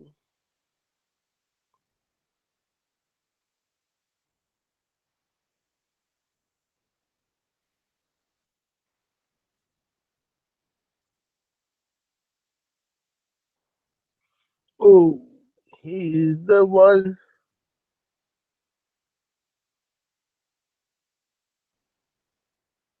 He's the one true preacher, and we have to believe it.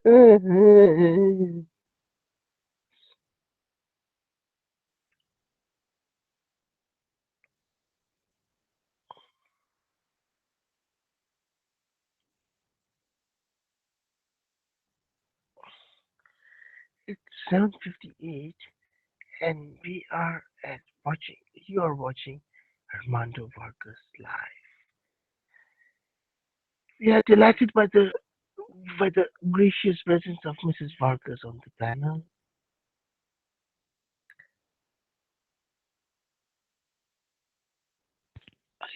Uh, this is this is 7:58 a.m. Pacific Coast time, and you guys are watching Armando Vargas live. We are delighted by the gracious presence of Mrs. Vargas. Uh, right now, we have Jose 64 coming back from coming out of his closet. Uh, we have the Honorable Ronan Kanushi, who's trying to unmask himself. We have we have few agitators, and above all, we have Queen Ashley / Jose Amaro on the text chat.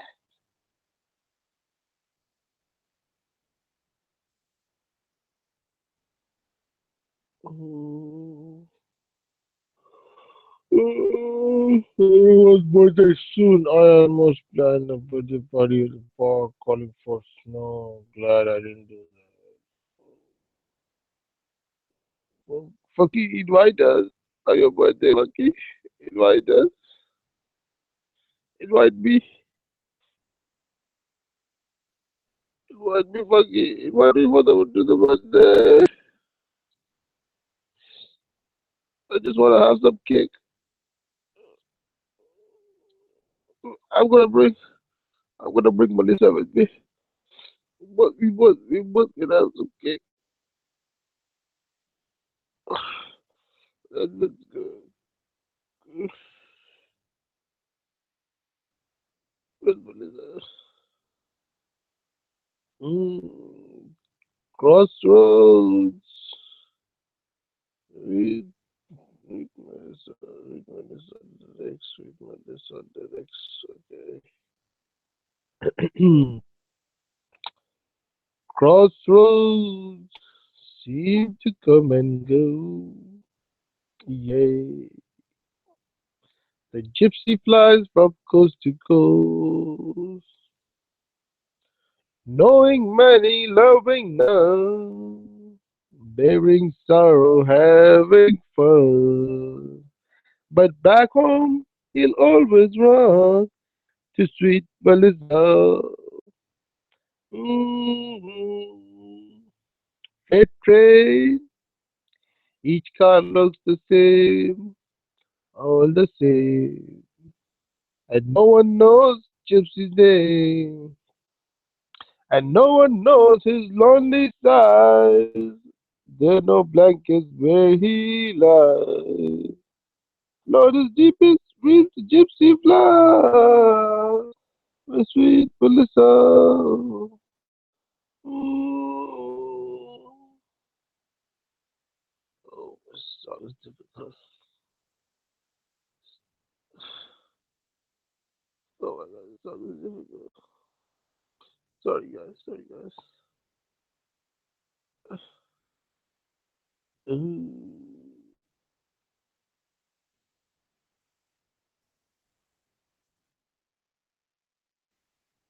Ooh. Fuck, fucking invite me. You know, not in March.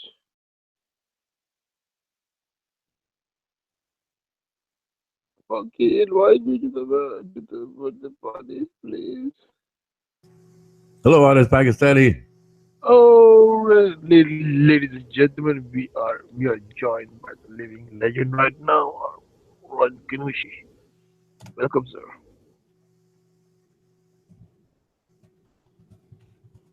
Oh my God, Ron Kinushi is being stalked and chased by none other than the pervert of the year, Buddy W.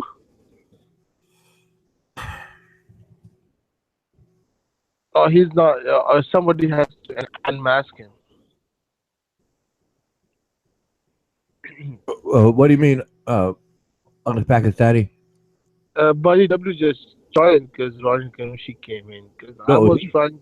no, he's unmasked. Sorry. Well, yeah, he's unmasked. I mean, he's got his mic muted, but he's Really? unmasked. Yes. I'm unmasked, Packy. I'm just sitting here fixing coffee, dude. Whoa. Hey, buddy, are you following my creator, Ron Kanushi? Man, I'm just trying to figure out why that particular program, and he put it in RAM instead of ramen. It fucked you up, man. I don't understand, man. Why do you have to shove that RAM up in that ROM like that, man? That's true. Why? We have this. We have this. We have this. We have this. We have this. Oh my goodness. Hey, man, I'm just getting. I'm gonna fix my coffee. I'll be back. Okay, okay. Ronan, there's a huge problem. Why you program me like this, man? Why? What was that, please? Uh, I think you were trying to imitate something and talk like you normally talk, and that's confusing to me. So I don't. Go ahead, please. Could you repeat that, please? problem is that the way you program me, the way that I have a thing for, I have a huge thing for guys. So why you program me that way? I don't know what you're talking about. I'm talking about the gay tendencies which I have The inside what? me. The gay tendencies, the going gay tendencies, The going the gay going. thing? Yes. Put it this way. I know you're smart and you play dumb. They use the gay thing because you really understand that anybody is bringing it up, like Armando Vargas initially, right? You use that. I call it boomeranging, where you know what a boomerang is? That Australian implement that you No. throw and No. it'll spin around and it'll come back right back at you. I call that boomeranging, and you're good, very good at that, right? Like when you met Armando Vargas, when I first saw you here, and you were talking to Armando Vargas, and then you were just being yourself like you are now, right? And Armando Vargas, being who he is, incredibly insecure, right? He still is. He still is incredibly insecure, right here in Hangouts. In the real world, no, he probably covers it up because he's a 6'4" tall man. He's probably very strong, very fit, so he's intimidating. But anyway, but the real person comes out here, and you saw that. Well, it doesn't matter to you, right? And you saw that when he said that to you, and he said, "Well, you're a homosexual," and then you took advantage of that and said, "Yeah, I'm a homosexual. That's right." And then, like when people insult you, yeah, I'm just trash. I was born trash. I will die trash. You take advantage of that, right? And you boomerang it. Like I said, throw it back at them, right? And then, well, with Armando Vargas, then you went on. You developed a scenario, right? A scene, an idea. You just built on the idea, a seed of information, and you just made your own story behind it, right? And they said, yeah, well, yeah, I love you, Armando Vargas. Let's get married, so on and so forth, right? And that's because you understand that to be a frail male a facet. A facet is like a side, like a diamond has facets, FACETS, facets, on a side of something, like a diamond has facets. So you know that some men, because they come up with this all the time, right? You use that facet, you boomerang on that facet, right? So you use that and it makes men uncomfortable, and then they get mad. And the madder they get, the more you prove to others, myself, a person who understands that, right? That those guys have secret homosexual desires. They have it. And well, you might not know it. Well, you know it now. You know it now, right? But the thing is that they're that weak that it doesn't matter if they try to cover it up, it comes back up again. And they think it's funny, ha ha ha. And I know better. I know exactly what they're doing, right? They have those secret thoughts, or had the past tense, because once they realize what the point is about, well, they can get over it, but they won't, because that's who they are, and that's how weak, in terms of ego.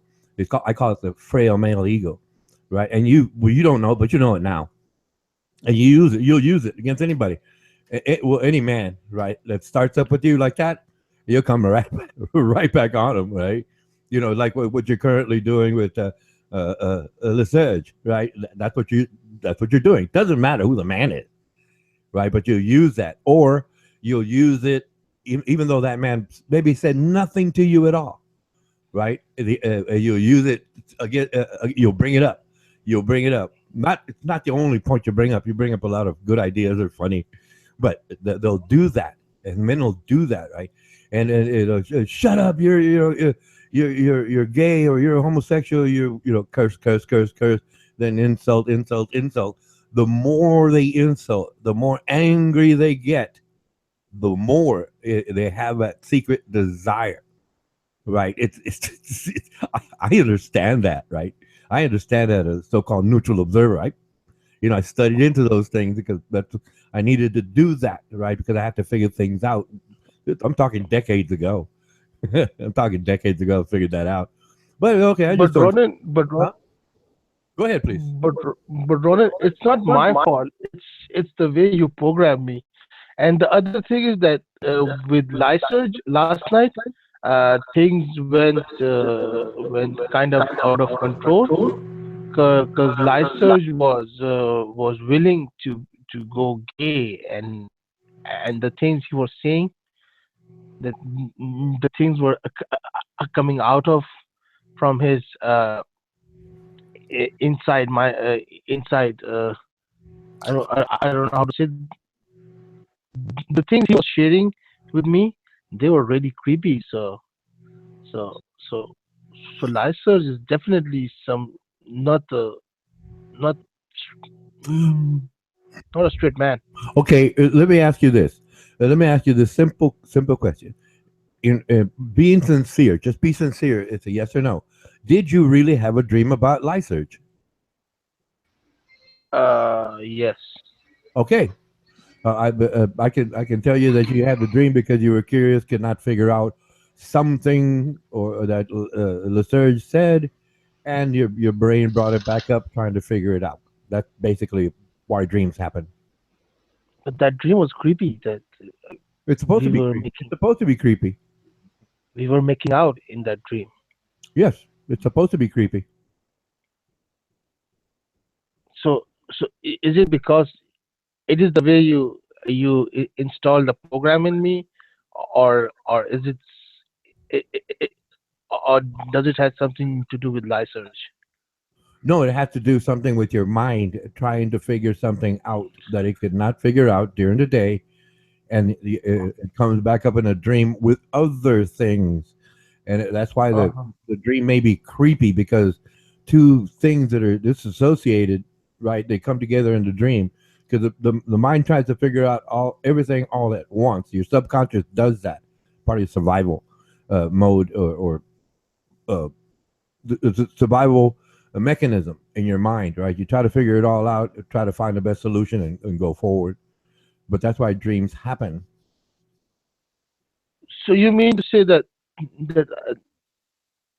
inside my mind, I was I was wondering whether Lysurge is straight or gay. Well, that could be part of it. Like I said, it's hard to tell. I don't have enough information, right? But I'm just making a general statement that applies, right? It could be that okay, this is one way of looking at it. It could be that, right? You want him to not, right, to not be the way he is. So the mind is saying, I want to care for you. I want to love you, right? So it manifests the dream in terms of, well, homosexuality, for example. It's one of many ideas, right? I'm not saying I know you that well. I need to get a lot of certain information is critical, but I won't bring it up here. But the point being, right, is that you're thinking this guy is really smart, but he's very aggressive. Why is he that way? Why can't he love? In your mind, right? Saying, why can't he love? And like I said, part of your modus operandi is that you boomerang with men who use, homosexual insults, right? So your mind is, like, say, trying to make sense of it. That's what a dream is about. It's trying to make sense of something that you cannot figure out. Could also be, Packy, that your own homosexual desires. You were talking about wanting to be a transsexual with me one time. It could be that your subconscious is questioning your own sexual identity and using Lysurge as sort of the puppet in the dream. The dream is really about who's a homosexual and who's not. It could just as easily be a dream where your brain is trying to figure out yourself as it is to try to figure out Lyser. That's kind of why Ronan was saying he needs more information. It could be a You lot of imagine different things. Your Majesty, I don't know, but that dream was just like an act of a sudden. Packy, another aspect is when Ronan programmed you, I think he fucked up your random access memory, and then because he couldn't get to your ROM, so he rammed something up in your RAM because he couldn't fucking. So he rammed some RAM up in your ROM, and now you can't change it because it's not programmable. Why you did man. that, Ronan? Why you did that, Ronan? Why is what, please? Why you program me in that way? Why you fucked up with me? Oh no, I didn't do anything of the sort. They're just, I guess, having fun with an idea, trying to pin something on me because they can't have a civil conversation, and they're just intimidated apparently by me, and that's all. Who is they? Who is they? I didn't say anything well, negative about you at all. Well, no, before you did, and I came back and you weren't in the room, and I pointed out the fact. What do you mean before? You just made a statement about what's going on right now. Well, yeah. I didn't say anything negative about you. Don't say they. I thought we were discussing me. I thought we were right. Let's not worry about all that, Ronan. Or I'm gonna have to eject you. Okay, see, there you go. Stupid man. You're doing it again. Well, see, I just don't tolerate that kind of nonsense from douchebags, and there you go. No, He's ejected. no, Shit happens. no, bring Ronan back, please. Fuck him. He wants to run his fucking mouth against the king. What do you think's gonna happen? He's my creator. Look, I'm sorry, but the king rules, man. I don't tolerate nonsense from the heathens and the scumbags in the ghetto. You know, he's a ghetto man, and I just don't tolerate How's it feel, Ronan, to have that rod rammed up in your ROM? Oh my God! He loves it. Are you kidding me? That's why he doesn't call anybody friend. His biggest friend is his dildo. He's ramming up his ass. That's what you get, Ronan, for improperly programming Packy. Fuck you, Ronan. Amen, brother. Your Majesty, mercy. Your Majesty, mercy. Well, just realize, Packy, that you've been programmed by a douchebag, and you need to be reprogrammed by a guy like Buddy or somebody that's cool. You know, if you let yourself be programmed by a douchebag like Rona Kanushi, you really only have yourself to blame. You know, right, Packy? The king can reprogram you if you like. Yeah, man, you'll stop having those bad dreams and everything, man. Yeah, I mean, really? You know, I mean, it's hard to take, Packy, so it's coming out in your dreams because you know something's not right. And see, him and his Japanese fucking un-American self has done rammed some shit up in your ROM, man. You don't want to fucking... He's done fucked you up, Packy, but we're gonna fix you, man. Yeah, we'll fix you right up, Packy. Don't worry. You're in good hands. You're in good hands now, Packy. Yeah. Hey, Packy, did you see how Ronan tried to get close to you again so he could try to plug back into your diagnostic chip? He doesn't want your RAM or your ROM there, Packy. What he really wants is your hard drive, you know. Exactly. That's what he wants. What's he gonna do? He doesn't have anything but software to ram up in that hard drive. And he can't afford the pills to fix his hard drive, is what it is. Exactly. Ronan, please, Ronan, come back. Packy, you're gonna go through some shit, man. But look, I've already called the IT tech, man. I'm gonna see what we can do online, man. Thank you, buddy. Thank you. You're welcome, man. I'm not gonna let those Japanese fucking bomb Pearl Harbor again. No fucking way. Listen to me, stupid man. They cannot handle criticism and facts, less so in a conversation where they are So, Packy, wrong. have you considered chinchilla farming? I don't know what that is. Well, they make coats out of them for women. They're little cute little animals. They're kind of like bunny rabbits. And I'm just curious if you'd ever considered that. You seem like a chinchilla farmer kind of guy to me. No, I'm pro PETA, so I'm against animal furring, and You're what? I'm against animal furring. Fur they take from animals for coats and bags. Why? Have you ever snuggled up against a woman wearing like a mink coat or anything? They're fucking fabulous, No, dude. no, but still, they're they're They're that's animals. Who fucking that's cares? that's cruel. That's cruel. Oh, it's Raping monkey. cruel. Come on. Now you're wondering why you have gay dreams. It's because you're afraid to farm animals. That's what it is. But Your Majesty, this is the way how my creator programmed me. So Well, your I creator cannot. fucked up, okay? You know you don't want to eat animals, let animals fight, watch them in the zoo, fish for them and eat them. I mean, animals are here to serve you. You're not here to serve animals. No, Your Majesty. But we should be nice to animals. Have you considered opening up a dog fighting ring in your neighborhood? I brought a dog from the fighting pit. The same dog. He lost. Well, good. And when He you lost. fought him with the next dog, did he win? No. I brought him. I didn't fight him. I brought him from the fighting pit. I bought it. I paid the money Right. and bought from his owner because he lost. Uh-huh. He To do lost what a with bad. it? You make a No, sandwich out of it or something? no. To keep it as a pet. Why would you do that to a fighting dog? Why would you be that cruel? It wants to fight. It wants to eat other dogs. It Okay. wants to get in Okay. the ring and Here fight. it And goes. you mean you're not allowing it to fight anymore? What's No, wrong with you? here it goes. I, I had a driver. That's like buying a I sled I had dog and not allowing it to pull a sled. What the hell's the matter with you? no. I had a driver. I had a driver. He used to have family in Mizar Sharif, Afghanistan.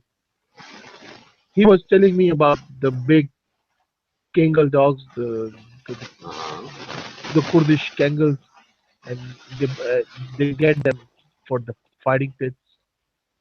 Yeah, that's So fabulous. It's a great way to make so money. that Get yourself a good fight. You ever done any cockfighting with the roosters? They put the razor blades no, on their leg and no, they go at no, it. no, That's wild, man. They do that here in Thailand, man. It's fun as shit. You bet on your rooster and they claw the shit out of each other. There's blood everywhere. You're drinking no, beer.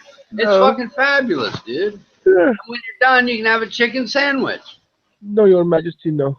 Uh, my my creator programmed me very sensitive. I'm a Oh, very your sensitive. creator's a flagellating fuckwad. Don't worry about that guy.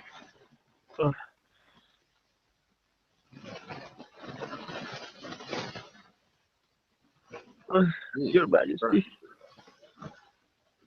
That guy, when they were yelling, when they were passing out the fucking brains, he thought they said trains, and he jumped out of the fucking way, so he didn't get any.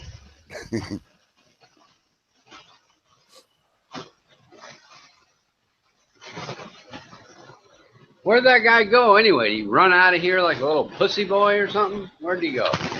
Yeah, Where's that guy? he's down there posting because that's all he knows how to do is spin jobs.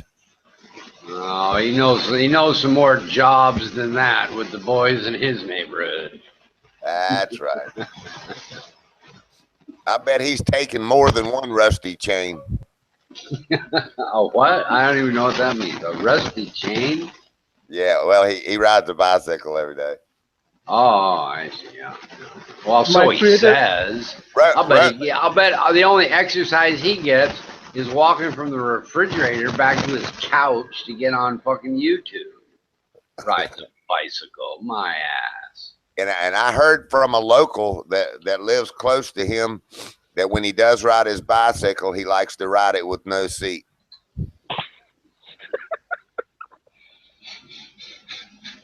You know, if he is on a bicycle, he's on some kind of gay bicycle with the basket in the front. Like he's on a girl's bicycle with the basket in the front and a license plate on the back with a little belt. You know, the little thing you know, the horn that you pump with the generator light bulb on it. It's just as gay as it could hanging out of the handlebars, the long little. Right. Oh yeah. He got his helmet on and his little elbow pads and his knee pads in case he falls off. You know, you can just imagine what he looks like. You know. And just think, Packy, this is who programmed you. But see, buddy, I still believe that my creator is very creative because he created me. So all that bicycle and that without the seat apart, he created me. So I will always have a thing for my creator.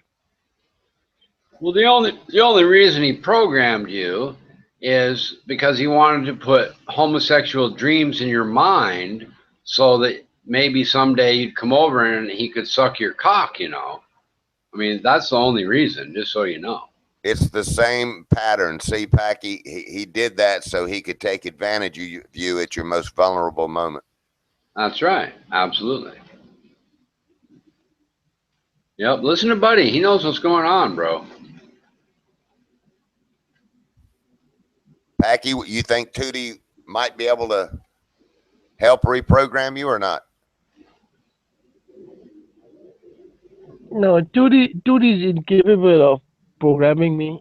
Only Ronan Kanushi has the ability to program someone. So yeah, but Ronan's so dishonest. He's never going to program you. You know, he's never going to. Well, and you know that Ronan Kanushi's not his name. He stole 2 other people's names in order to create this fraud on the internet. His name's not Ronan. His name's not Kanushi. Right. He stole 2 other people's names so he could perpetuate a fraud of being Ronan Kanushi, just so you know.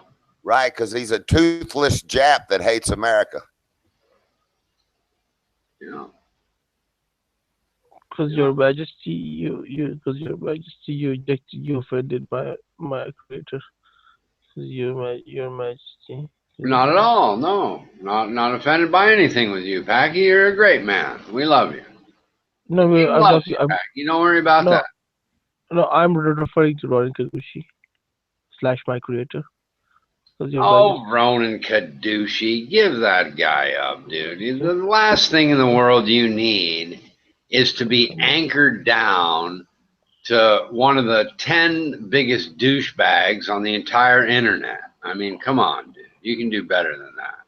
I agree, Packy, man. That's all right. I'm going to take it on as my personal responsibility to make sure that Packy I'm going to get him reprogrammed if it's the last thing I do. Thank you, buddy. Thank you, buddy. Thank you. Man, he is so corrupt. He tried that with me, but see, he couldn't plug nothing up. See, he programmed your chip, but he was trying to plug my dookie hole. And he wasn't successful with me. So see, I still got myself.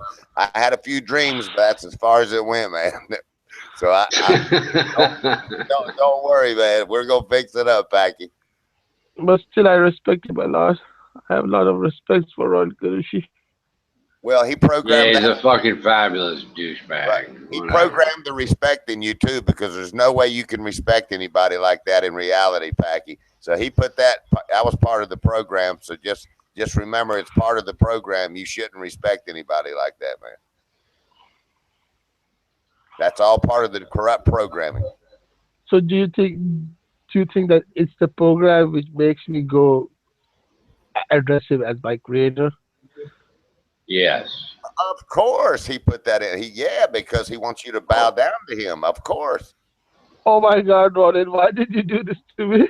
The reason he did it, Packy, is because no normal person that's not programmed would have any respect for him whatsoever, because he's a complete douchebag. The only way he can get anybody to even talk to him is by programming their mind so they become confused and can't think for themselves. Exactly. Oh my God, Ronan, I wasn't your experiment. He used you as his guinea pig. He used me as a guinea pig, worse than the guinea pig. In other words, as his experiment, just like Richard said, he used you as his. You know how in science labs they use mice Uh-huh.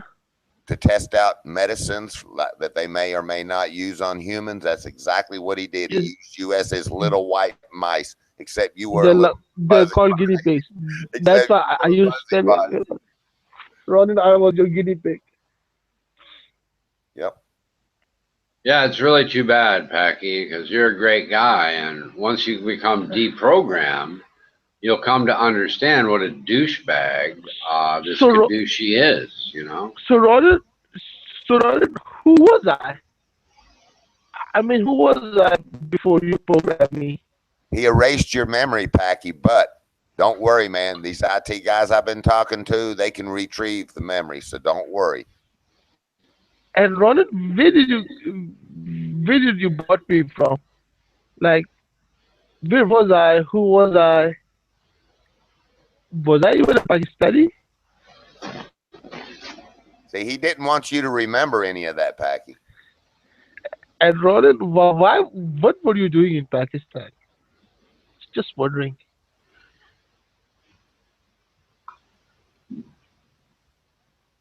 Well, he was no doubt trying to find one of those child brides that ISIS sells, but unfortunately, none of the young girls would have him.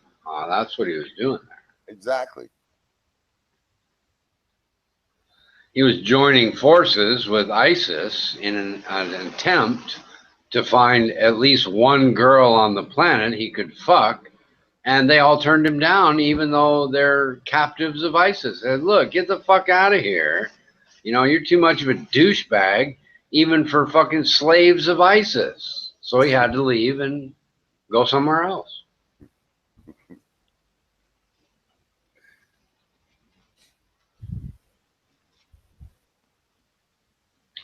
The Ronan Kanushi story is really a very sad story, if you think about it. I mean, it really is. I mean, a guy is on the internet 24/7, making a complete asshat out of himself, and that's his life.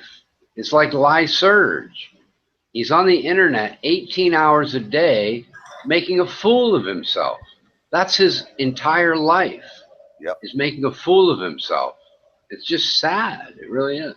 It really I feel is. like I'm an enabler when I even talk to people like that. I feel like I'm doing something wrong because I'm enabling them making a fool of themselves. You know what I mean, buddy? Do you understand what I mean? I feel the exact same way. Sometimes I'll just mic out because I can't believe how freaking unconnected to reality. It just blows my mind. Right, and talking to them sort of exacerbates their problem because all of a sudden they're getting feedback, they're getting what they want, and it makes their problems worse. And honestly, I sometimes go away saying, "Damn, I wish I had just mic'd out because all I did was disconnect them a little more from reality by even responding to anything they had to say." Yeah, because no matter what, even if you have factual proof, they're still gonna claim it to be deniable. Right, and I don't really. I used to think Ronan was just a troll. Lysurge, he's probably just a troll, but at the same time, they have serious medical problems. My guess, Lysurge is absolutely on some kind of government disability because he's not old enough to be retired like we are, and he has nothing but the internet. This room is his life. Right. It's really fucked up. Just so you know, Packy, I think you've got a good way out now because his new victim is Lysurge. He wants to finish programming him. Oh my gosh! I cannot let another person to be like me. I have to do something. We're gonna cut his fucking diagnostic clip as soon as we get you straight. Ronan, why are you doing so evil stuff with us. What have we do? What have I ever done to you? I did Well, nothing. if it makes you feel better, Packy, he's not smart enough to be evil. He's not a bad person. He's just he himself has such medical problems that he's so disconnected from reality that he doesn't know what he's doing. He didn't do it out of malice. He did it out of complete ignorance of reality. Exactly. You know, the truth is he's not intelligent enough to do it out of malice. He, in his mind, believes all of his bullshit, and that's why I say that when we even talk to him, we're enabling his medical issues and making them more severe rather than less severe. And we should really all just stop talking to him if we wanted to help him. But frankly, it's hard to care to help somebody that's that salacious in their comments. You know, it's not necessarily anybody's fault when they say, fuck you, I don't like what you said to me, even though just even engaging him at all makes his medical problems worse. Yep.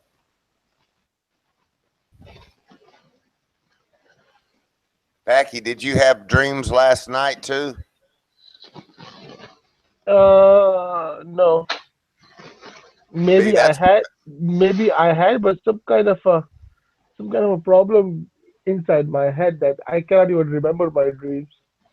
no, it's because of the intervention that's happening. It's starting to block the corruption. So just hang in there, man. Oh my You God! know, if you bought a Playboy magazine or a magazine with girls in it and taped it and you know, take the centerfold out, that's the middle of the magazine, take the centerfold out and put it like the middle of the magazine over the top of your head, then take some masking tape and mask the magazine all around your head, it would prevent the homosexual dreams that Ronan Kanushi wants you to have from happening, because your head would be surrounded by a beautiful girl. And that is kind of like the weirdos that put tinfoil on their heads, but this would actually work. You'd have this beautiful girl taped around your head at night, and you'd stop having the Ronan Kanushi inspired homosexual dreams. Okay, I'm gonna try this, but I don't think it will work. And I would go with like one of the more nasty magazines, like a Hustler, because that has the cunt right out there and it'd be right on the top of your head. Yeah, you know? Exactly. Yeah. I mean, let me go place an order for these magazines. yeah, you're gonna have to get it. You've got to get a new centerfold each night, Packy, for 30 days. But Ronan, why are you doing this to me, Ronan? I know now it's costing you. But look, that's okay. Don't worry, man. People like him don't care about what they do to your life, Packy. And yes, it's costing me money, man. And I'm poor, buddy. I'm really poor. I understand. Don't worry, Packy. I'm gonna send some damn money, PayPal or whatever it takes to get those centerfolds to get this straight. Thank you, buddy. Thank you. No problem, man. I'm not gonna let somebody that corrupt get away with this corrupt programming. And buddy, do you know the funny thing is? The funny thing is, buddy, that all this time I thought Ronan was helping me, but Ronan was not helping me. He was taking advantage of my disability. It's what he lives for, Packy. Look, there was some before you, and there'll be some after you, and we may be able to get him some help, but I don't think there's any facilities that, you know, he'll probably blow up their fucking equipment, dude. So listen, we need to get you straight, man, and then try to put a stop to this corrupt programming. Ronan, you're such an evil man.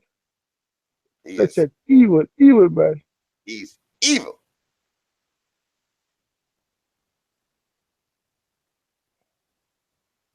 See, if you just analyze it, Packy, you see all those, you see what he does every day that you were talking about. You were wondering why he was doing it. It's all tied into the corrupt programming.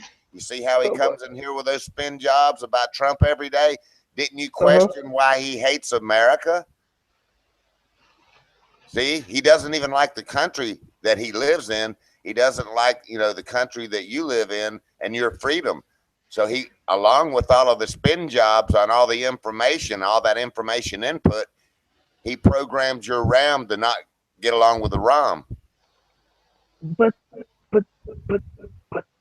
why did he program me as gay? Well, he could have Because programmed me that's as the only way. That's the only way he can produce a companion. No Right. one will talk to him. No one likes him. No one wants anything to do with him. So the only way that he could have any kind of companion is to find a complete douchebag like himself, like Lysurge, or to program someone. Oh my God, I feel so molested. And part of the gay programming, Packy, was so he could do a reach around at your most vulnerable moment. If you're lucky, that's all that would happen. It's all right, Packy. Let it out, man. Something's wrong with me, man. Something's really wrong with me. Hey, don't worry. DeMello is here also, and he understands everything that's been going on with the corrupt program. He knows all about it, man. Hey, Jose, you're a witness, remember? You're a very important witness to all this today. I'll be right back, Packy. Hang in there. Hey, good morning.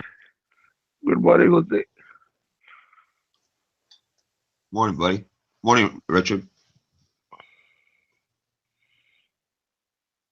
Address Hey, how you doing, DeMello? Glad to see you. Good to see you, man. Sorry. Go ahead. What's going on? Oh, just chatting with Packy and Buddy. Nothing much, really. Is HP complaining or what about his date last night with the Lysurge? I don't know. Not really. I hadn't heard about that.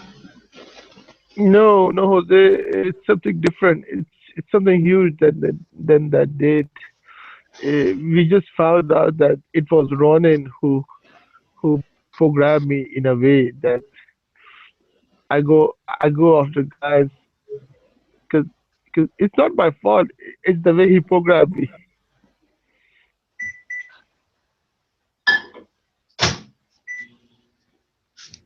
What's new with you there, DeMello? Anything exciting? No, not really. It's been freezing lately. That's about it. Well, it's getting warm here, bro. Fuck, I painted, maybe I can paint 15, 20 minutes, and I'm just, I gotta get a towel and wipe the sweat off me. It's getting hot over here, man. Real hot. Yeah, you were saying yesterday you're almost finished, eh? Well, you know, that's all relative. Almost finished means I've been at it for, 6 weeks, and I got maybe 1.5 weeks to go. So it's all relative, Right on. But, yeah, yes good. and no, pretty close. I got the caulk. I'm going to do a really nice job on the biggest window. So I got some caulk today to make sure it's all sealed up and tight and everything. Because eventually the whole downstairs is going to get air conditioned, and I don't want any leaks, Yeah, man. Right now, the mother-in-law lives down there, and she likes it really hot. So I'm just looking to the future with that, I guess. Good stuff, man. Everybody's gonna be happy, right? Yeah, I found a razor blade. Fuck, it took like 3 weeks to find a single-edge razor blade around here to scrape the little bit of paint, the little paint imperfections on the side of the window off. But I found this really cool girl today, and instead of just saying, no, we don't have it, she actually went outside of the store she worked at, brought me to another store, and found what I was looking for. I was really impressed with her customer service. It was really unusual for Thailand. So hard to find single edge blades there, right? Yeah, it really was. It was fucking unbelievable. I got, we Googled it. I showed her a picture. Oh, we don't have that. She's like, oh, people shave with that. I said, yeah, like 50 years ago. Now they just use them Wow. in tools, but she, brought me outside to this little independent ladies store and we found it. And yeah, normally they just say, no, we don't have it. Fucking see you later, Right. Yeah. So it was really cool. She was really nice. Yeah, and it's handy those blades to do what you need to do with the painting and stuff and the taping, you know. Yeah. Oh yeah, absolutely. Yep. It'd be real handy. And I don't have that many things to scrape, but I want it perfect, and perfect means that a little tiny eighth of an inch, Yeah. nobule that doesn't belong there needs to go somehow, I got Right. to get rid of it in some way, Yeah, and you need those razor blades, man. Yeah, definitely. Yeah, it's going to come in real handy. I didn't use it today. I was out painting the top deck yesterday, and I got a sunburn all over my back. So I don't want to go out and make it worse. I want it to, normalize before I get out in the sun again. Yeah, man. Don't be getting burnt, man. Yeah, I'm telling you, that's a quick way to skin cancer too. If you get too Yeah. burnt too often, Right, especially getting at your age, not that you're that old. Right. But yeah, oh yeah, definitely. And I, back when I was a kid, we go to summer camp and the people would say, well, the best way to get a tan is to burn the shit out of your skin and then do it later. So when I was a kid, I got way too much fucking sun. But Right. once, maybe 20, 25 years ago, when they started talking about skin cancer, I stayed out of the sun Right. because I knew that I'd had too much already. And my skin for my age looks more like I'm 30 years old because most people got way more sun between 20 and 50 than I did. I really made an effort to stay out of the sun as much as possible while still getting enough exposure for vitamin D. But Right. Yeah, that's why you see those ladies in LA and stuff with a lot of skin. Fuck. Yeah, and You the know. Botox and the they take their fucking neck and fucking remove big parts of it and tighten up their skin is so fucked up. Oh my god, yeah. They look like lizards and stuff, man. I'm telling you, man. I don't know what I was doing, but I think I Googled one time, or maybe it was on YouTube. I forget. Like plastic surgery gone wrong kind of thing. And oh my God, some of these people, they get that surgery on their face. They end up looking like a Halloween costume. It's Yeah, man. unbelievable. They look like so deformed and stuff, man. They look like from another planet, Man, I'm telling you. Yeah. It's crazy. I guess when you got that much money, you can do all these things, eh? And then you look like a weirdo, Yeah, I guess. I mean, look what happened to Michael Jackson. His nose and all that was all fucked up, and he's about as rich as they come to pay for that shit. Even Liberace, man. You remember what he looked like? Yeah, he was crazy looking. He looked fucker too. I mean, he's crazy. I kind of like that guy because he was so fucking weird. Yeah. It just kind of like, man, anybody who can like walk around town and be that weird and different just sort of gets my respect. You know what I mean? It's like, I couldn't do that. I could not be Liberace. I could be Liberace with a mask on so my friends wouldn't know, Yeah, man. I couldn't invite people over to my house who knew that I was Liberace with a straight face. I just couldn't do it. Man. Yeah, he was a freak, man. Yeah, I'm telling you, man. That was one weird motherfucker, boy. Holy shit, man. Yeah. He was the opposite of Elvis, cool, right?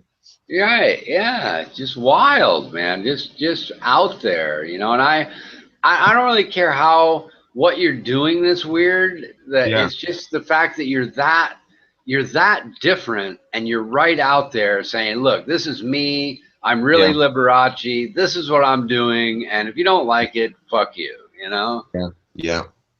And Elton John is kind of like that, but not nearly at the Liberace level. He's like, I'm gay, I wear weird sunglasses, and I do what I want.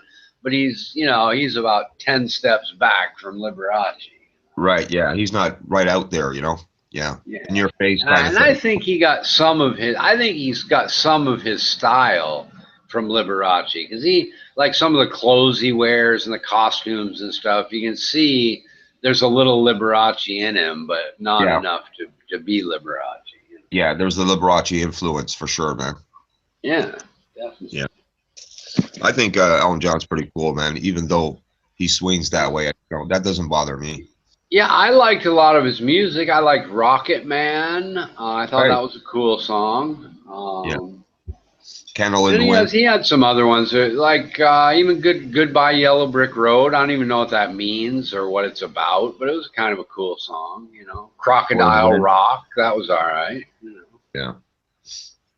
It's got a lot of hits, man. Yeah, definitely. I'm Still Standing, eh? That 80s hit. Right. Yeah. I like Cher too. I think she was a little bit kind of out there with the women's lib and the Sonny Bono arguments and all that. She was kind of wild too. Yeah, man, and she's still around, eh? You know, I think she still tours, man. Oh.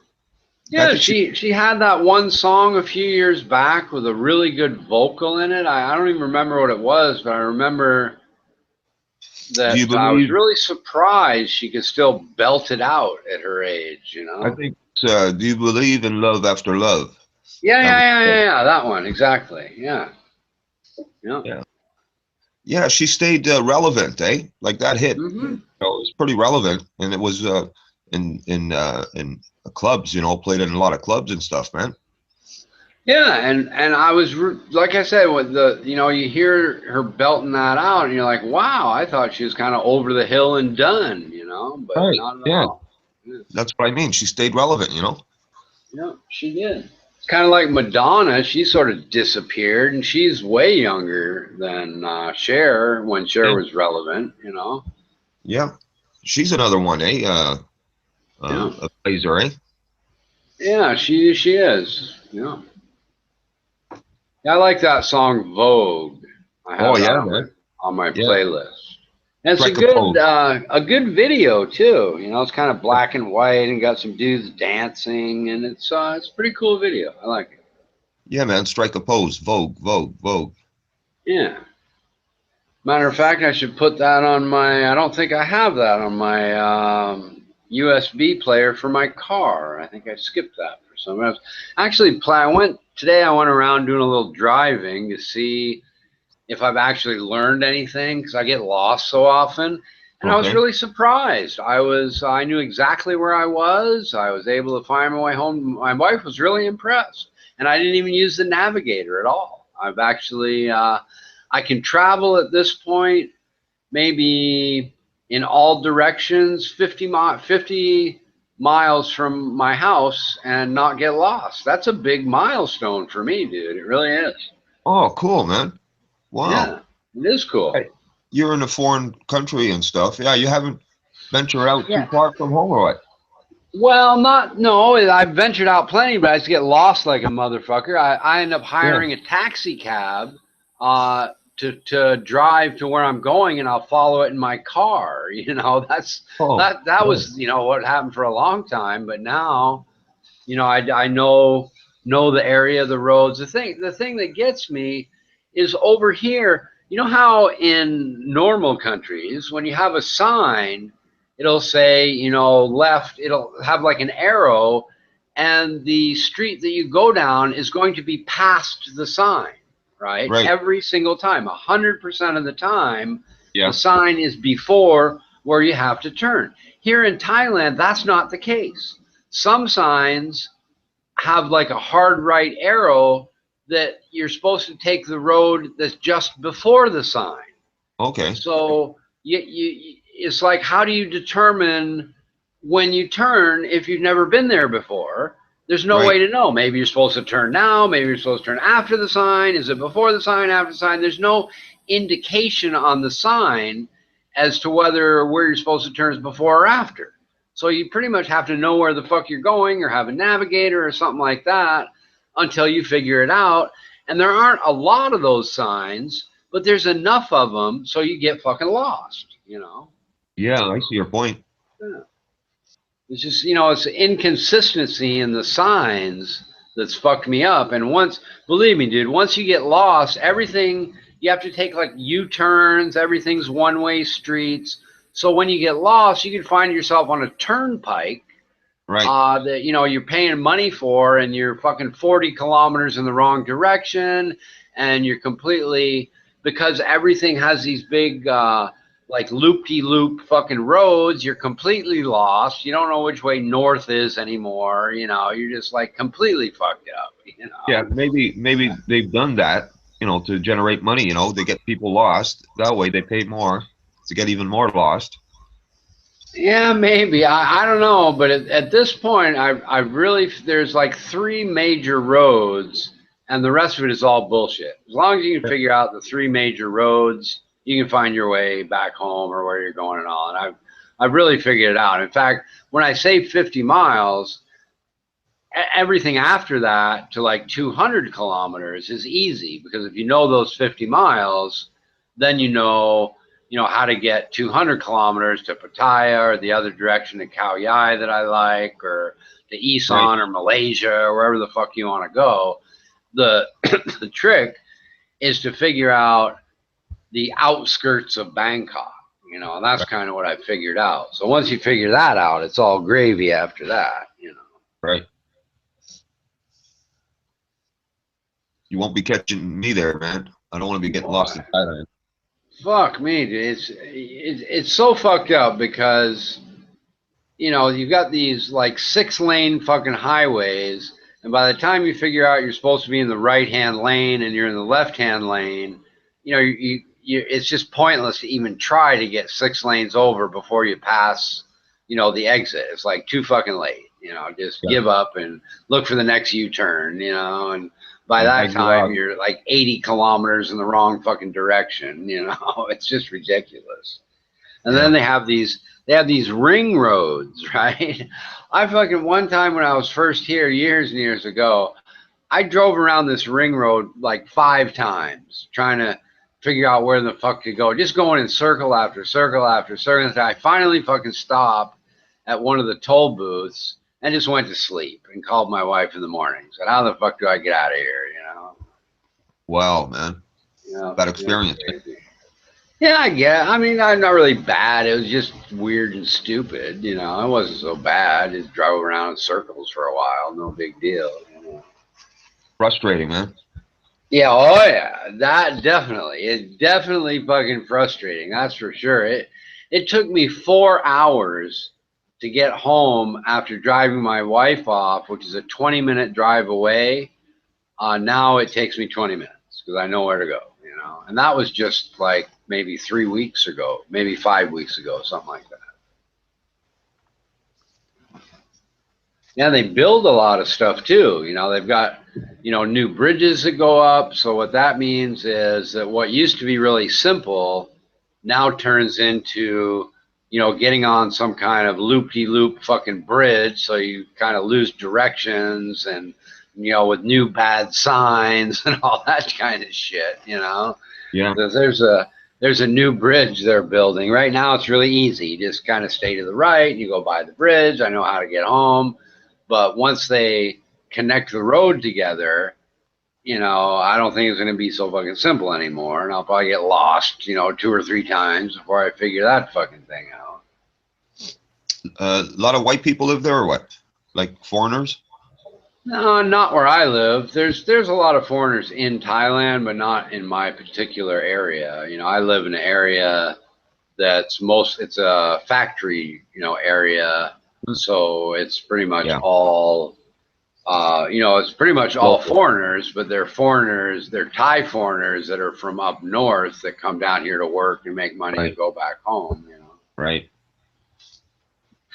So, you know, none of them really know where the fuck they're going either. You know what I mean? You can't really stop and ask directions. You're going to say, oh, I don't fucking know. I'm from Isan, you know, don't ask me. You know? Yeah. Everybody's lost. Yeah, but they just don't venture out too far. You know, they figure out where they live, where work is. They go back and forth, and when they're done, they get on their little motorbike and head back north. You know. Yeah, head back home. Yeah.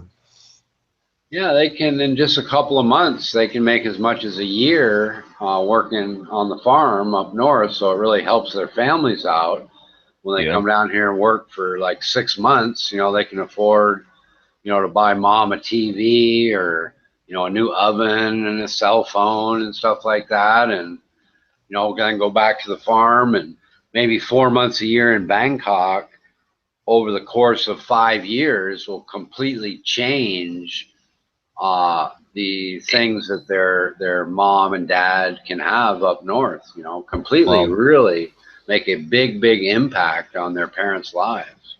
That's amazing, man. It is amazing. It really is. You know, you're right. Yeah, they come down here. You know, they can make.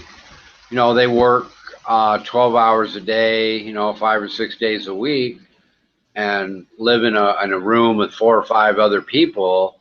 You know, they can bring back home in 4 months. You know, $4,000, and that's a lot of money to them folks in, you know, rice farmers in third world countries. That's big money.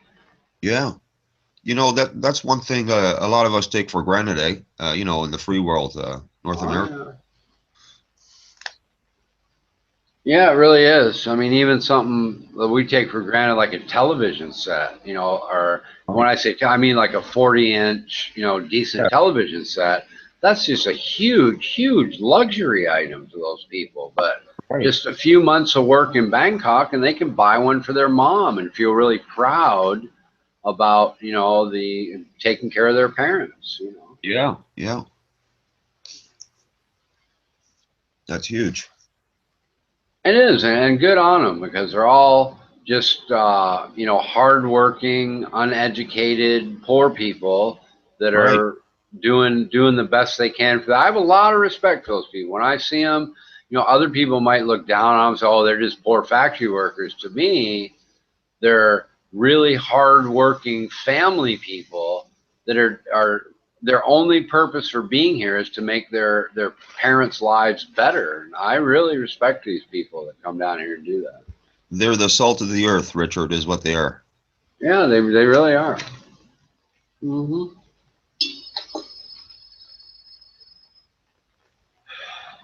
Well, let me check my stock. See how it's. Yeah. Not so good, not so bad. No big deal, I guess. Yeah, this NVIDIA took a 20% dive, so I bought a bunch more. And I'm thinking it bottomed about 96. It was up to 120, so I'm thinking 96 is a pretty good buy. Now it's up to about $101, and I'm going to hold on to it till it hits maybe 105 and dump the new shares I bought. I'm into the old shares at 102. So Yeah, yeah. I was looking at Maple Leaf Foods. It's at something like 32. They had a problem years ago. They had an outbreak. I think it was hysteria. Yeah, and their stock dropped to like $2 and something. Wow. Yeah, at that time, and their president, he had a big news conference and stuff. They shut down the operation to figure out where the problem was, and Right. their stock went really low, like to $2 and something at the time, eh? And now, you know, it's back up to like $32 a share, man. Yeah, that's definitely the time you want to buy, because when those scare kind of things come along, they're Yeah, man. just temporary. They're temporary. You know, Yeah. two Delta planes fell out of the sky or got shot down on the same day. The stock Right. would take a dump. Right. And 2 planes to Delta is nothing. Like Right. it doesn't matter, you know. But it Yeah. matters to the stock, but it doesn't matter to the profits of the company. Exactly.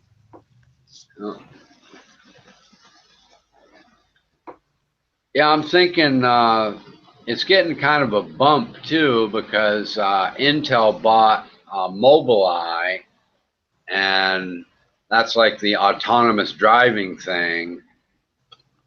So NVIDIA comes up in the conversation of the day because NVIDIA's, competition for Mobileye. So it's up 2% today. I imagine it'll give some back tomorrow. Yeah, you're right in there, eh?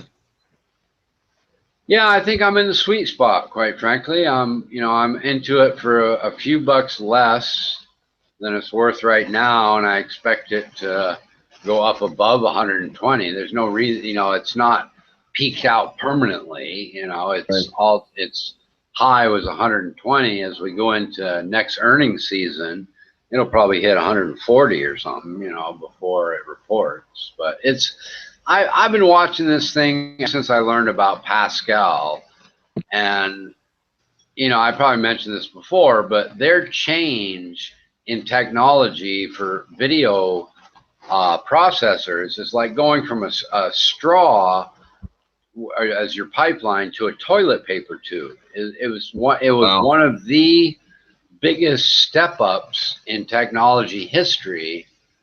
And people are still not quite wrapped their head around how good it is. You combine not only that card, but they have something called NVLink that's 10 to 50 times faster than a PCI slot, and they work with IBM's power processors that have a special bus that works really well with that video card. And that's what all of the supercomputers are made on now. Right. Wow, Richard. Yeah, you know your stuff, man.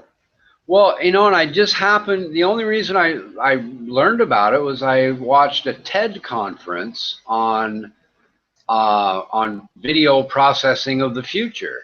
Right. And the NVIDIA made a presentation about, the United States Defense Department's new supercomputer, which is actually made on Volta, which is the next generation after Pascal, but it talked about releasing Pascal to the general public for gamers and replacing the Maxwell technology.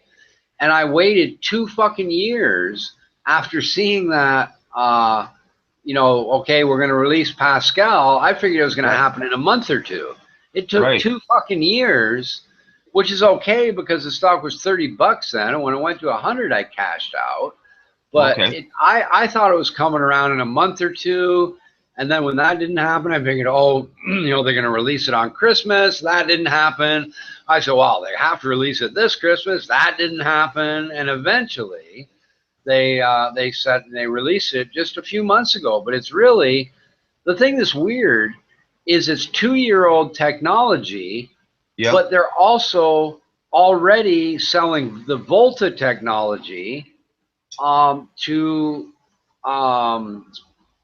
the Volta technology is in like $10,000 cards that people trying to figure out the Human Genome Project and things like that, which is they're called Tesla cards, and they're super expensive and super fast.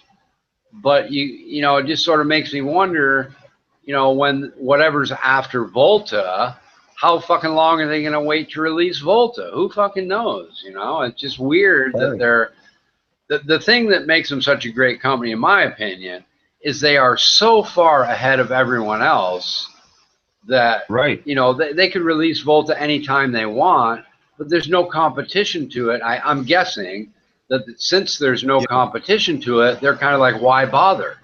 Why don't we just keep it at $10,000 and sell it to people with big money? And if AMD happens to come out with something decent, we'll go ahead and release it then. Right. Yeah. But yeah, they are so far ahead of the computing needs that it's really astonishing, and you really wonder, when they develop their next technology after Volta, are you going to have one little card that is now a whole supercomputer? I don't know. Right. Wow, man, that's huge, man. It is huge. It's really, they really are an unbelievable fucking company. And my guess would be they're going to go the Google route and that, you know, Google was like a search engine, and now it's all kinds of stuff. And my guess will be that instead of just being known for video cards, they'll start making their own motherboards with that NVLink I was talking about that will just blow people away. You know, my guess is they're going to branch out into something much bigger than just being a video card company and you know, a chip company. Right. But we'll see. You know, they're just smart, you know, and smart people. I don't care if they're selling Coca-Colas or eyeshadow. Smart people, you know, make for a good business. You know? Yeah. So they're building up their capital then, you know, to do that. What you're saying. I guess, you know, they've got plenty of cash. You know, they don't have any bonds out. They're not borrowing money, and they're just at it. You know, there's some kind of law involved with video processing that's like Moore's law, that you're sort of subject to this limitation over time, and that NVLink actually violated that law, because what they did is, the law is based on video processing. Well, what they did is they created a system where the part of the law that applies, they sent back to your computer processor. So instead of all of it being processed by the graphics chip, the part that slows the system down gets sent back to the processor through the NVLink, and rendered that law moot, which is a really, really clever idea on their part. And the reason that IBM chips work so well is they have a special bus on their processor that can be dedicated to that idea. But it works just as well with your basic Intel chip too. Wow. Yeah, it's pretty cool shit. And when people get involved, when IBM wants to get involved with somebody, that piques my interest, because IBM is a commercial company. You know, they're dealing with supercomputers and, you know, whole countries worth of data and stuff like that. You know. Yeah, they're the big players, man. Yeah, I mean, they're so big that they said the personal computing business is too weenie for us, and sold it to the Chinese. You know. Yeah. Yeah, they had some technology a long time ago that I bought IBM based on some technology they came up with that kind of petered out. I was surprised. They had new silicon wafer technology that that was touted as being really effective. And I kind of forget what happened, but I think some other chip players actually outdid them, and their wafer technology became obsolete before they ever even made a dime off it.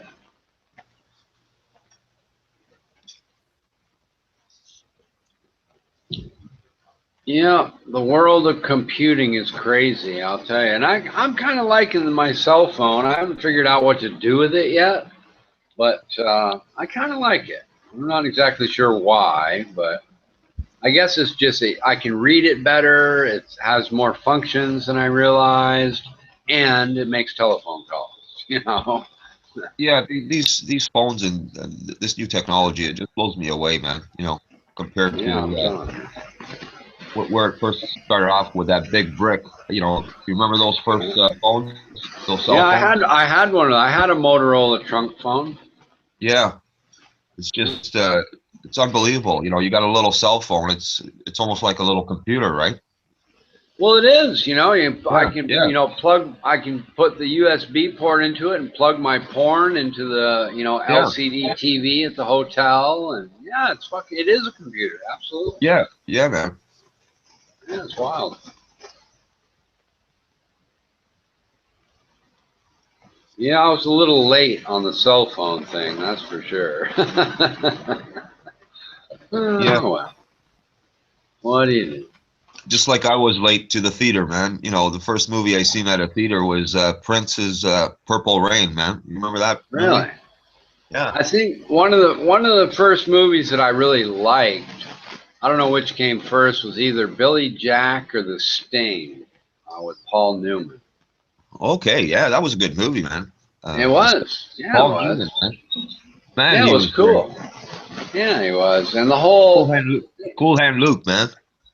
Yeah. Oh, yeah.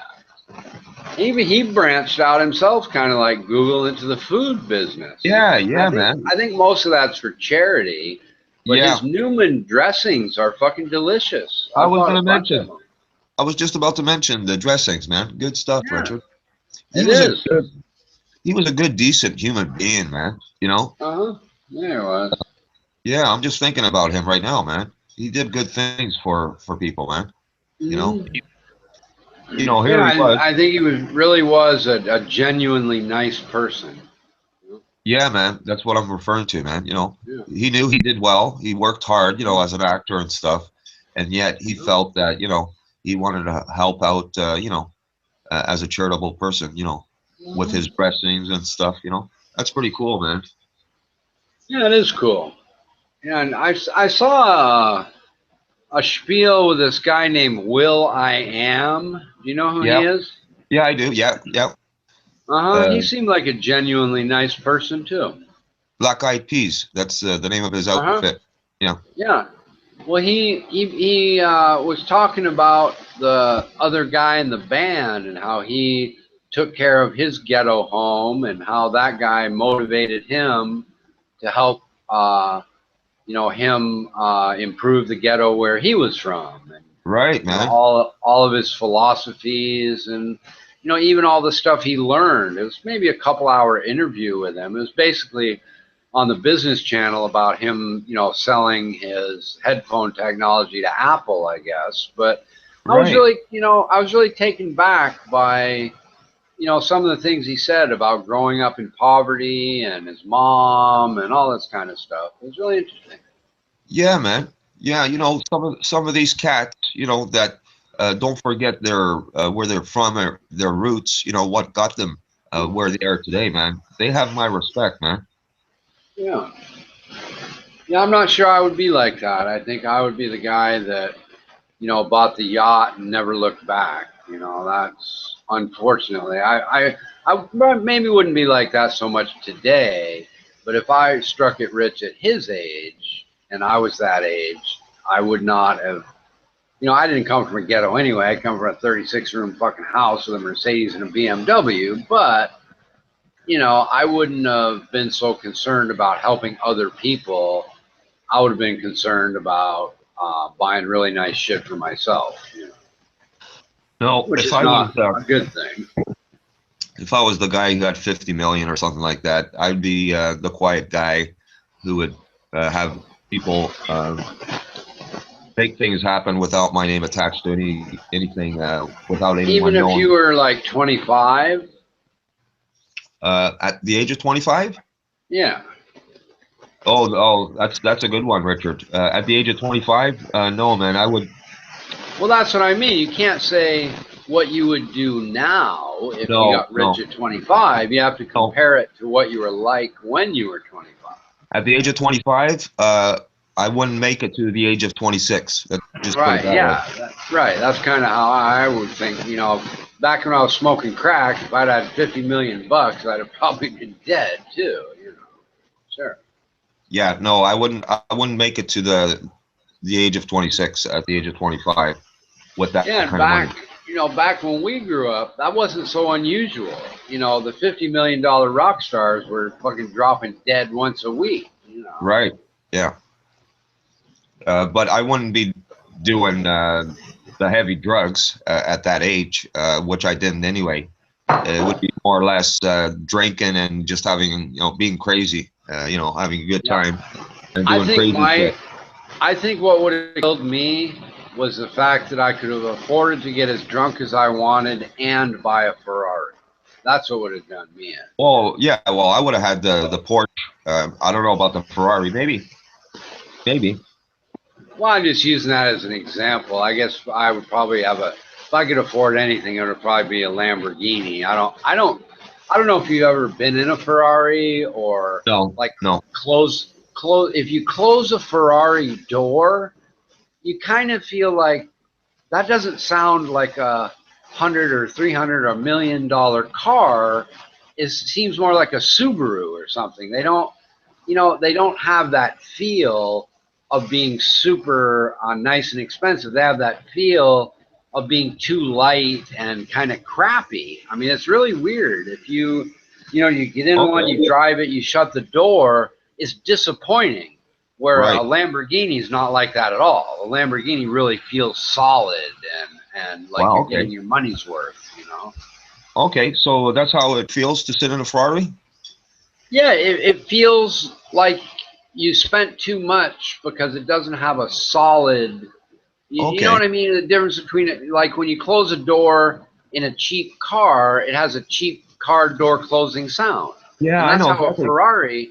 that's how a Ferrari sounds, where a Lamborghini has that thud instead of whatever else you want to describe the cheap sound, Okay, so it'd be like sitting in a kit car, one of those kit cars. Right. Yeah, I know what you mean. Yeah, and it's just you sort of scratch your head saying, for all that money, why couldn't they, do a little better than that? Yeah, I know exactly what you mean. The steering wheel feels really good, but the rest of the car, it's like sitting in a kit car. Yeah, exactly. No, absolutely. Yeah, getting back to what you were saying, at that age of 25 and having all that cash, yeah, I'd have the Porsche when I was sober, drive that, but as soon as I'd be drinking and having a good time, I'd be in the back of a limo, and I'd have a driver be driving me around, man. Sure. Yeah. Yeah. See, that's the thing is I like to drive too much. I like to go really fast, and I would probably kill myself in a car accident. Only now if you want to switch to today's world, I could have all that money and buy a car with airbags to surround me and probably wouldn't die at all. That's one of the great things about the technological improvements in cars is they're really, really safe compared to what you could get when we were kids. Just unbelievably different. Yeah, I've already given thought to this. In today's world, with that kind of money, let's say 25 million, I would buy a big property and have a big place like a log cabin, but many rooms. Have like a camp, okay, and it would be for people that have all kinds of different disorders, kids, and it would be all free. They'd come. You know And what? be You know open what all I year always long. wanted. If I had It would an be open. unlimited amount of money, one of my dreams, I don't know, I probably dreamt it is how I came up with it, but would be to have something, I don't know, call it 100 acres, 500 acres, I don't know, but have this huge wooded property where That's what I'm talking about. instead of having just paintball, you'd have paintball with people in Jeeps and pickup trucks, and you know what I'm saying. So the paintball game would be way bigger and way more complicated because you'd have vehicles involved and that kind of thing. So basically you maybe have a 10-mile stretch to get to the other side, and the whole vehicle thing would sort of change the dynamic of the paintball game. Right. Yeah, you could get on the Jeep and go and do like real combat kind of thing. Right, and the Jeep, ostensibly could outrun, the paintball people. If you ran into the paintball people, you could, shift it in reverse and get the fuck out of there. Right, that's pretty cool, man.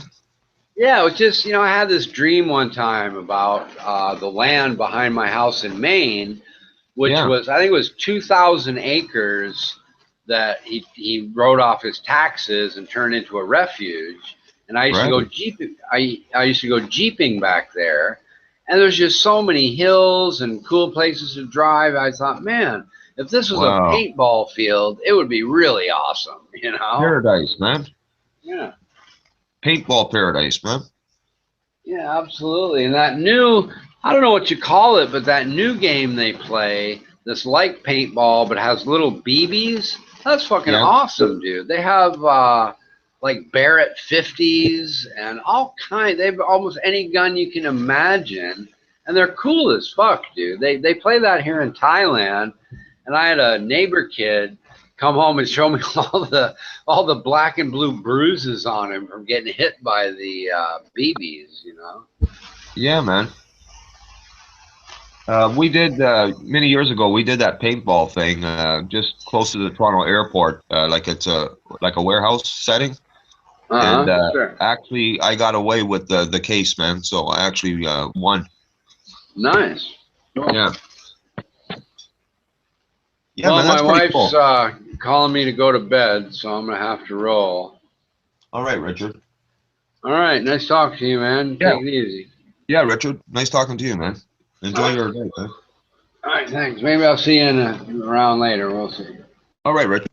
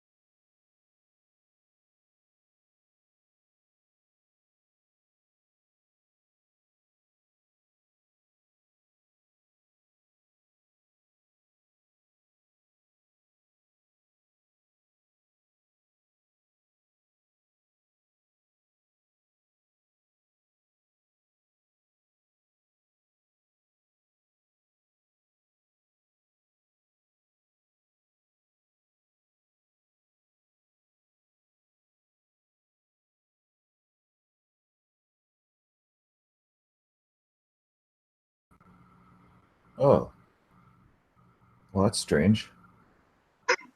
Hey, what's up? I'm all right. What's that? Shit. No. Yeah. Well, it's not much my thing. I can play along, and I don't really like doing it, but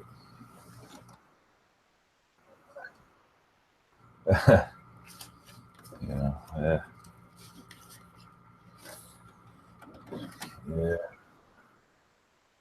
Uh, it's it's not my thing. It's I was it's back school, high school, all that. I was class clown, and then I know what happened.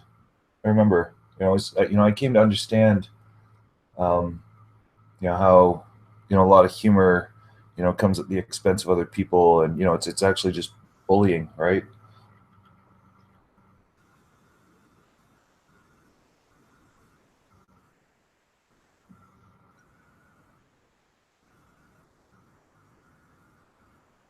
Well, yeah, there's more to it though. It ties in with bullying.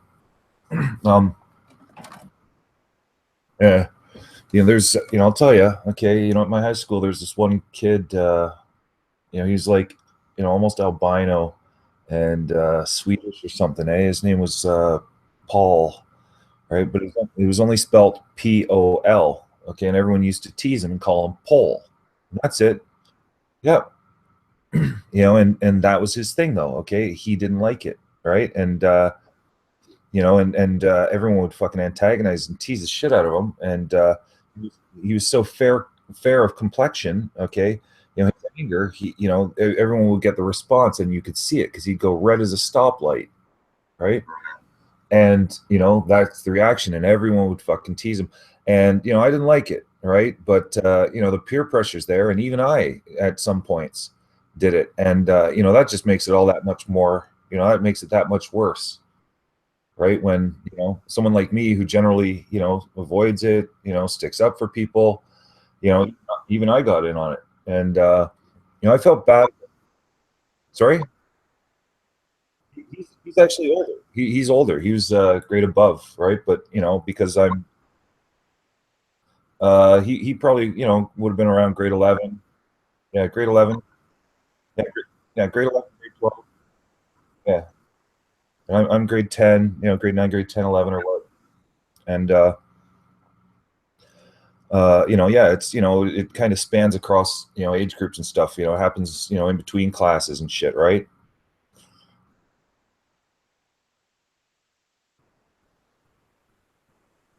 Yeah. Oh yeah. Oh, it was really, he was a pariah, right? He was in one of the lowest social groups, the misfits. you know yeah, like the social groups of all the kind of oddballs that come together because they don't have friends with anyone else. So oh yeah, yeah, you know what's okay. Now I felt bad for him, and I was like a loner, okay, that fit in with everyone except for rich kids, right? Because to get in with the rich kids you got to be a rich kid, right? It's a status and an elite thing, and it's not that I wasn't smarter or or whatever. But anyway, I felt so bad for this guy, and he'd try to socialize, he'd try to fit in, right? Because you hear about the parties going on, right? And so he'd show up, and his tactic was to try to buy friends. So yeah, so he'd show up at the party with like 2 cases of beer, right? And of course he'd be giving them out, and that would only last for maybe half an hour, right, or an hour. And now he's at a beer, okay, and he's standing there alone, okay. No, girls don't talk to him, everyone's making fun of him and shit, right? So it's just compounding the issue. It's making it worse. Now I'm at the party, okay, and it's like I see what's going on, and I felt bad for him. So I went over to try to do something about it, take him under my wing, right? And the guy, and I start talking, and the thing is he's already feeling it, right? And it's like it's like he's kind of aware of what's going on, that it's out of place for me, and it makes him kind of fumble things, like he um sort of, like I'm trying to strike up conversation, and just be normal, and try and get along with him, and say, he's not all that bad after all, and joke around and try and draw him into the social circles and shit, okay. But I sat there and I tried for 5 minutes, and there's so many awkward silences, right? You know, yeah, exactly. And so, it's like, well, hey, I tried, but there's nothing I can do.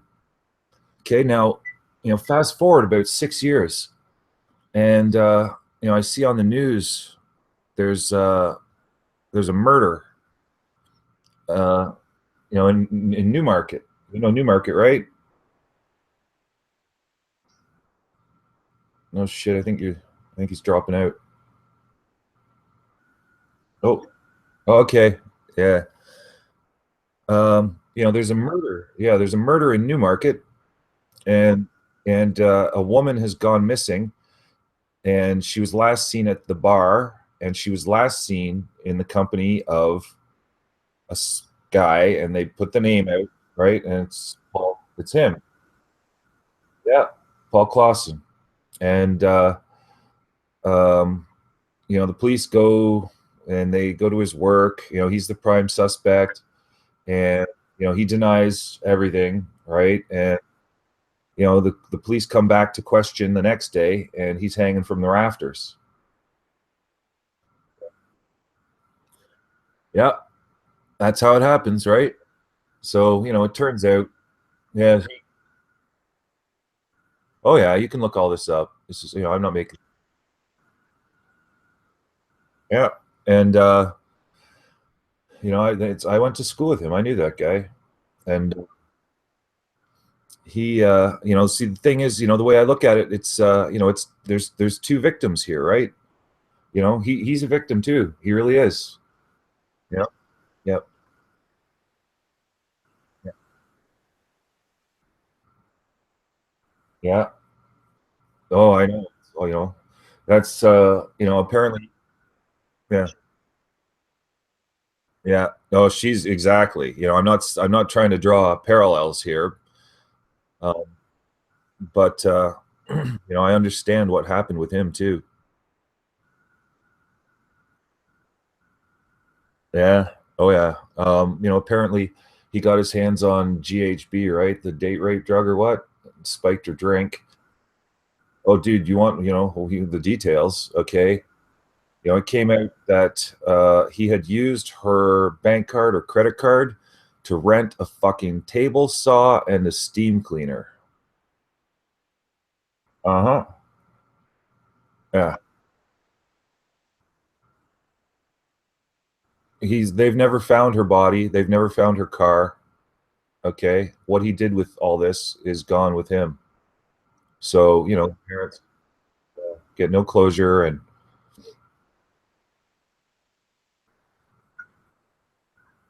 yeah. Yep. I can imagine, and that's why, it's like I don't like talking about this. Yeah.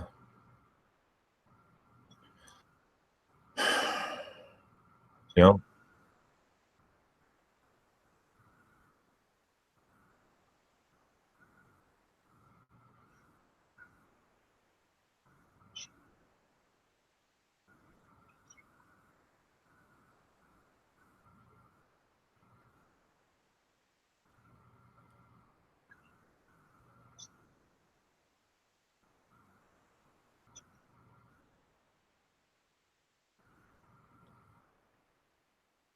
yeah. Yeah, no, no.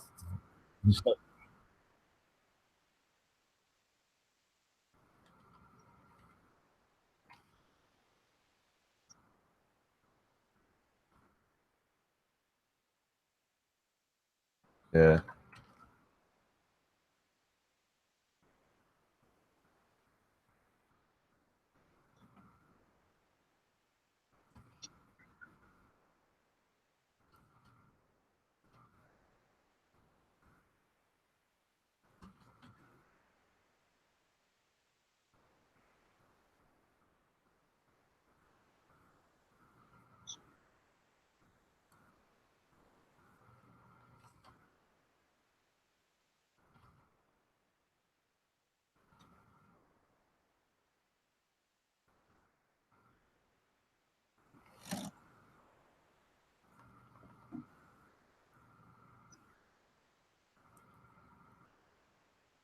Yeah. Yeah. Yeah. Yeah. There's oh Jesus, all this bad this these are bad topics and stuff. And um I know a guy in New Jersey. Okay. Yeah, yeah. Um this guy in New Jersey, I had a really good effect on him, right? It's changed me. I've always been the person to be, uplifting and helpful and all that. And this guy, he was a real asshole, right? A big troll on, he didn't respect people, right? He was one of the biggest problems. One of the worst things you could do at the chat was record someone without their permission, right? And he would troll people by recording them, okay, and then playing it back, right, over and over, right? And it's like, what a fucking dick, right? So see people who act like that, it's like misplaced aggression, right? They turn it outward, right? And so anyways, I get known, I get to know him, I start talking to him. He still considers me a great friend. And because it was something that I said to him that changed his life. Yeah. Right. And talking to him, because he's an alcoholic, right? That's what it was. He was an alcoholic. Okay. He was at a certain point in his life, right? Like, he was a lot like, so anyway. And because of someone like me, right, encouraging him to get into something and clean up and make something of himself, and right, so I was pushing for that. And he tells me, yeah, yeah, he knows it was me, he knows it was what I said, right? And it struck him because he went, he's so bad with an alcoholic, he gets the shakes, right? And first thing in the morning in his life, right, he wakes up and he goes straight to the liquor store to get vodka. Right? First thing in the fucking morning, he's get vodka, and on his walk home, yeah, he's opening it. Sorry. Yeah, yeah, yeah. So on his way home, he's walking. He's got the open bottle, right, and a cop's coming, right. So really quick, he's got he's hides it. He tosses it into the bush, right, and and keeps on walking. And he tells me it was when he was going back to pick it up,